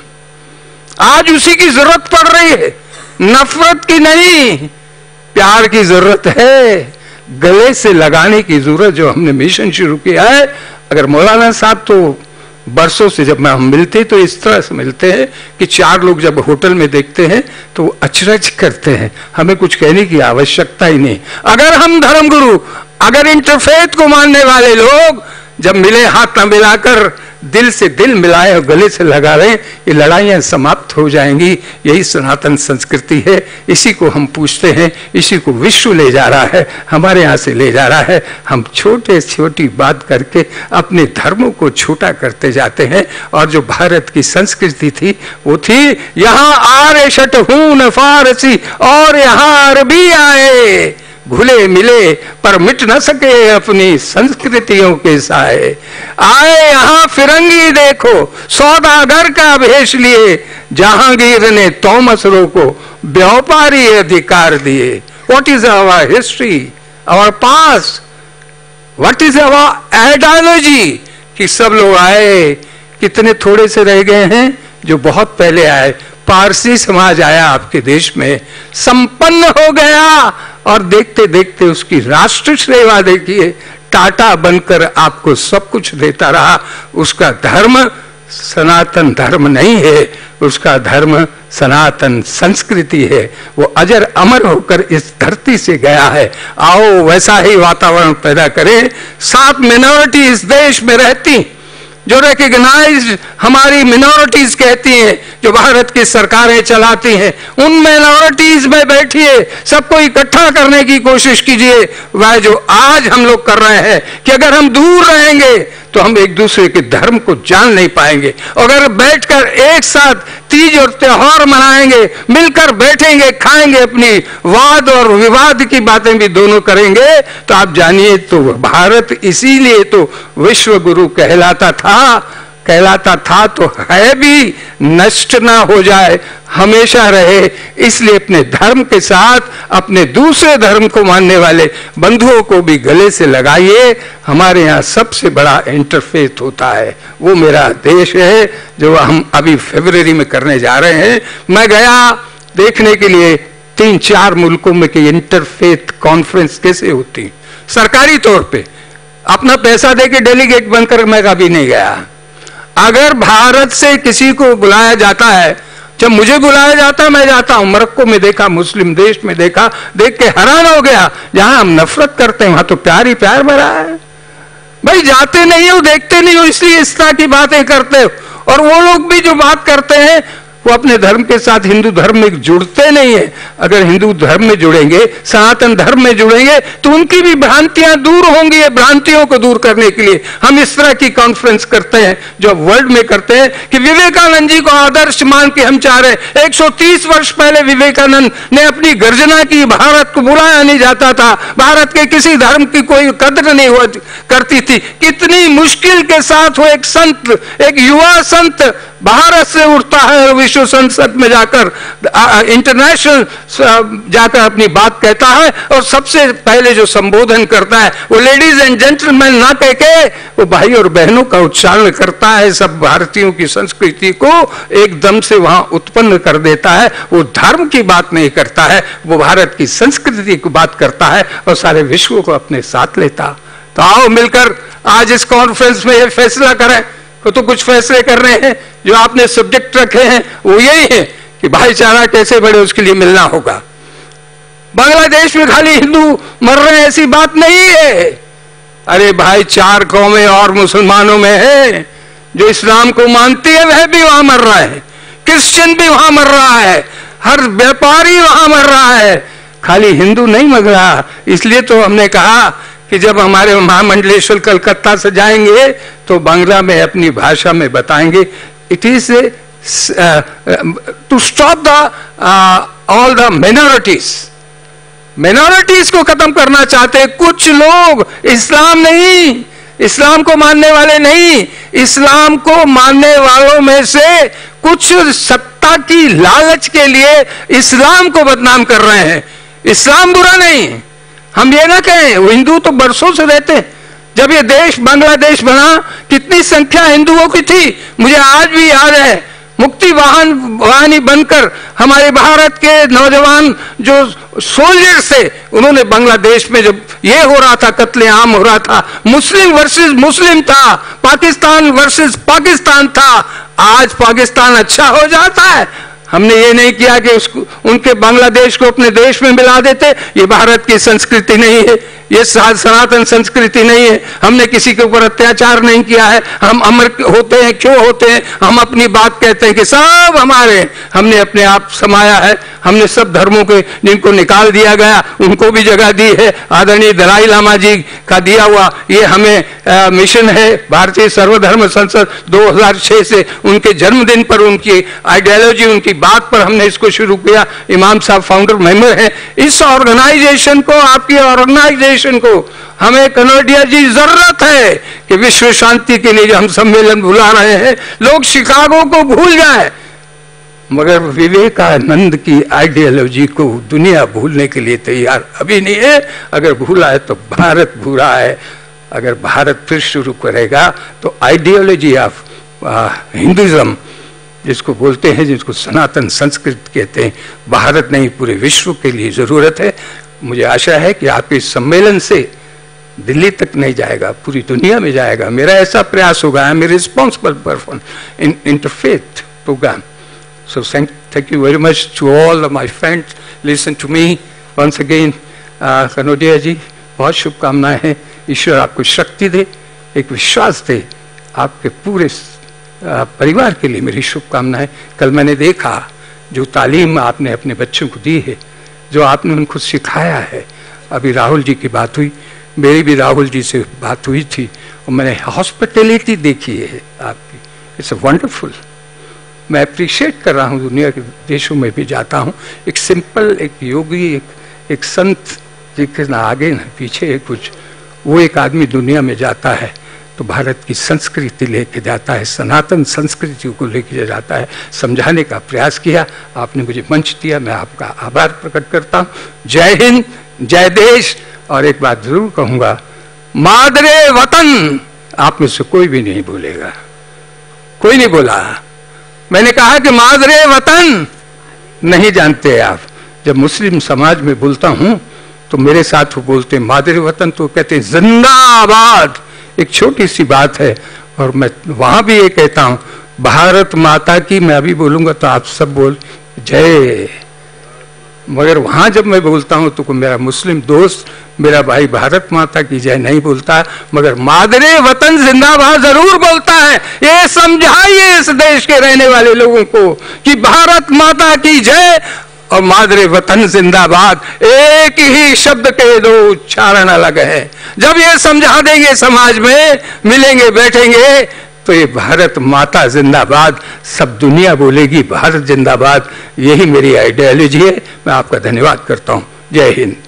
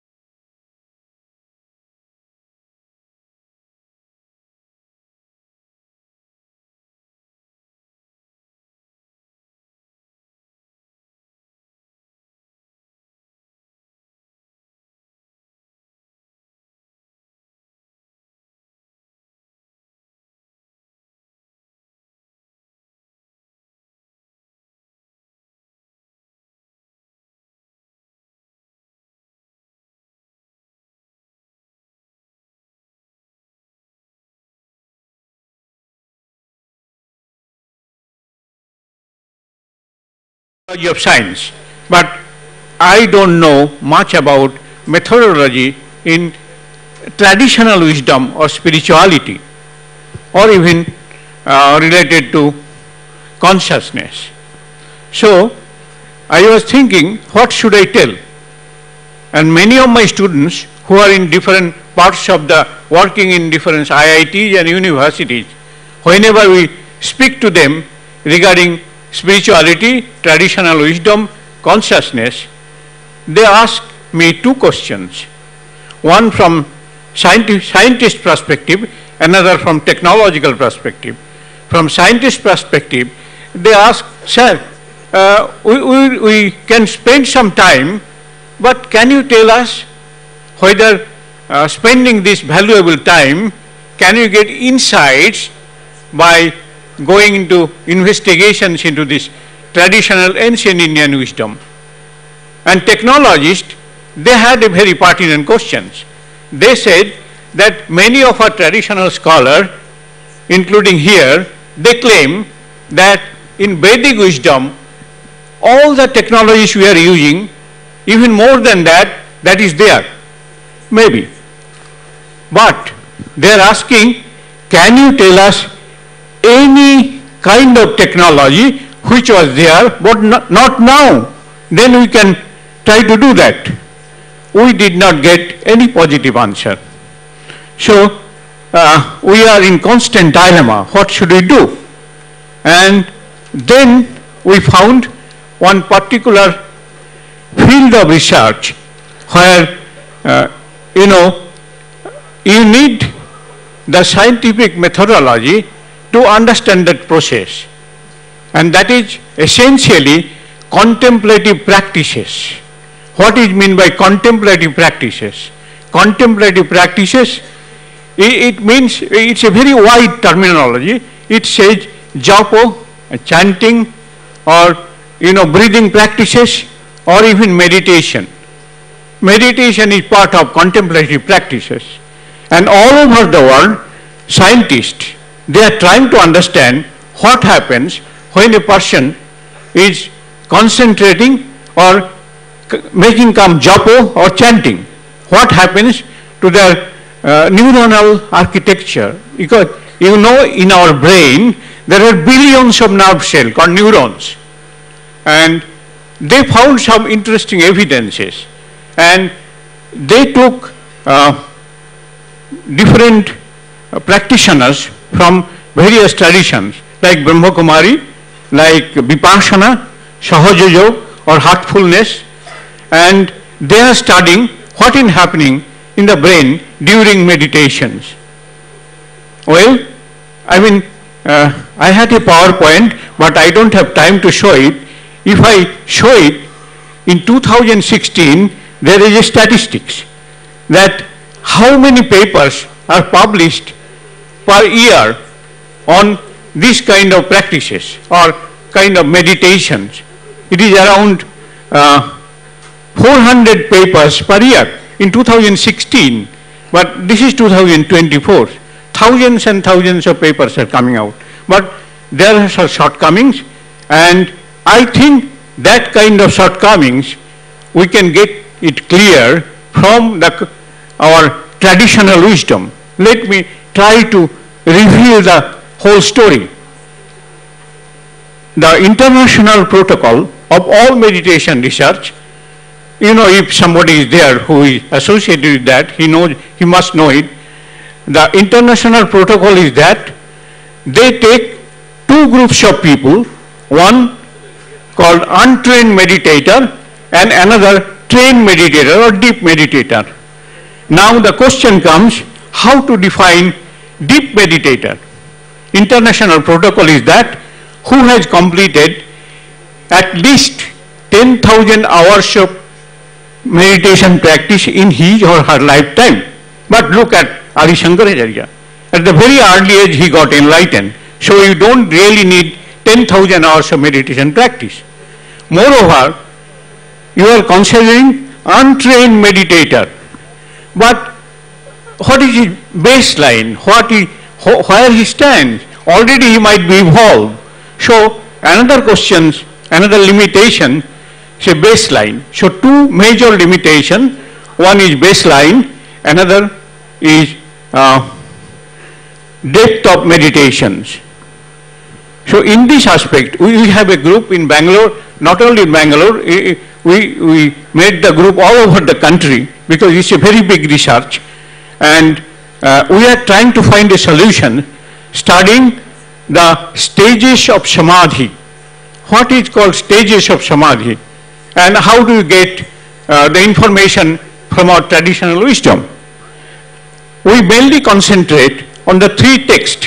One is Patanjali Yoga Sutra, another is Bhavanakram by Kamalashila, a Buddhist scholar, 8th or 9th century, I just forgot it, and then joint text called Tattva Sutra. There they describe stages of meditation. But before going into that story, let me tell you something more. Say, Patanjali Yoga Sutra starts with a sloka that Chittabritti Nirodho. He started with Chittabritti Nirodho. So what is meant by Chittabritti Nirodho? Like cessation or perturbation of the mind. I mean very simplified English translation. But what is meant by that? I mean, if you want to chant something, Om Namah Shivaya, so you may close your eyes, then you are chanting Om Namah Shivaya, Om Namah Shivaya, Om Namah Shivaya. Or I have to go to the post office today, Om Namah Shivaya, Om Namah Shivaya, Om Namah Shivaya. So this is called unwanted thoughts. And here lies the clue. What Patanjali said, unwanted thoughts, we call it a noise. Noise is a term used in science and technology very much. But then you may ask me, what is the definition of the noise? Definition of noise is unwanted variation which depends very much on the context. I can give you an example. Like the people here in Eastern Zone, they like very much Hindustani classical music. But if you bring a Western classical music and play it before him, to him or her it may seem noise, because unwanted. So this is a very general definition of noise. So we are thinking that whole meditation process is a kind of noise reduction process. But there are a lot of complexities. In which sense? Because brain, because what we are measuring the synchronizations of the brain waves. So it means we are involving the brain anatomy. And in the brain anatomy itself, there are lots of noises, like synaptic noise due to ion channel, in neurons, a nerve cell, there are many channels at the nanoscale. And what are the functioning of the nanoscale? Because the ions like potassium, sodium, calcium, they enters into the channel and comes out of the other end. So the opening and closing of the channel creates noise. It's a random process. So, and that noise even comes to the cognitive level. Now, our motto is, our object is how to characterize the different stages of samadhi. Briefly speaking, we can say sampragyata and asampragyata samadhi, or nirvikalpa and savikalpa samadhi. And again, in savikalpa samadhi, there are several sub-states, even in nirvikalpa too. But these states are discrete states. So all over the people, what they are measuring in their machines like EEG, MEG, fMRI, or like that, they are measuring many parameters. One parameter is called coherence of the brain waves. Actually, you cannot measure coherence. This is non-scientifically speaking. Scientifically speaking, what you are measuring, degree of coherence. So degree of coherence lies between 0 and 1. If somebody's case, the degree of coherence nearer to 1, we say he is a deep meditator. Fine. But this is not the end of the story. We have a discrete stages of samadhi. Now the parameter we are using called degree of coherence is a continuous parameter. So how to characterize the discrete stages with continuum parameter? So we stuck. Then we thought maybe there is another way. The way is to study noise. Noise, as I told, noise produced by physiologically also, like synaptic and ion channel noise, also noise by wandering of the minds. So how do you measure, estimate the noise? If there is a person here who is working on EEG data, even in a hospital, not in meditation cases, what he does, they have a program which separates the periodic signal and aperiodic signals. So they throw away this aperiodic part, they take away the periodic part, and they study what is happening to a particular body, like memory loss or like dementia or like other kind of disease. But a group of neuroscientists, NUSLA in USA, out of curiosity, he studied the throwaway part, the aperiodic part, and he opened up a black box. In which sense?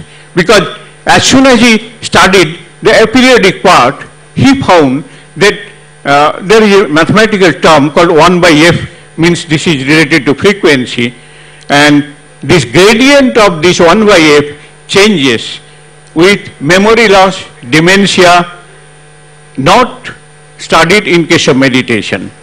And some people, they studied also that for the two groups of people who are untrained meditator and trained meditator, they found if they are in restful state, then they did not found any deviation.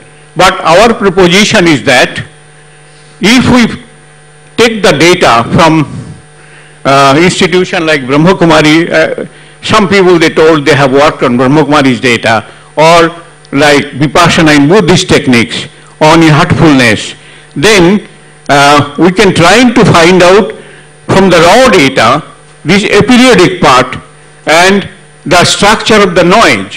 What is structure of the noise? In science and technology, already we have already studied the various type of noise like white noise, pink noise, red noise, etc., etc. So similarly, in case of meditation practices, we want to study this kind of structure of the noise as well as the degree of coherence. But we don't know yet whether it will be sufficient to characterize the various stages of meditation or samadhi. But unless we can do it, the international protocol is not possible. Now you can ask me, well, you are taking the insights from traditional Indian wisdom or text, you are doing something and trying to find the neuronal correlates, what is happening in the brain. But what else you will get it? What we are doing, we are pushing the science to its limit. In which way? That many people said, well, science cannot explain it, so we need something else. But this is not the way we should speak. I mean, scientists should speak. Science is very young, 400 years old, hardly. So we need to exhaust the whole paradigm. And that's why we are pushing the limit of the science further and further on. And whether the subjective experiences in contemplative practices can be tracked down with the scientific methodology. Like there is a big issue people think of called qualia. Qualia, it means you look at flower, redness of the flower or sweetness of the sweet. That is called qualia. So the main debate is there, frontal debate in neuroscience and physics, whether these qualia can be explained in terms of the laws of physics. If then, okay, in terms of physics we can explain everything. If not, probably we have to go to a domain beyond the present understanding of physics. So in this project, in this work, we need collaborations from traditional scholars because we need to understand more and more the different process of samadhi. And most simple way, people say, why don't you do the meditation practice? And then you will be understand the whole thing. But it's I don't know whether at our age it is possible. And so my humble request to the traditional scholars or the spiritualists here, whether they can help us in explaining more and more these kind of processes so that we can go for scientific experiments and we can establish really an international protocol. Thank you.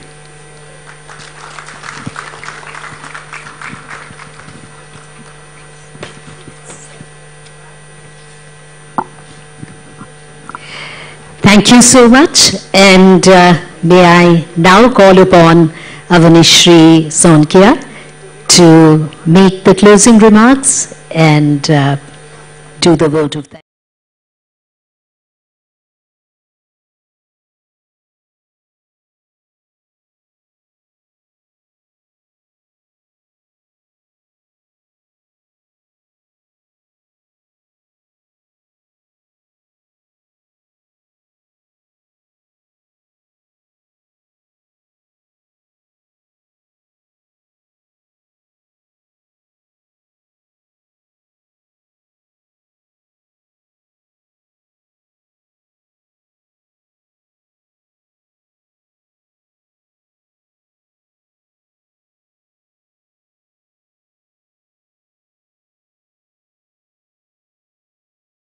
Faces aren't aligned, the residents will never feel at ease.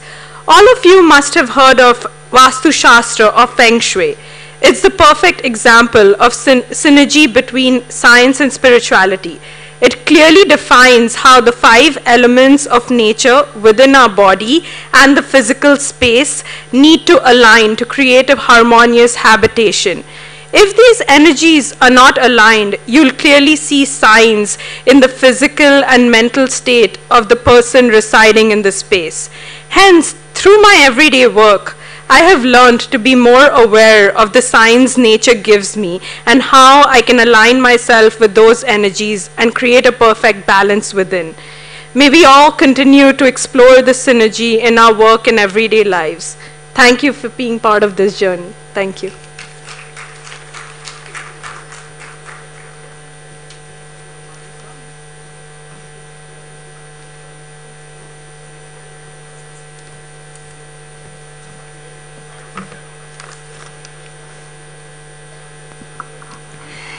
We are waiting for Srimati Champadevi Kanoria to come back and we'll do the felicitation.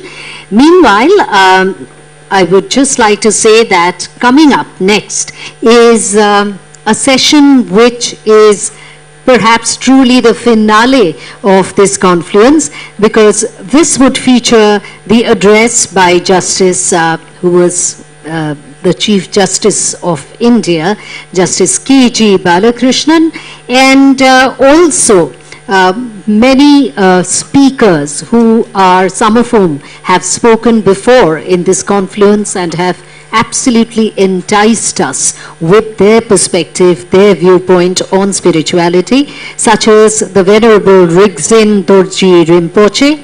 We have the best-selling author, Mr. Ranjit Chaudhary, and Dr. Anshul Gupta.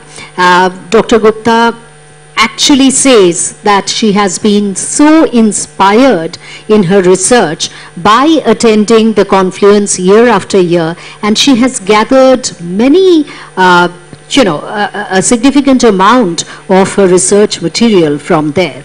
And we have no other than Dr. Rahul Verma, who would be speaking and moderating this particular session.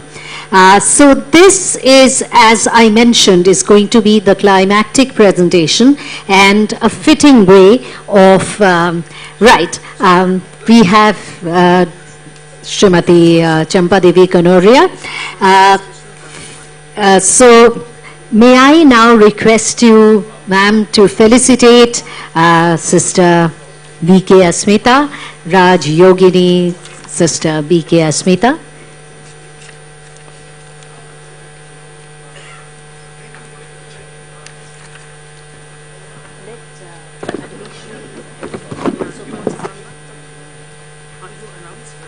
And Avanishri would also participate in the felicitation.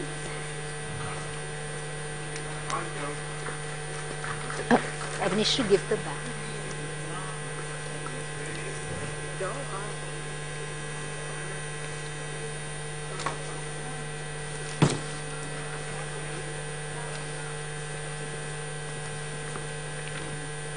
Dr. Kanoria to felicitate together, Imam. Dr. H.P. Kanoria, may we request you, sir, to felicitate Dr. Imam Omer Ahmed Ilyasi and his son.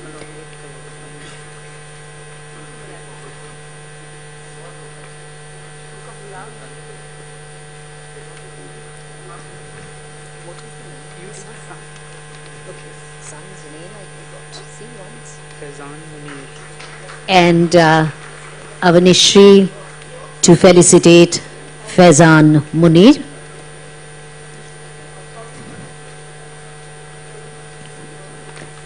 And also Goswami Sushil Ji Maharaj.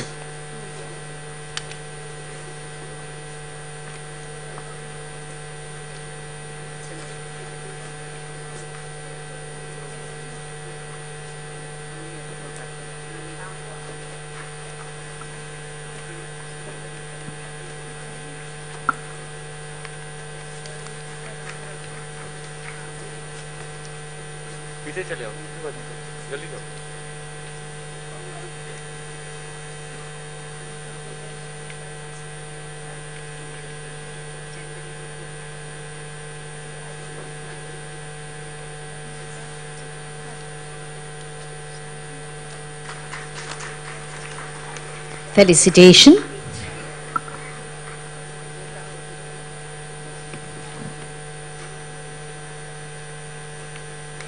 And of course, Dr. Shishir Roy.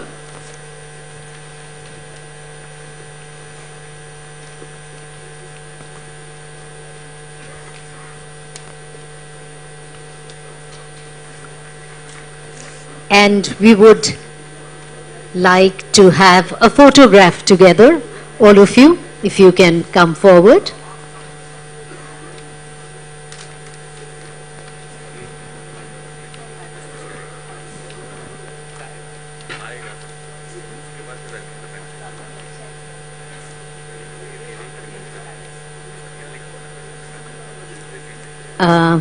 Can we have a photograph, please?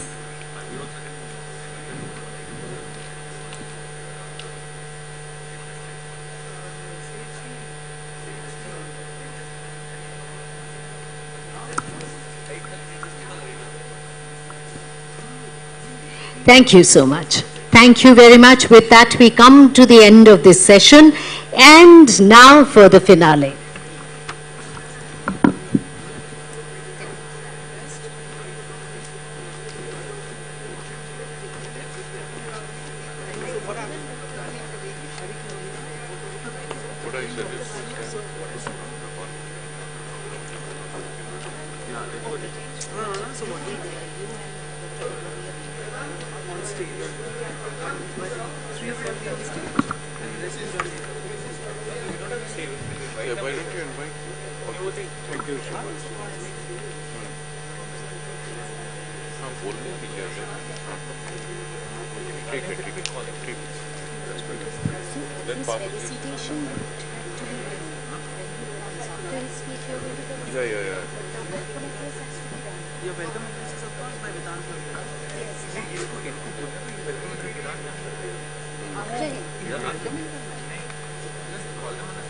Sir, thank you.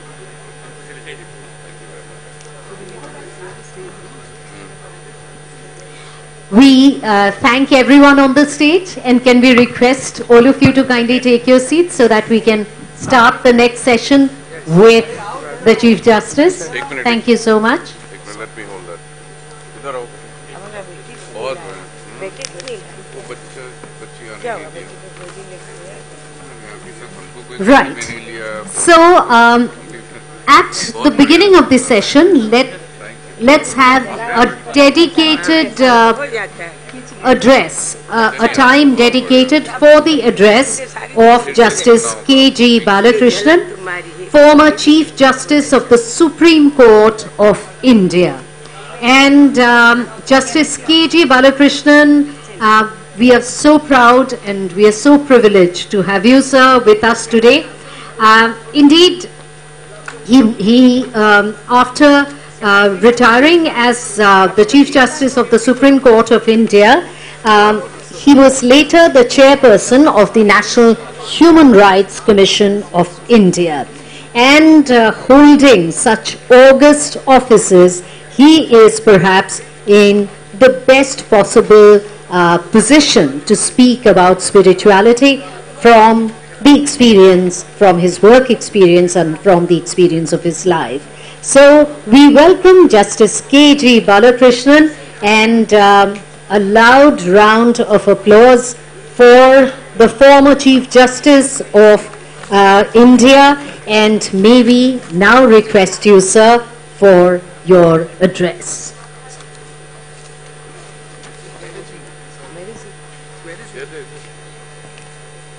May we request Justice K.G. Balakrishnan to kindly come over, and may we request you, sir, for your address.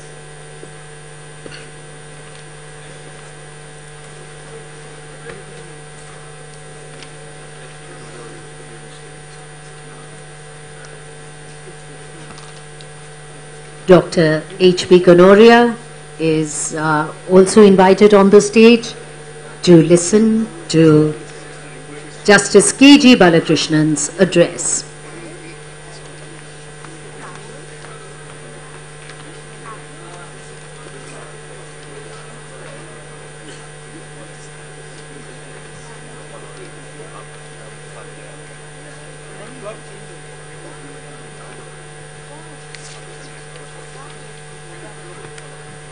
Would he like to sit and address? Sir, would you like to sit and address? That can be done. Or would you like the podium? There is nobody to hear. Why don't you sit? I think that's it.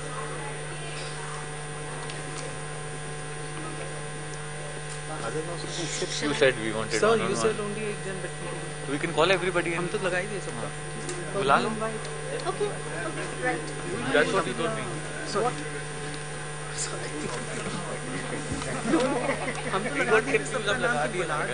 Right.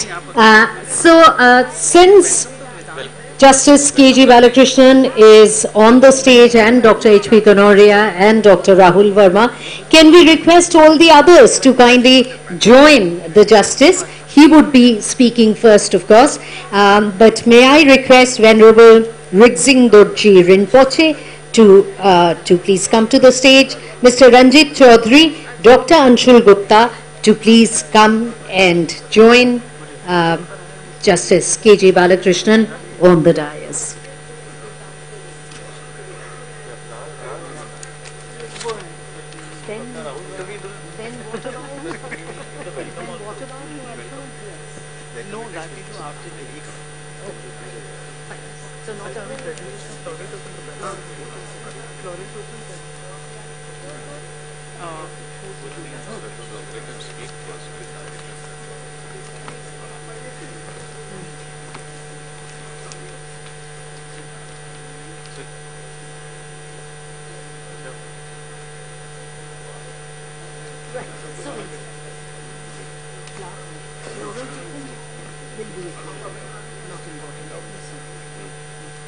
Right.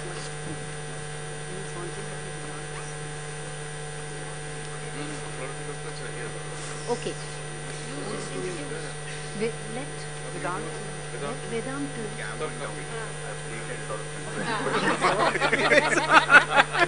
So we have Vedant Raj Lohia with us today. May I request Vedant to first give the flower tokens to all the guests on the dais, starting, of course, with Justice K.G. Balakrishnan. And Vedant Raj Lohia is indeed inspired by his maternal grandfather, Dr. Hari Prasad Kanoria, and when he was almost a toddler, since then he had been involved in this confluence. And today, may I now request Vedant Raj Lohia to welcome everyone in this session.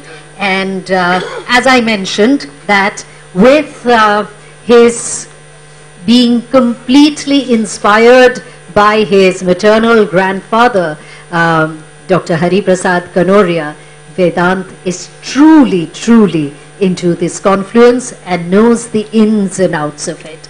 From that, his welcome address.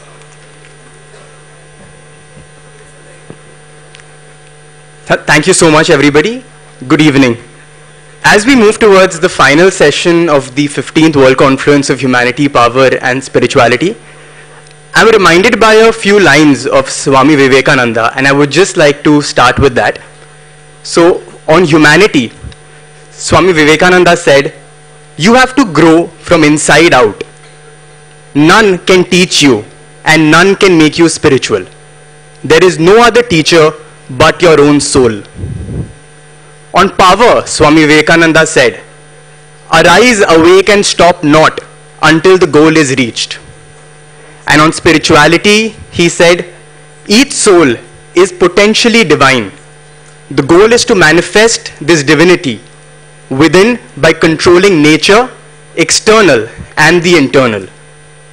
These timeless words will continue to inspire us to live with courage, compassion and self-awareness. With this being said, I would now like to give over the panel to Dr. Rahul Verma, who is the director of the World Conference of Humanity, Power and Spirituality, to please start the session, and we are all awaited here for the address by former Chief Justice of India, Dr. Balakrishnan. Thank you.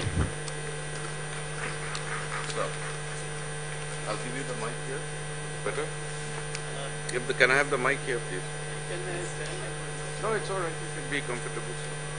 Can I have the mic, please?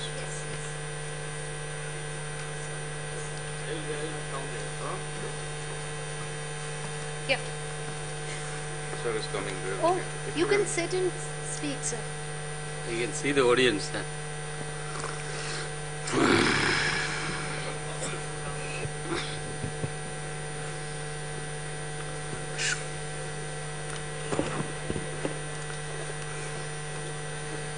Mr. Kanoria and other distinguished guests who are on the dais, very, very distinguished invitees who attend this program, and I know that I am standing in the land where the Rabindranath Tagore was born. Vivekananda, Sri Vivekananda was here. The Subhash Chandra Bose was here. All Sri Ramakrishna Paramahamsa did his work. This West Bengal, this land is fertile with so many great personalities.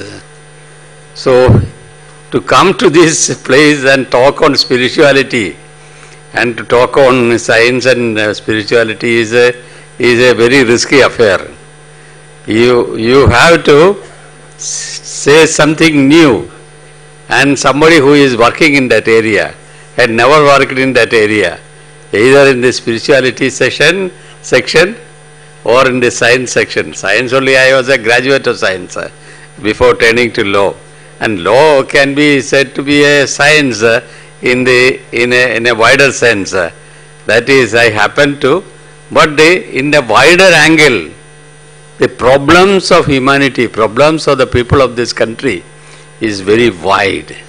So then when their problems are great, they don't find any solution. I had occasion to, when large number of criminal cases I handled, large number of cases, other types of cases handled as a junior judge, as High Court judge, as a Chief Justice of 2 High Courts and the Supreme Court of India. I handled several cases. Every case is a human problem. Every family is shattered by one case or other.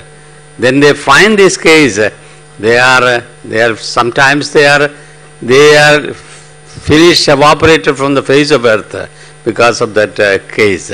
So this is, then they turn, there is to all sorts of problems, face them, they turn to spirituality, they get a mental solution, mental salvation, mental solution, so peace, and that is how the spirituality has gone. So that is why the problems, we cannot explain it. If sometimes we interact with the litigants, sometimes in a division bench case, we interact with the what is really the problem with this fire. Why do you fight like this between the, sometimes it is for the brothers, sometimes the father and children, sometimes the person and the neighbors. Then we will ourselves do not find any proper solution to solve these problems because that is so complicated and we sometimes unable to find out the real dispute between them. Real, who is the troublemaker, who is creating problem, who is denying the rights of others. These are all. And that is the court cases.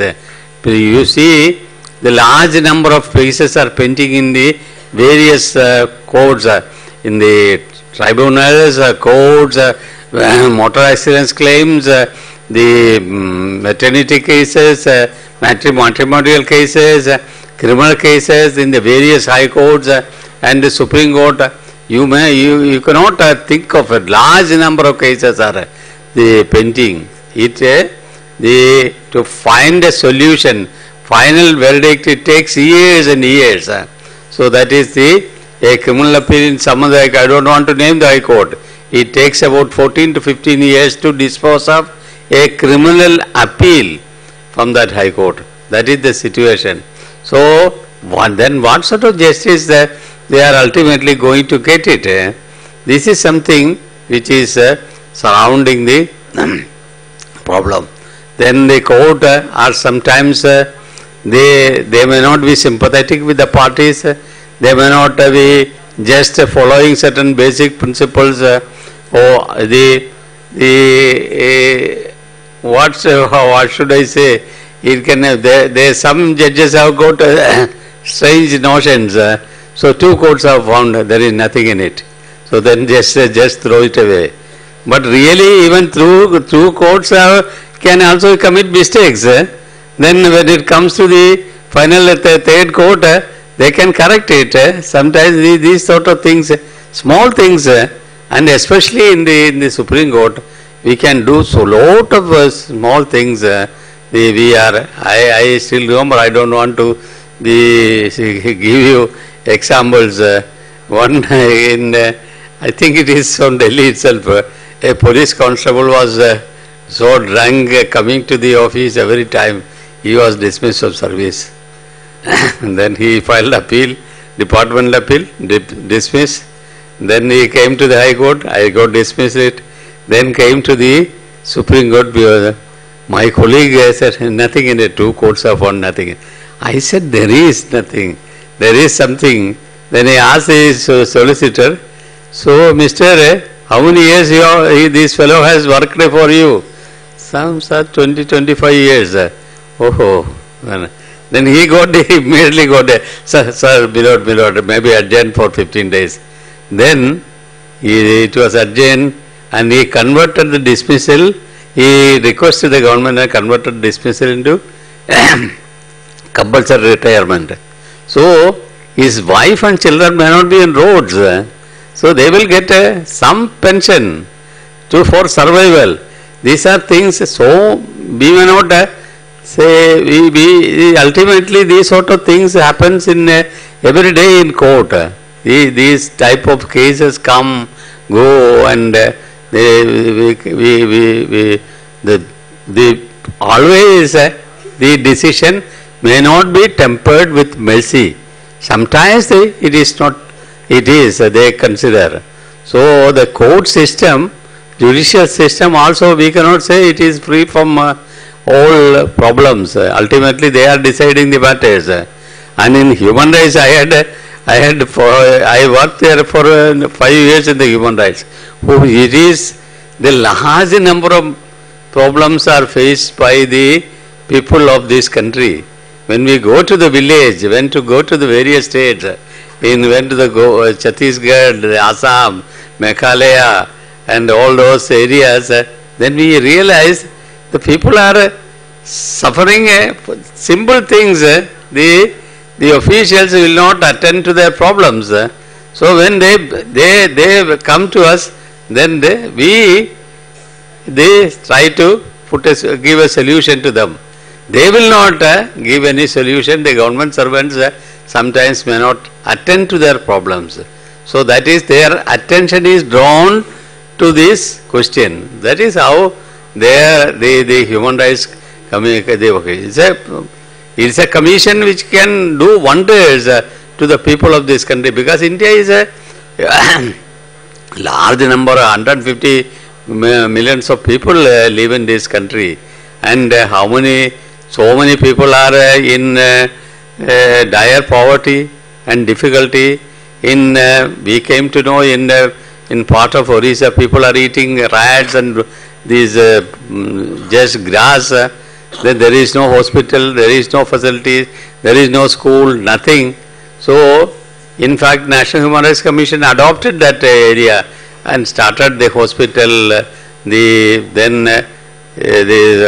Every day there should be provided at least 100 working days, and the payment should be there. Sometimes they don't have the purchasing power. Everything is within their, it is simple, they may get it, but they don't have the purchasing power. 100 rupees is not there. Now the Rozgar Yojana, that is that work can help, and at least that group of people, they are able to make a survival. So these are all the various problems. So for them I couldn't, the last speaker was saying about the spirituality and all. I could not very much all deep science and deep spirituality, meditation. I had no time to spend any time on meditation because it's all problems I face all problems, facing the problems of others. When in a Supreme Court or in a Human Rights Commission, we have to hear the problems of others. Then where do we get time for meditation? So I have never tried for any meditation. Some of the outgoing Chief Justice and he spent meditation. So the daily meditation and daily and all. Because the Supreme Court is so 45 cases, new cases come before the judge. Unless that every 45 cases are read in advance, understand it and find at least something, then how much time one has to get up at 4:30 in the morning, read up to 9 o'clock, then rush, take breakfast and rush to the court. This is the timetable of the Supreme Court in those days. During that my time I spent in the, then where is it? I had no time for even think of meditation. So I am sorry that I am a misfit in this sort of conference. Spirituality and meditation and science and all. Science also only a study for graduation. Of course, the law is a science.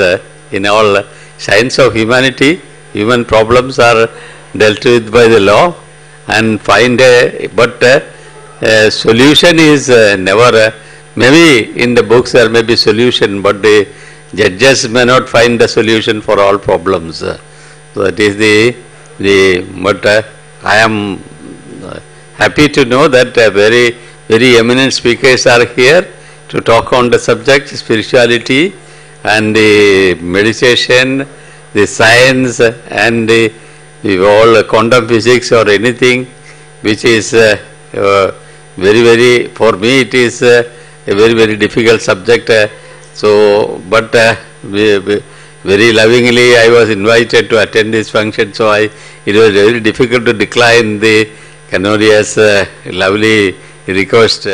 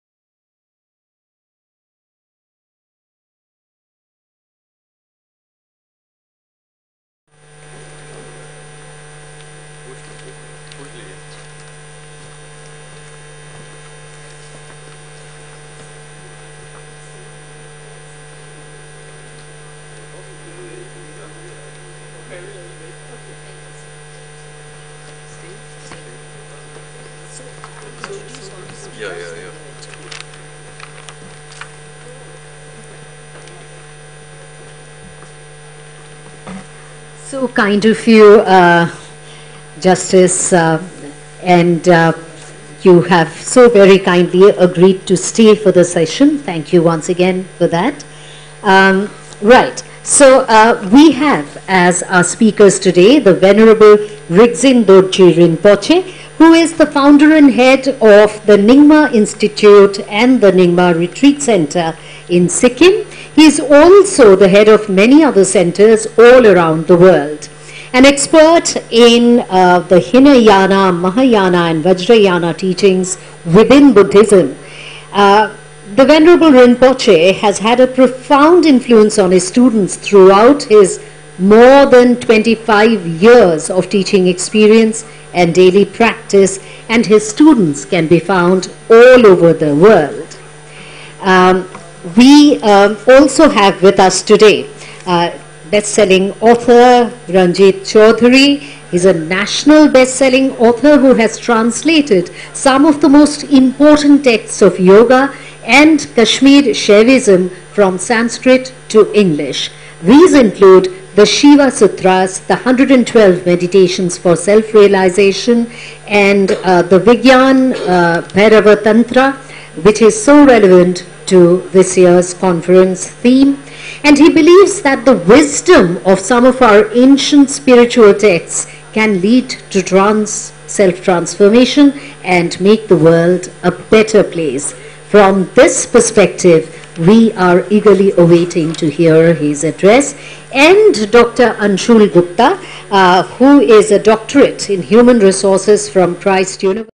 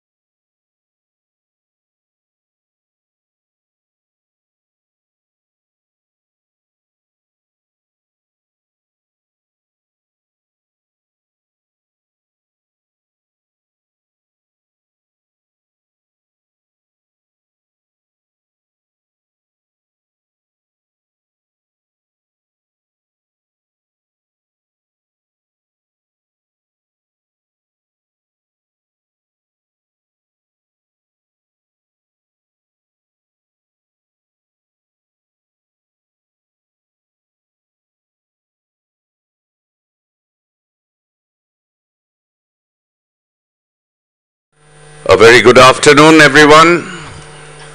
I know that it's the last session here, but I think I'll need everybody, please lend me your ears, because this is the most interesting session here this afternoon.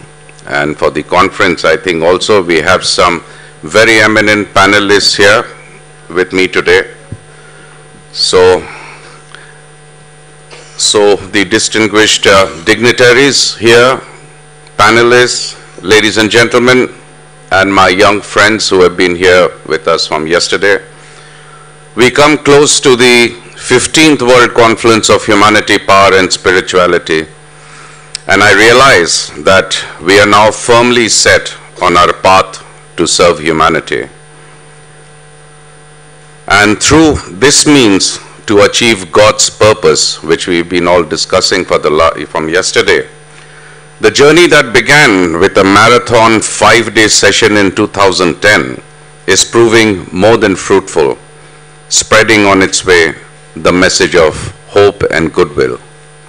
I also recall with much satisfaction the background and excitement of the first conference when our chairman, Mr. Dr. H.P. Kanoria, unfolded his vision of peace, harmony, love, righteousness, and caring for Mother Earth, while having faith for other religions and respect for all, thereby awakening the inner power and igniting selfless dedication for common welfare and growth. The chairman attached considerable importance to the awakening of women, reflecting God's love. So as we move ahead, it is my privilege to inform that this conference has attracted over 1,000 speakers so far from different faiths and vocations, from different parts of the world, including humanists, illuminates, dignitaries and professionals, leaders and learned men. They have all come here and utilize the conference platform to convey their thoughts on how to enrich the body, mind and soul in its integrality and to make life more meaningful and purposeful. So far from 2010, over 20,000 students have participated in the events. We firmly believe that the youth holds the future, and it is they who make the difference. We have approached over 40,000 schools in India and abroad giving them an edifying theme on spirituality for an essay competition for which we received a hearty response. This was classified according to different age groups, and successful candidates were awarded cash prizes, and their essays were printed in our magazine, Business Economics. I was pleasantly surprised to see that they were not totally ignorant about the power of spirituality, and which we are all, in fact this entire conference is what it's going to do, is ignite this spirituality in them. Our effort has to be to inspire the youth to tread an ascending path which leads them from the human to the divine. We believe that true humanness consists in cultivating a spirit that gets reflected in intellectuality, morality, and humility. These impulses act as motivations and deepen our relationship with our fellow human beings. We've also been able to make this conference accessible to a wider audience by documenting the entire proceedings of the conferences from 2010, and the messages from distinguished speakers have been circulated to thousands of people all over the world. Since yesterday, we have been listening to distinguished speakers from all walks of life. The topic of this year has been science and spirituality, and both these aspects gain more importance in today's world. The speakers present in this conference have made us believe that if the mind is not scientific enough, it cannot be spiritual. If the mind does not know the world, it cannot move to something beyond the world. Science claims the outer self and spirituality claims the inner self, both of which are essential to keep the world of peace. So we must concentrate on things that unite mankind rather than those that divide them, in the spirit of peace, charity, and goodwill that pervades the conference. We have informed that the human family should share a fundamental unity, respect of equality, and dignity of every human being. There should be sacredness in every individual person and in the values of human community. Our foundation has been celebrating one of the first World Values Day in India since 2016 and trying to rekindle the values in people and in society, which is most essential today. I think we've completely lost the value system which is there. I would like to personally thank some of the people present here who have been inspiring us with their presence and deliverance in many of our conferences over the years. We've had today Swami Suparnananda Ji Maharaj, Acharya Dr. Lokesh Muni Ji, Imam Ahmed Ilyasi Ji, Syed Salman Chishti Ji, Her Royal Highness who is here, she's come in specially from there, our speakers who are here for the first time, not forgetting to mention Meher Master Moose, who is not here attending this conference today, but she was here for the last 14 conferences, and that's why I made it a point to mention her, who's been a great source of inspiration for our conference here today, who's been deeply missed here. Mr. Paul Palmarosa, and many more. So, I have with me on stage today Dr. Anshul Gupta, who's here, who's been greatly inspired by the conference. I remember meeting her in 2016 when we did our first Swachh Bharat conference in Delhi, Spirituality at Work, and I found her a little confused that time, and she kept, I won't say pestering me, but bothering me with little questions now and then in between. So what is it, how do we go about it, and things like that. And I'm pleasantly surprised and very happy to have her here with me today. In fact, after doing a lot of research in work, which you will be talking about right now. So nice to have you here. Thanks for coming. We've been applauded by, our mission and vision has been applauded by many from all over the world, including presidents, vice chancellors, the Secretary General of the United Nations, and many more. And the mission has been spreading all over the world, and our journey continues. And of course, we acknowledge, this is not a vote of thanks actually, but before we start the panel, I would greatly like to acknowledge with deep respect our debt to our chairman, Dr. H.P. Kanoria, whom I think I started calling Babuji. So every time I was not calling him Sir or Dr. Kanoria or Mr. Kanoria, and over time as it evolved, and who has also guided me in my journey, in my spiritual life. So that is why when I started calling him Babuji, everybody else started calling him Babuji too, and I think he got famous for that. So, ladies and gentlemen, for Dr. Kanoria, I would like you all to give a big round of applause. And I would also like all of you, I mean, if it wasn't for him, the entire team, the inspiration here, if we can also give him a standing ovation today as we complete our 15th World Conference of Humanity, Power and Spirituality. A big round of applause for him.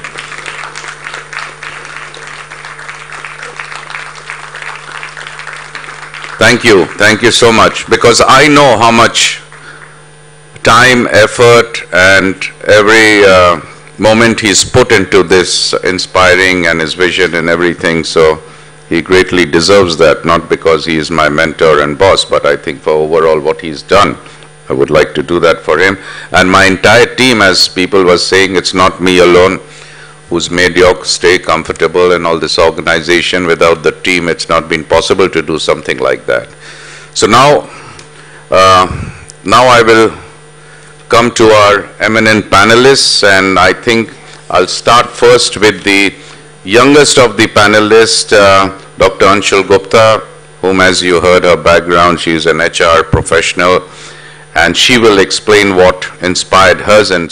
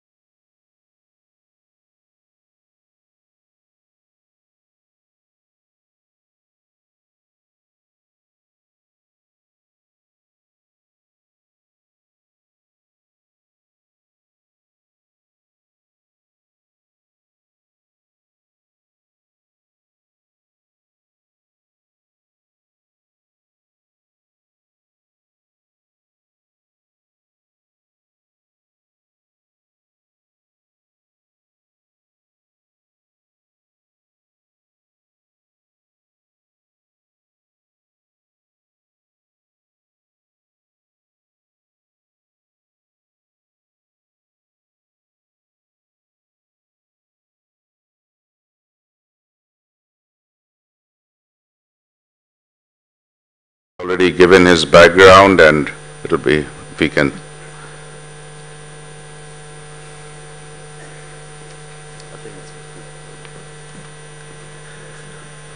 Namaste and good evening, everybody. Today's topic is science and spirituality. There are many examples one can give of this, but I'm only going to focus on 3 examples. The first one is from the life of Steve Jobs. You all would have heard of Steve Jobs as the founder of Apple. Yeah. Is that better? Yeah. You would have heard of Steve Jobs as the founder of Apple Computer and one of the most creative people of his generation. His company was responsible for products like the iPod, the iPad, the iPhone, and of course the incredible software that they produced. He was a meticulous planner, and he planned all his events right down to the last detail. He even planned his own funeral, what the guests were to be given. And everyone who attended his funeral was given a book. It was a copy of Paramahansa Yogananda's book, Autobiography of a Yogi. Now you could be wondering, why would someone as creative, a creative genius like him, as his parting message, as his final message, why would he give a book on yoga to all the people who attended his funeral? And that's because he understood something fundamental about yoga and about Indian spiritualism in general, was that if you want to be creative in life, you have to tap into the higher intelligence within you. That's the intelligence of the soul. And our soul speaks to us in the form of intuition and a feeling. It'll give you a gut feeling about something. And he always said to listen to that intuition. And that's also how you solve a major problem that you're facing in your life. It could be a personal problem, it could be a problem in the company. You don't solve it by worrying. It's in those key moments that you try and still the mind. And that's when suddenly a single thought or a great idea will pop up. That's your soul talking to you, which will tell you what's the next best way forward for you. So he also said that have the courage to follow your heart and your intuition.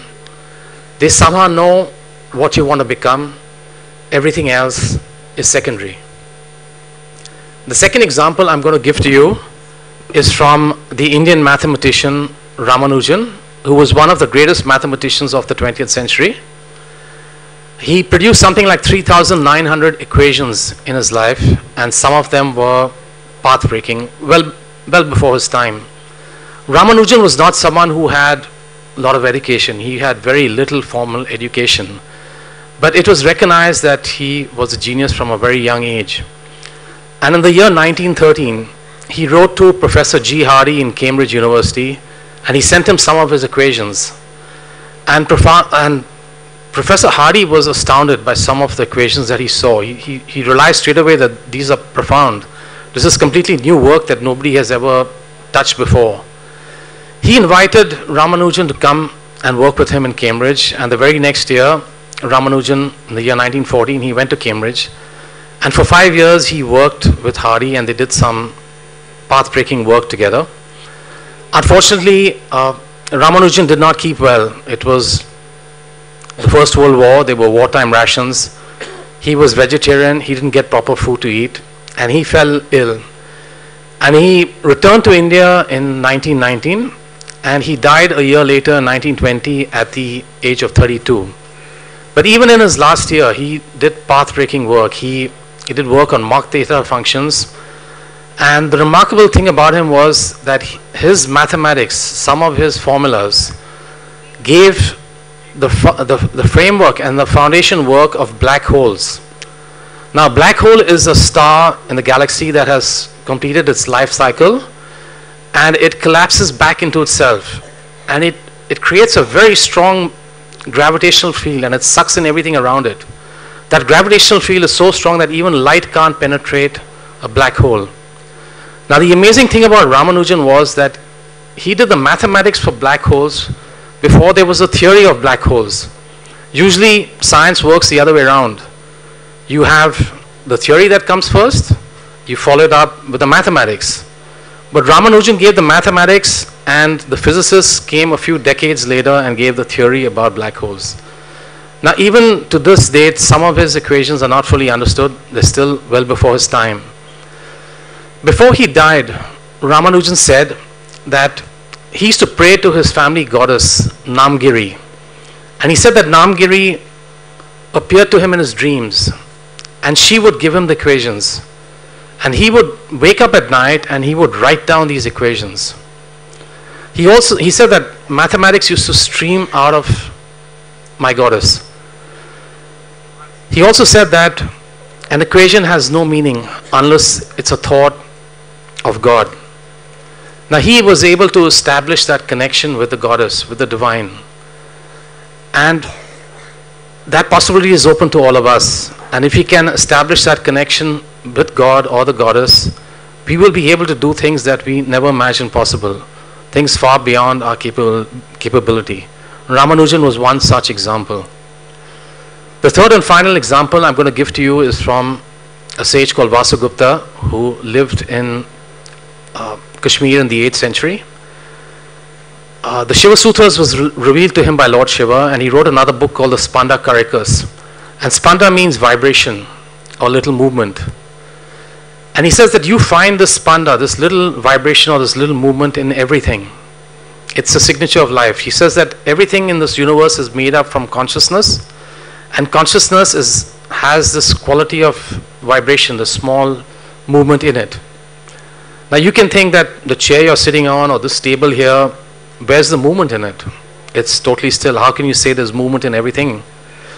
But if you put this under a microscope, if you look at any object under a microscope and you examine its atomic and subatomic particles, you'll find movement there.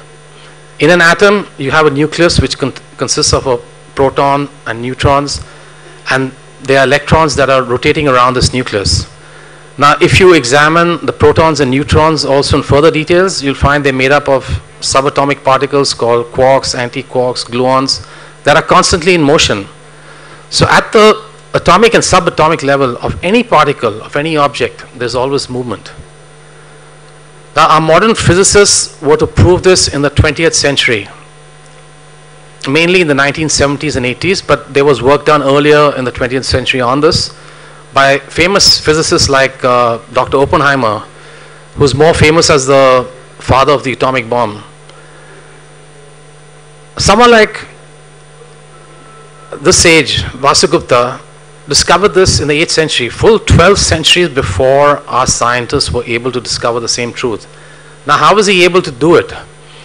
And one of the things that the yogis used to do, or our ancient sages used to do, was it was focus attention on something. It's a subject that Patanjali, the father of yoga, discusses in his epic text, the Yoga Sutras, where he says that if you give focus attention on an object, it will open its secrets up to you, and he called this samyama. And that's what these sages used to do. They used to give that focus attention, and they would have these incredible discoveries, which science would sometimes acknowledge or prove the same thing many, many years, decades, or centuries later. These are 3 examples. There are many more that one could give, but I'd like to end by mentioning one other thought. Do you know what our country is really famous for? What's fantastic about India, our greatest contribution to this world? You have other countries that have produced more Nobel Prize winners. You've had other countries that have produced more maybe PhDs or more Olympic gold medalists. What has India done that is truly exceptional and remarkable? And I'll tell you, we have produced a maximum number of enlightened people on this planet.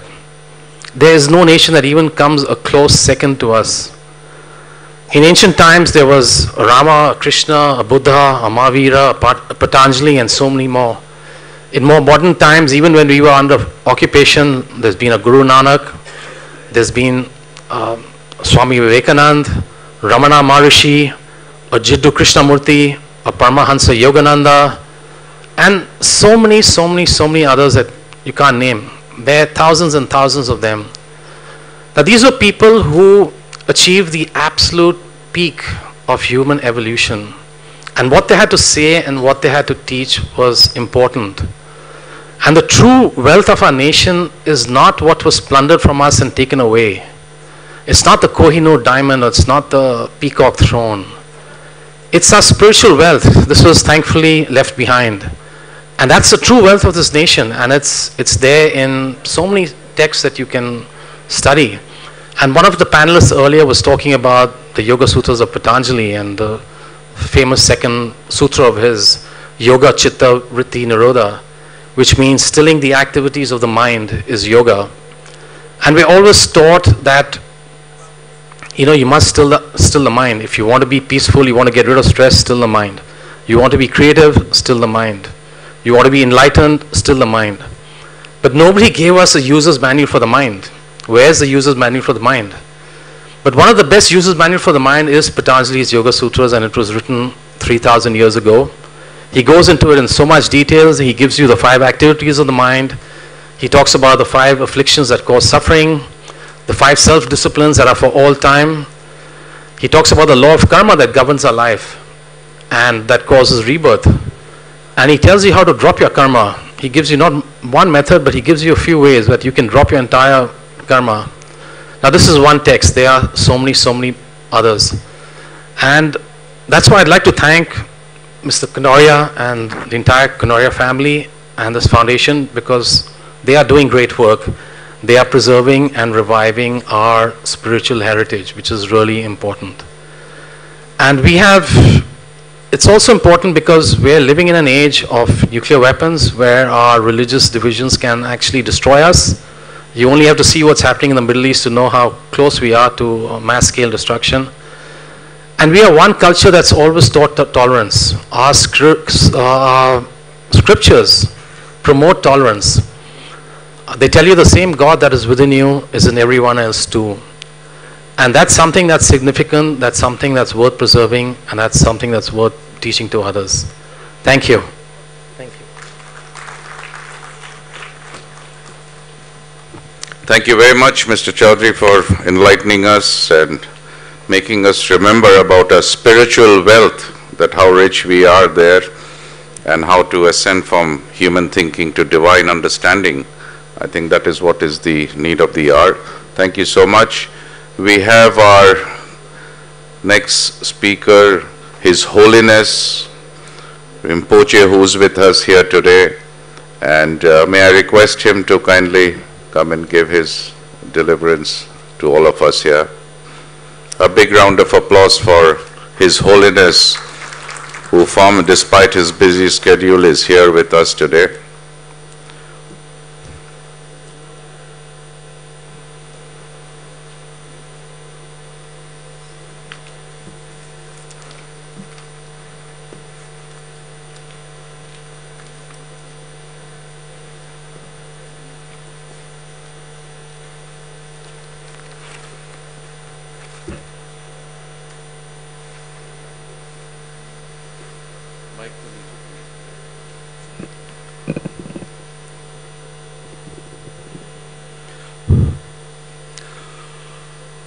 Buddham Sharanam Gacchami, Dharmam Sharanam Gacchami,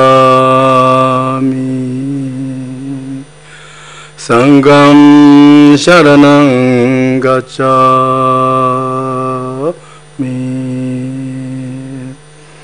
Yende sanje kunda nyamna ya kati sanje kule lape ngotawe lame shabla chazelo daso duwe lona chula yo.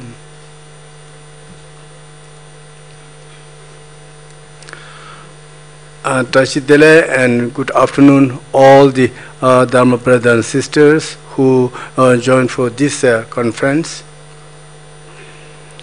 I'm very honored and happy to be here within this special conference by the help of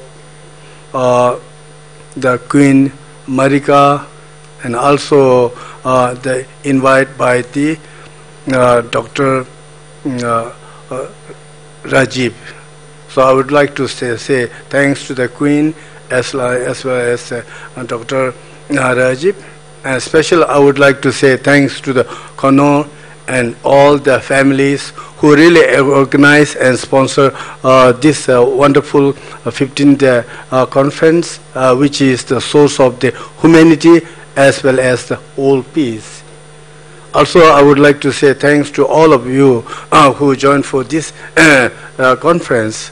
I believe that this conference will be the source of the world peace as well as spiritualities and humanities.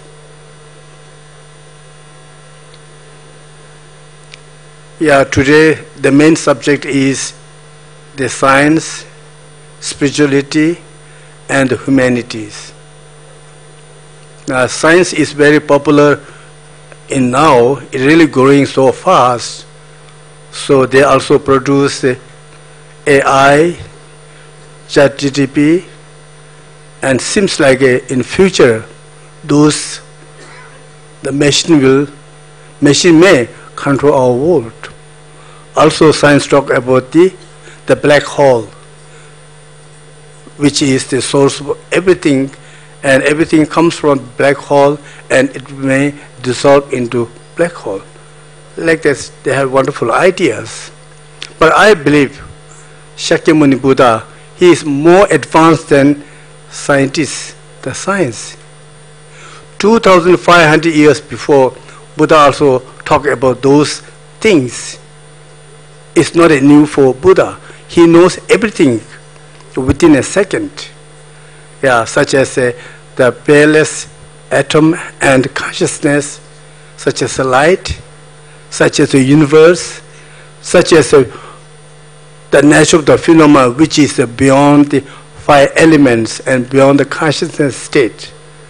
So I believe whoever step on this, our earth, the Shakyamuni Buddha is the most advanced, and he's the most enlightened being who really take care of us from the source and the suffering of the world. Yeah, Buddha also looking for the truth. Yeah, science, spirituality, humanity, everybody looking for the truth, I believe. Yeah, Buddha also looking for truth, and after that he got enlightenment under the Bodhi tree through the great emptiness and compassionate practice. After that, the Indra, the god Indra and god Brahma request for the teachings for the enlightenment state. So then Buddha started to give teaching about the 4 noble truths. The 4 noble truths means the cause and effects, the cause of samsara and the result of the cause. And so therefore suffering and source of suffering, and then for the nirvana wise the cause is the mark, the way to the enlightenment state, and the result is the nirvana. He talked about 4 noble truths. Later, the Mahayana wise Buddha talked about the 2 truths, absolute truths and the negative truths. And later, for the more advanced students who request for the private teachings, Buddha talked about the Tantrayana, outer Tantra, the Kriya, Upayoga Tantra, and inner Tantra wise Maha Yoga, Anu Yoga, Arti Yoga Tantras, the visualization practice, the perfection and great perfection practice. Those who are well qualified and ready to get enlightenment, for them Buddha gave the Ati Yoga, Mahasandhi teachings, and they got enlightenment within a life. So amazing. Such as Garab Dorje, the first Indian guy who got enlightenment, and Padmasambhava, and Shri Singha, and King Tisun Tirthan, and Isha Soikyals, and Longshepa, many others, many Tibetan students, they got enlightenment within a life because of the practice of the Ati Yoga, Mahayoga. So now we talk about those Buddhist wise. Yeah, Buddhist wise also the source of samsara is a cause. Source of samsara is also cause. Means they have 2 different kind of cause. One is we call klesha and karma. and then result will be the sufferings, physical suffering and mental sufferings. Then the Mahayana wise, they talk about the source of samsara is ignorance. Ignorance is the source of samsara. Then, if you look for the Tantrayana, they talk about the base of the universe that we call Dharmakaya state. Dharmakaya state is the source of the enlightenment, source of the samsara, is a cause of the both samsara as well as nirvana.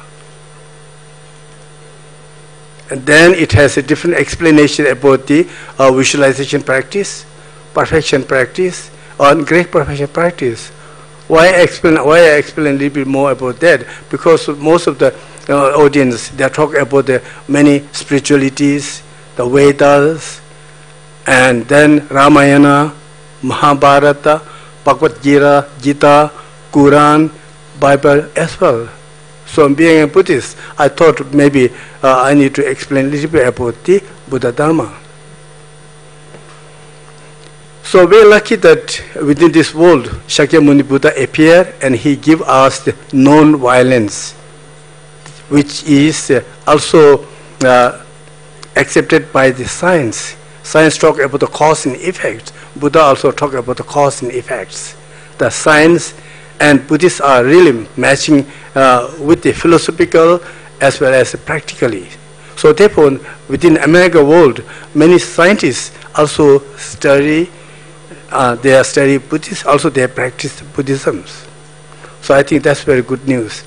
Yeah, just as now, our audience says that India is the place where many of the beings get enlightenment state. So India is the source of enlightenment. India is the source of the spirituality. I really respect to Arya Bharata. We call Arya Bharata for India. I'm lucky that I've been here. I got a chance to study in Sanskrit Vishwavidyalaya, and I graduate, and then I become professors, and later I opened my own Nyingma Institute for Higher Buddhist Studies, which has been more than 35 years. Total, I spent my life to teach more than 45 years for teachings. First in South India for Nyingma Institute, I taught for 7 years. Later in Varanasi, in the University of Tibetan University, which was established by His Holiness Dalai Lama, I taught for 4 years, and then my school. Total is more than 45 years. I was always engaged with the Buddhist teachings, and besides that, I opened a meditation center in Nepal, Sikkim, as well as Bhutan. The Lama or nun, once they go for a retreat, means they have to go for 3 years and 3-month retreat. So this way they can get all the educations of the Buddhists for the like a Four Noble Truths, then 6 Paramita, and then 37 branches of enlightenment state, then the visualization, perfection, and the great perfection practice. The best of the best students. So once they may get enlightenment within this life. So therefore, this is very wonderful, wonderful within our world. According to Tibetan Buddhists, we have 4 schools, which we call Nyingma, Kagyu, Saja, Gelugpa. I belongs to Nyingma. Nyingma means ancient Buddhists, which came from India to Tibet during 7th, 8th, 9th century. 9th century. Especially during 8th century, Tibetan King Tisun Dirten, he invited the abbot of the Nalanda University, which called Shantarakshita, and as well as the great master of the universe from Uddiyana, the Padmasambhava, the second Buddha. Both of them invited to Tibet, and they established Samya University, monastic university, and then they translate all the Buddha's teachings. So we have 84,000 of teachings, which has 108 volumes now. Actually, it has more than that. In between that, they have a lot of changes has been happened because of the Chinese. Yeah, then Sajja school has been happened because Mongolia was controlled by Tibet, and then later it changed into Gelugpa. They give power to Gelugpa, and they changed a little bit about the Buddha's, we call the Ganjur. But anyhow, so I'm going to publish all the Buddha's teachings, the Suttarayana as well as Tantrayana. It may be 180 books. It will come within a few years. Like that, I'm always engaged with the Dharma service for peace and enlightenment. And according to my understanding, why I believe all the sentence being has been our family, the parents. I love to all. I'm not saying I am Buddhist, I love only Buddhists. No, I love to all the living beings of the sixth world. According to my eyes, everyone looks like a family and friend. There's no enemies within my experience-wise. So also I practice, we call the great perfection practice through the guidance of His Holiness Chaitanya Rinpoche, who spent whole life for retreat. He lived 105 years without having the help of the doctors and any. At last he said he's going to, at the age of 105 years old, he said now he's going to pass away, and he stayed in meditations. Still kept his holy body in Nepal. Like that, I have a chance to get all the teachings from Chaitanya Rinpoche, empowerment, with instructions, special for the doctrines. I feel I'm very lucky. I'm lucky to be in India. Then my Guru said you have to travel to all over the world. My Guru says I try to go different countries, but my main heart and my energy is within the India, and I did many Dharma service within India. Today also I'm here to share my stories and idea within my Dharma friends, and then our great sponsor, Konora's family. And I will really say thanks to all, and thanks for giving me a chance to talk a few minutes within this wonderful conference. And also thanks to Queen Marita. She asked me to join. Otherwise, I'll be in always a retreat center and all. So because I believe she is my sister, she believes I'm her brother. So if I follow her advice and today I'm here, so I would like to say thanks to my sister Queen Marika, and also Dr. Rahul, who really helped me, take care of me everything. Me and my lamas are there. So thank you all, and thank you for the organizer and sponsor of the Dr. Kohona. Yeah, thank you. Thank you very much, Your Holiness. Thank you very much. And we would have liked to carry on enriching the audience with enlightened panelists, which we have here. We would have liked to continue, but due to lack of time, I think we will just cut it short. And thank you so much for being here right now. Can we just have those books please from there? And may I call Mr. R.P. Jain also, if he's just on stage? I think he had something to give Dr. Kanoria, so if you can please do that, if it's here. Quick, there is a book which she has written, which she would like to, yes, just have it launched by you, yeah. Yeah. Jaldi. Just to hold and take a picture there, I think, with all the panelists. Just take it out from the bag, please. Tab, ठीक है आपके. Yeah. Okay. Anything else after this, Dr. Kanoria? Just felicitation by Manisha. Okay. Me also. Please stand. Yeah.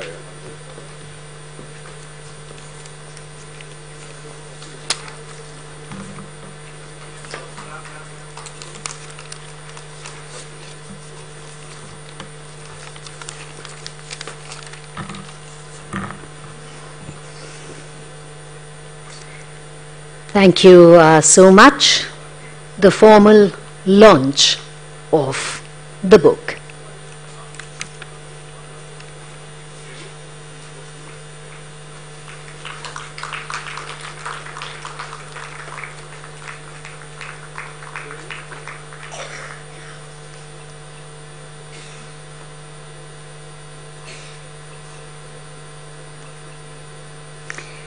Thank you then.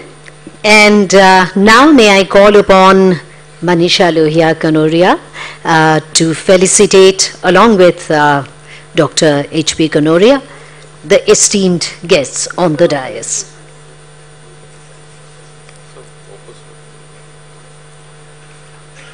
Felicitation of the eminent panelists. Justice K.G. Balakrishnan we have already felicitated, and we have His Holiness Ringen Dorji Rinpoche.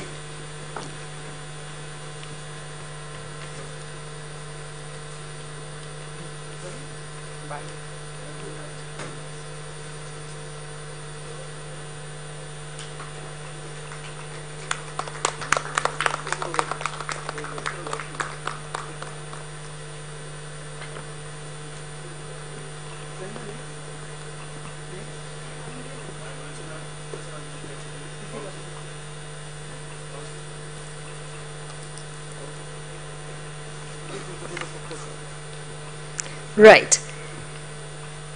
And Mr. Ranjit Chaudhary.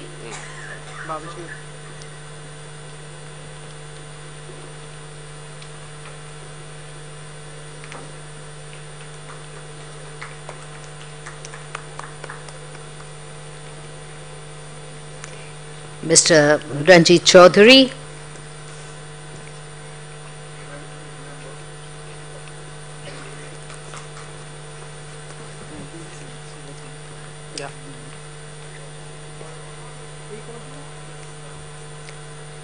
Dr. Anshul Gupta.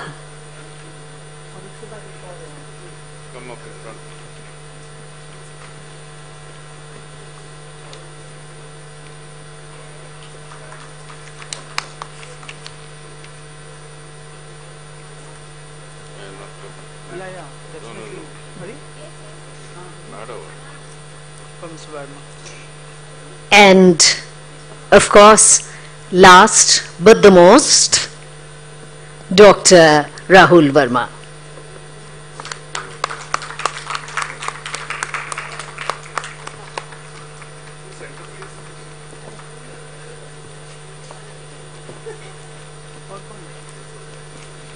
And we would have a photograph with all of you right after this. Anshul, you can leave the bag. We'll just have a photograph with all of you before I invite Dr. H.P. Kanoria to close the session with his remarks and vote of thanks.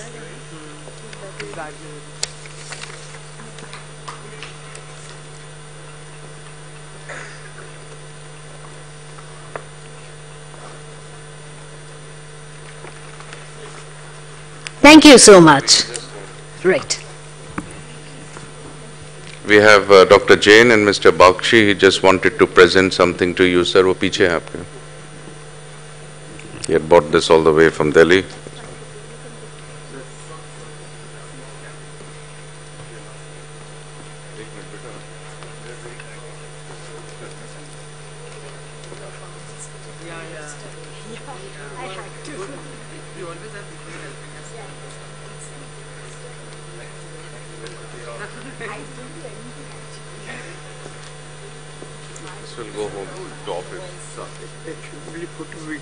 हाँ लेकिन सब कुछ चले जाए उसके बाद अकेले अकेले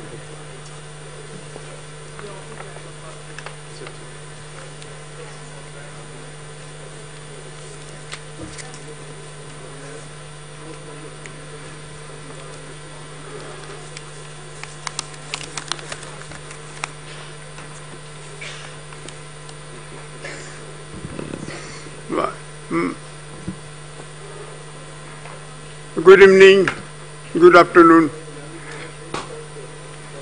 Ram Ram, Jai Bharat, Jai Vish.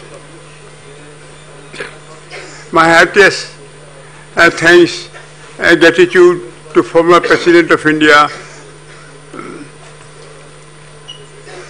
former Chief Justice of India, all the speakers, dignitaries and consul generals, spiritual leaders, eminent personalities, guests and students for gracing their conference and for spirituality and inspiring us. God has manifested us.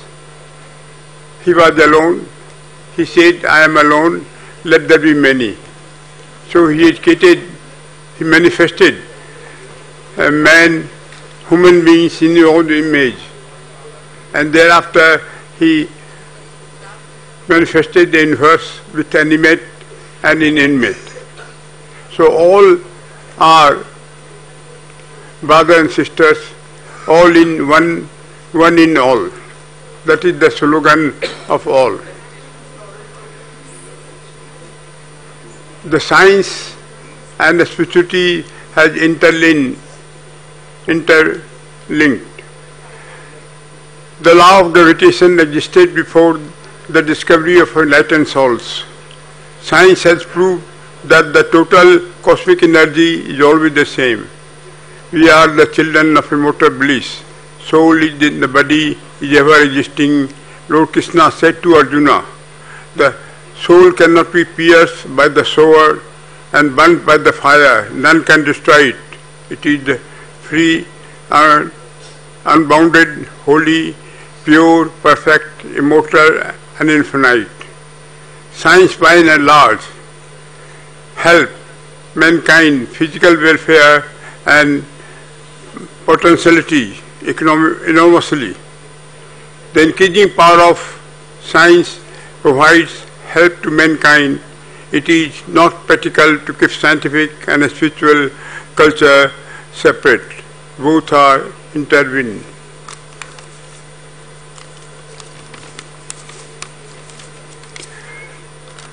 A God is gentle and kind Father. He does not punish. We suffer due to wrong thinking and doings.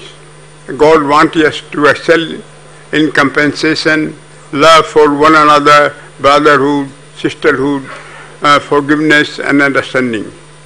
Rishi Sri Aurobindo was convicted for early pool pump case in which 3-4 Englishmen were killed. He was to be hanged to death in jail, but he heard the voice of Krishna within.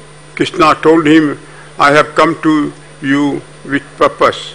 Don't worry. On the day of judgment, Avinda visualized Lord Krishna was found sitting on the seat of the judge, and he was free. He was the lover of mother, God and nation.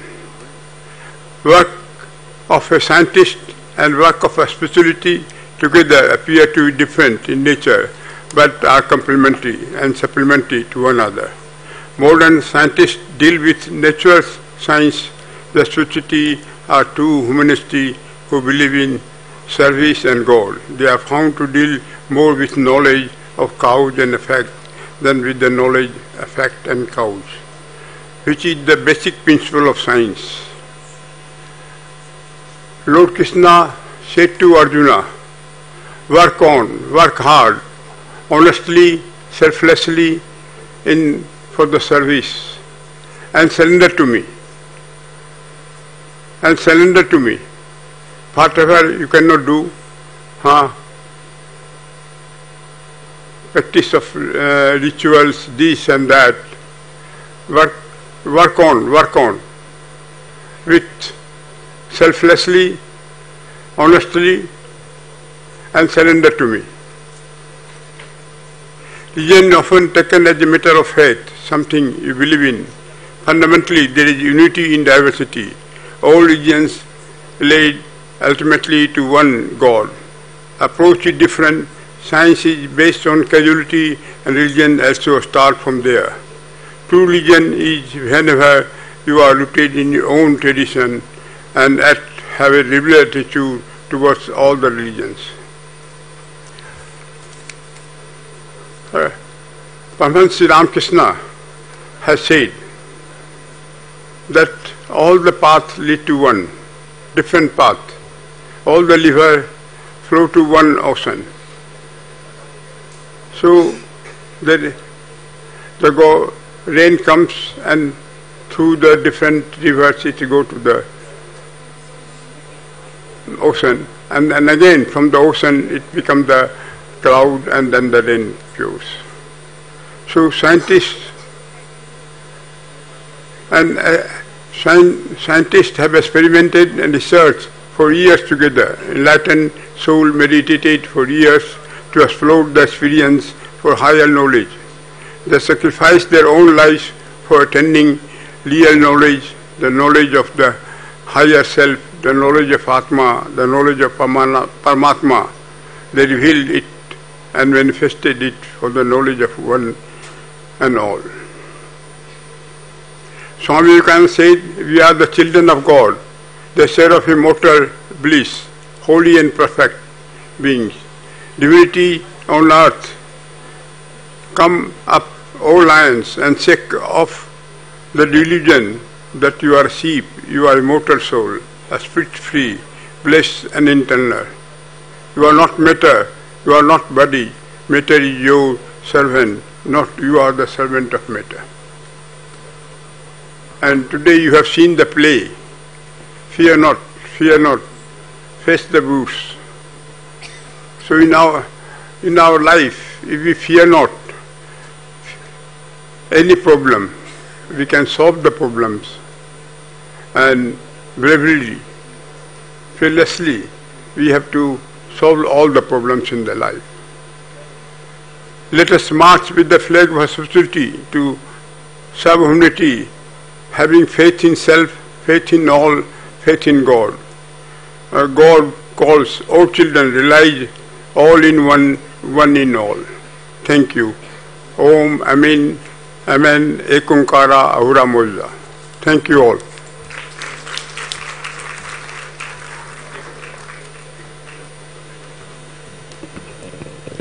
Thank you so much.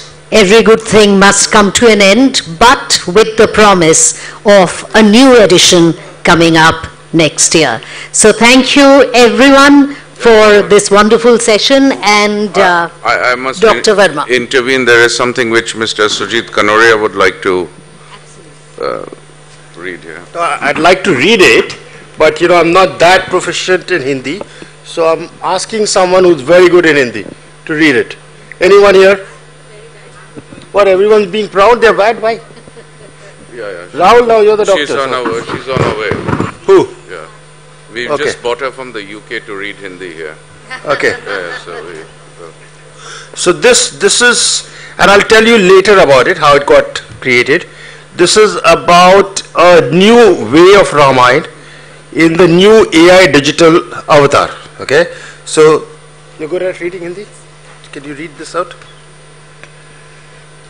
In the green, huh? It'll take a couple of minutes.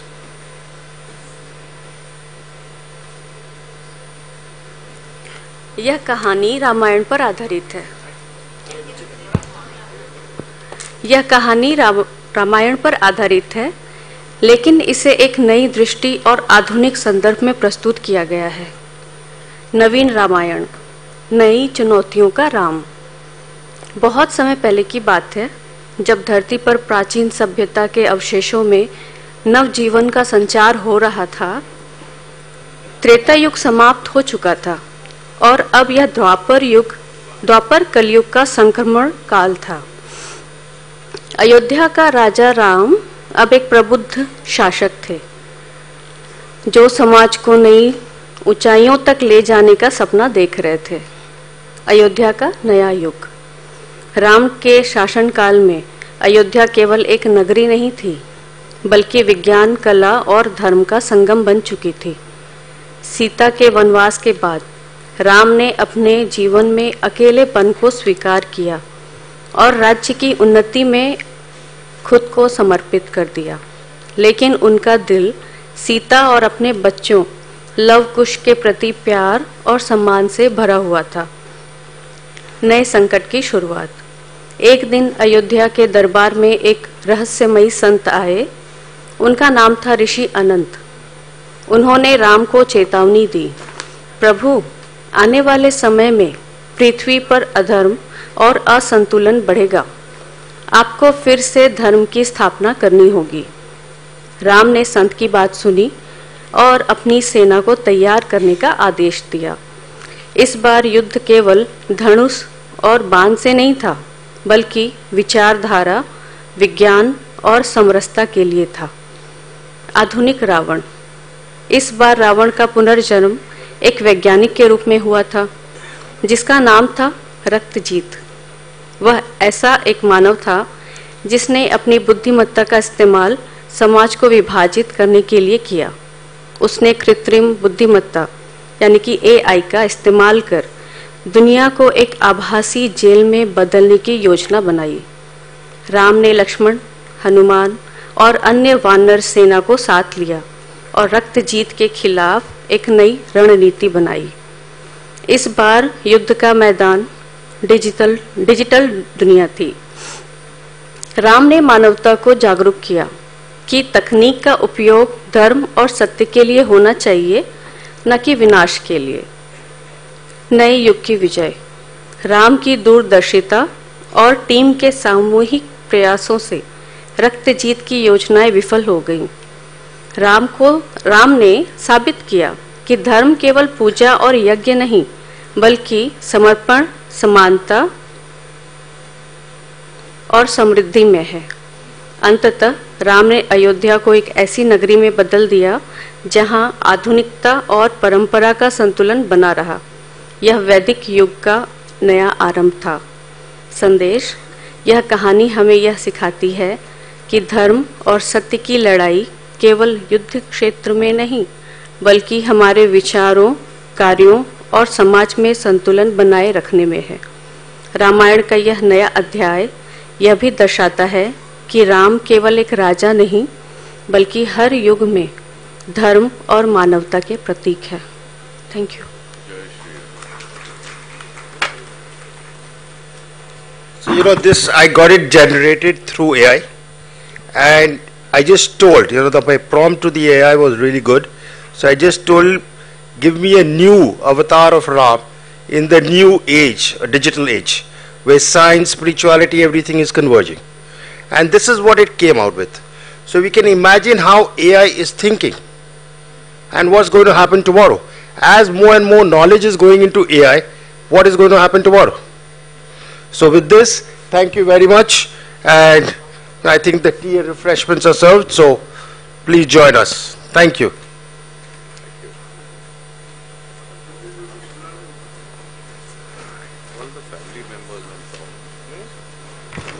Can we request all the family members to kindly come up, and we can have a final photograph. Can we request all the family members to kindly come up? Also the speakers? No, only. No.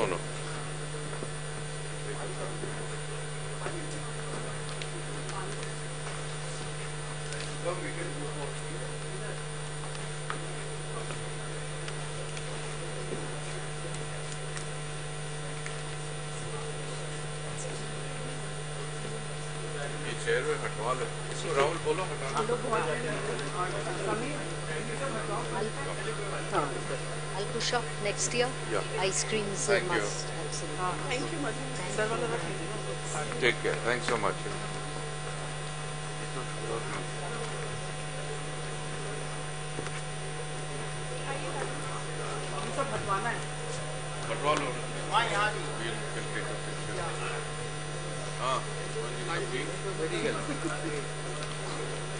हाँ,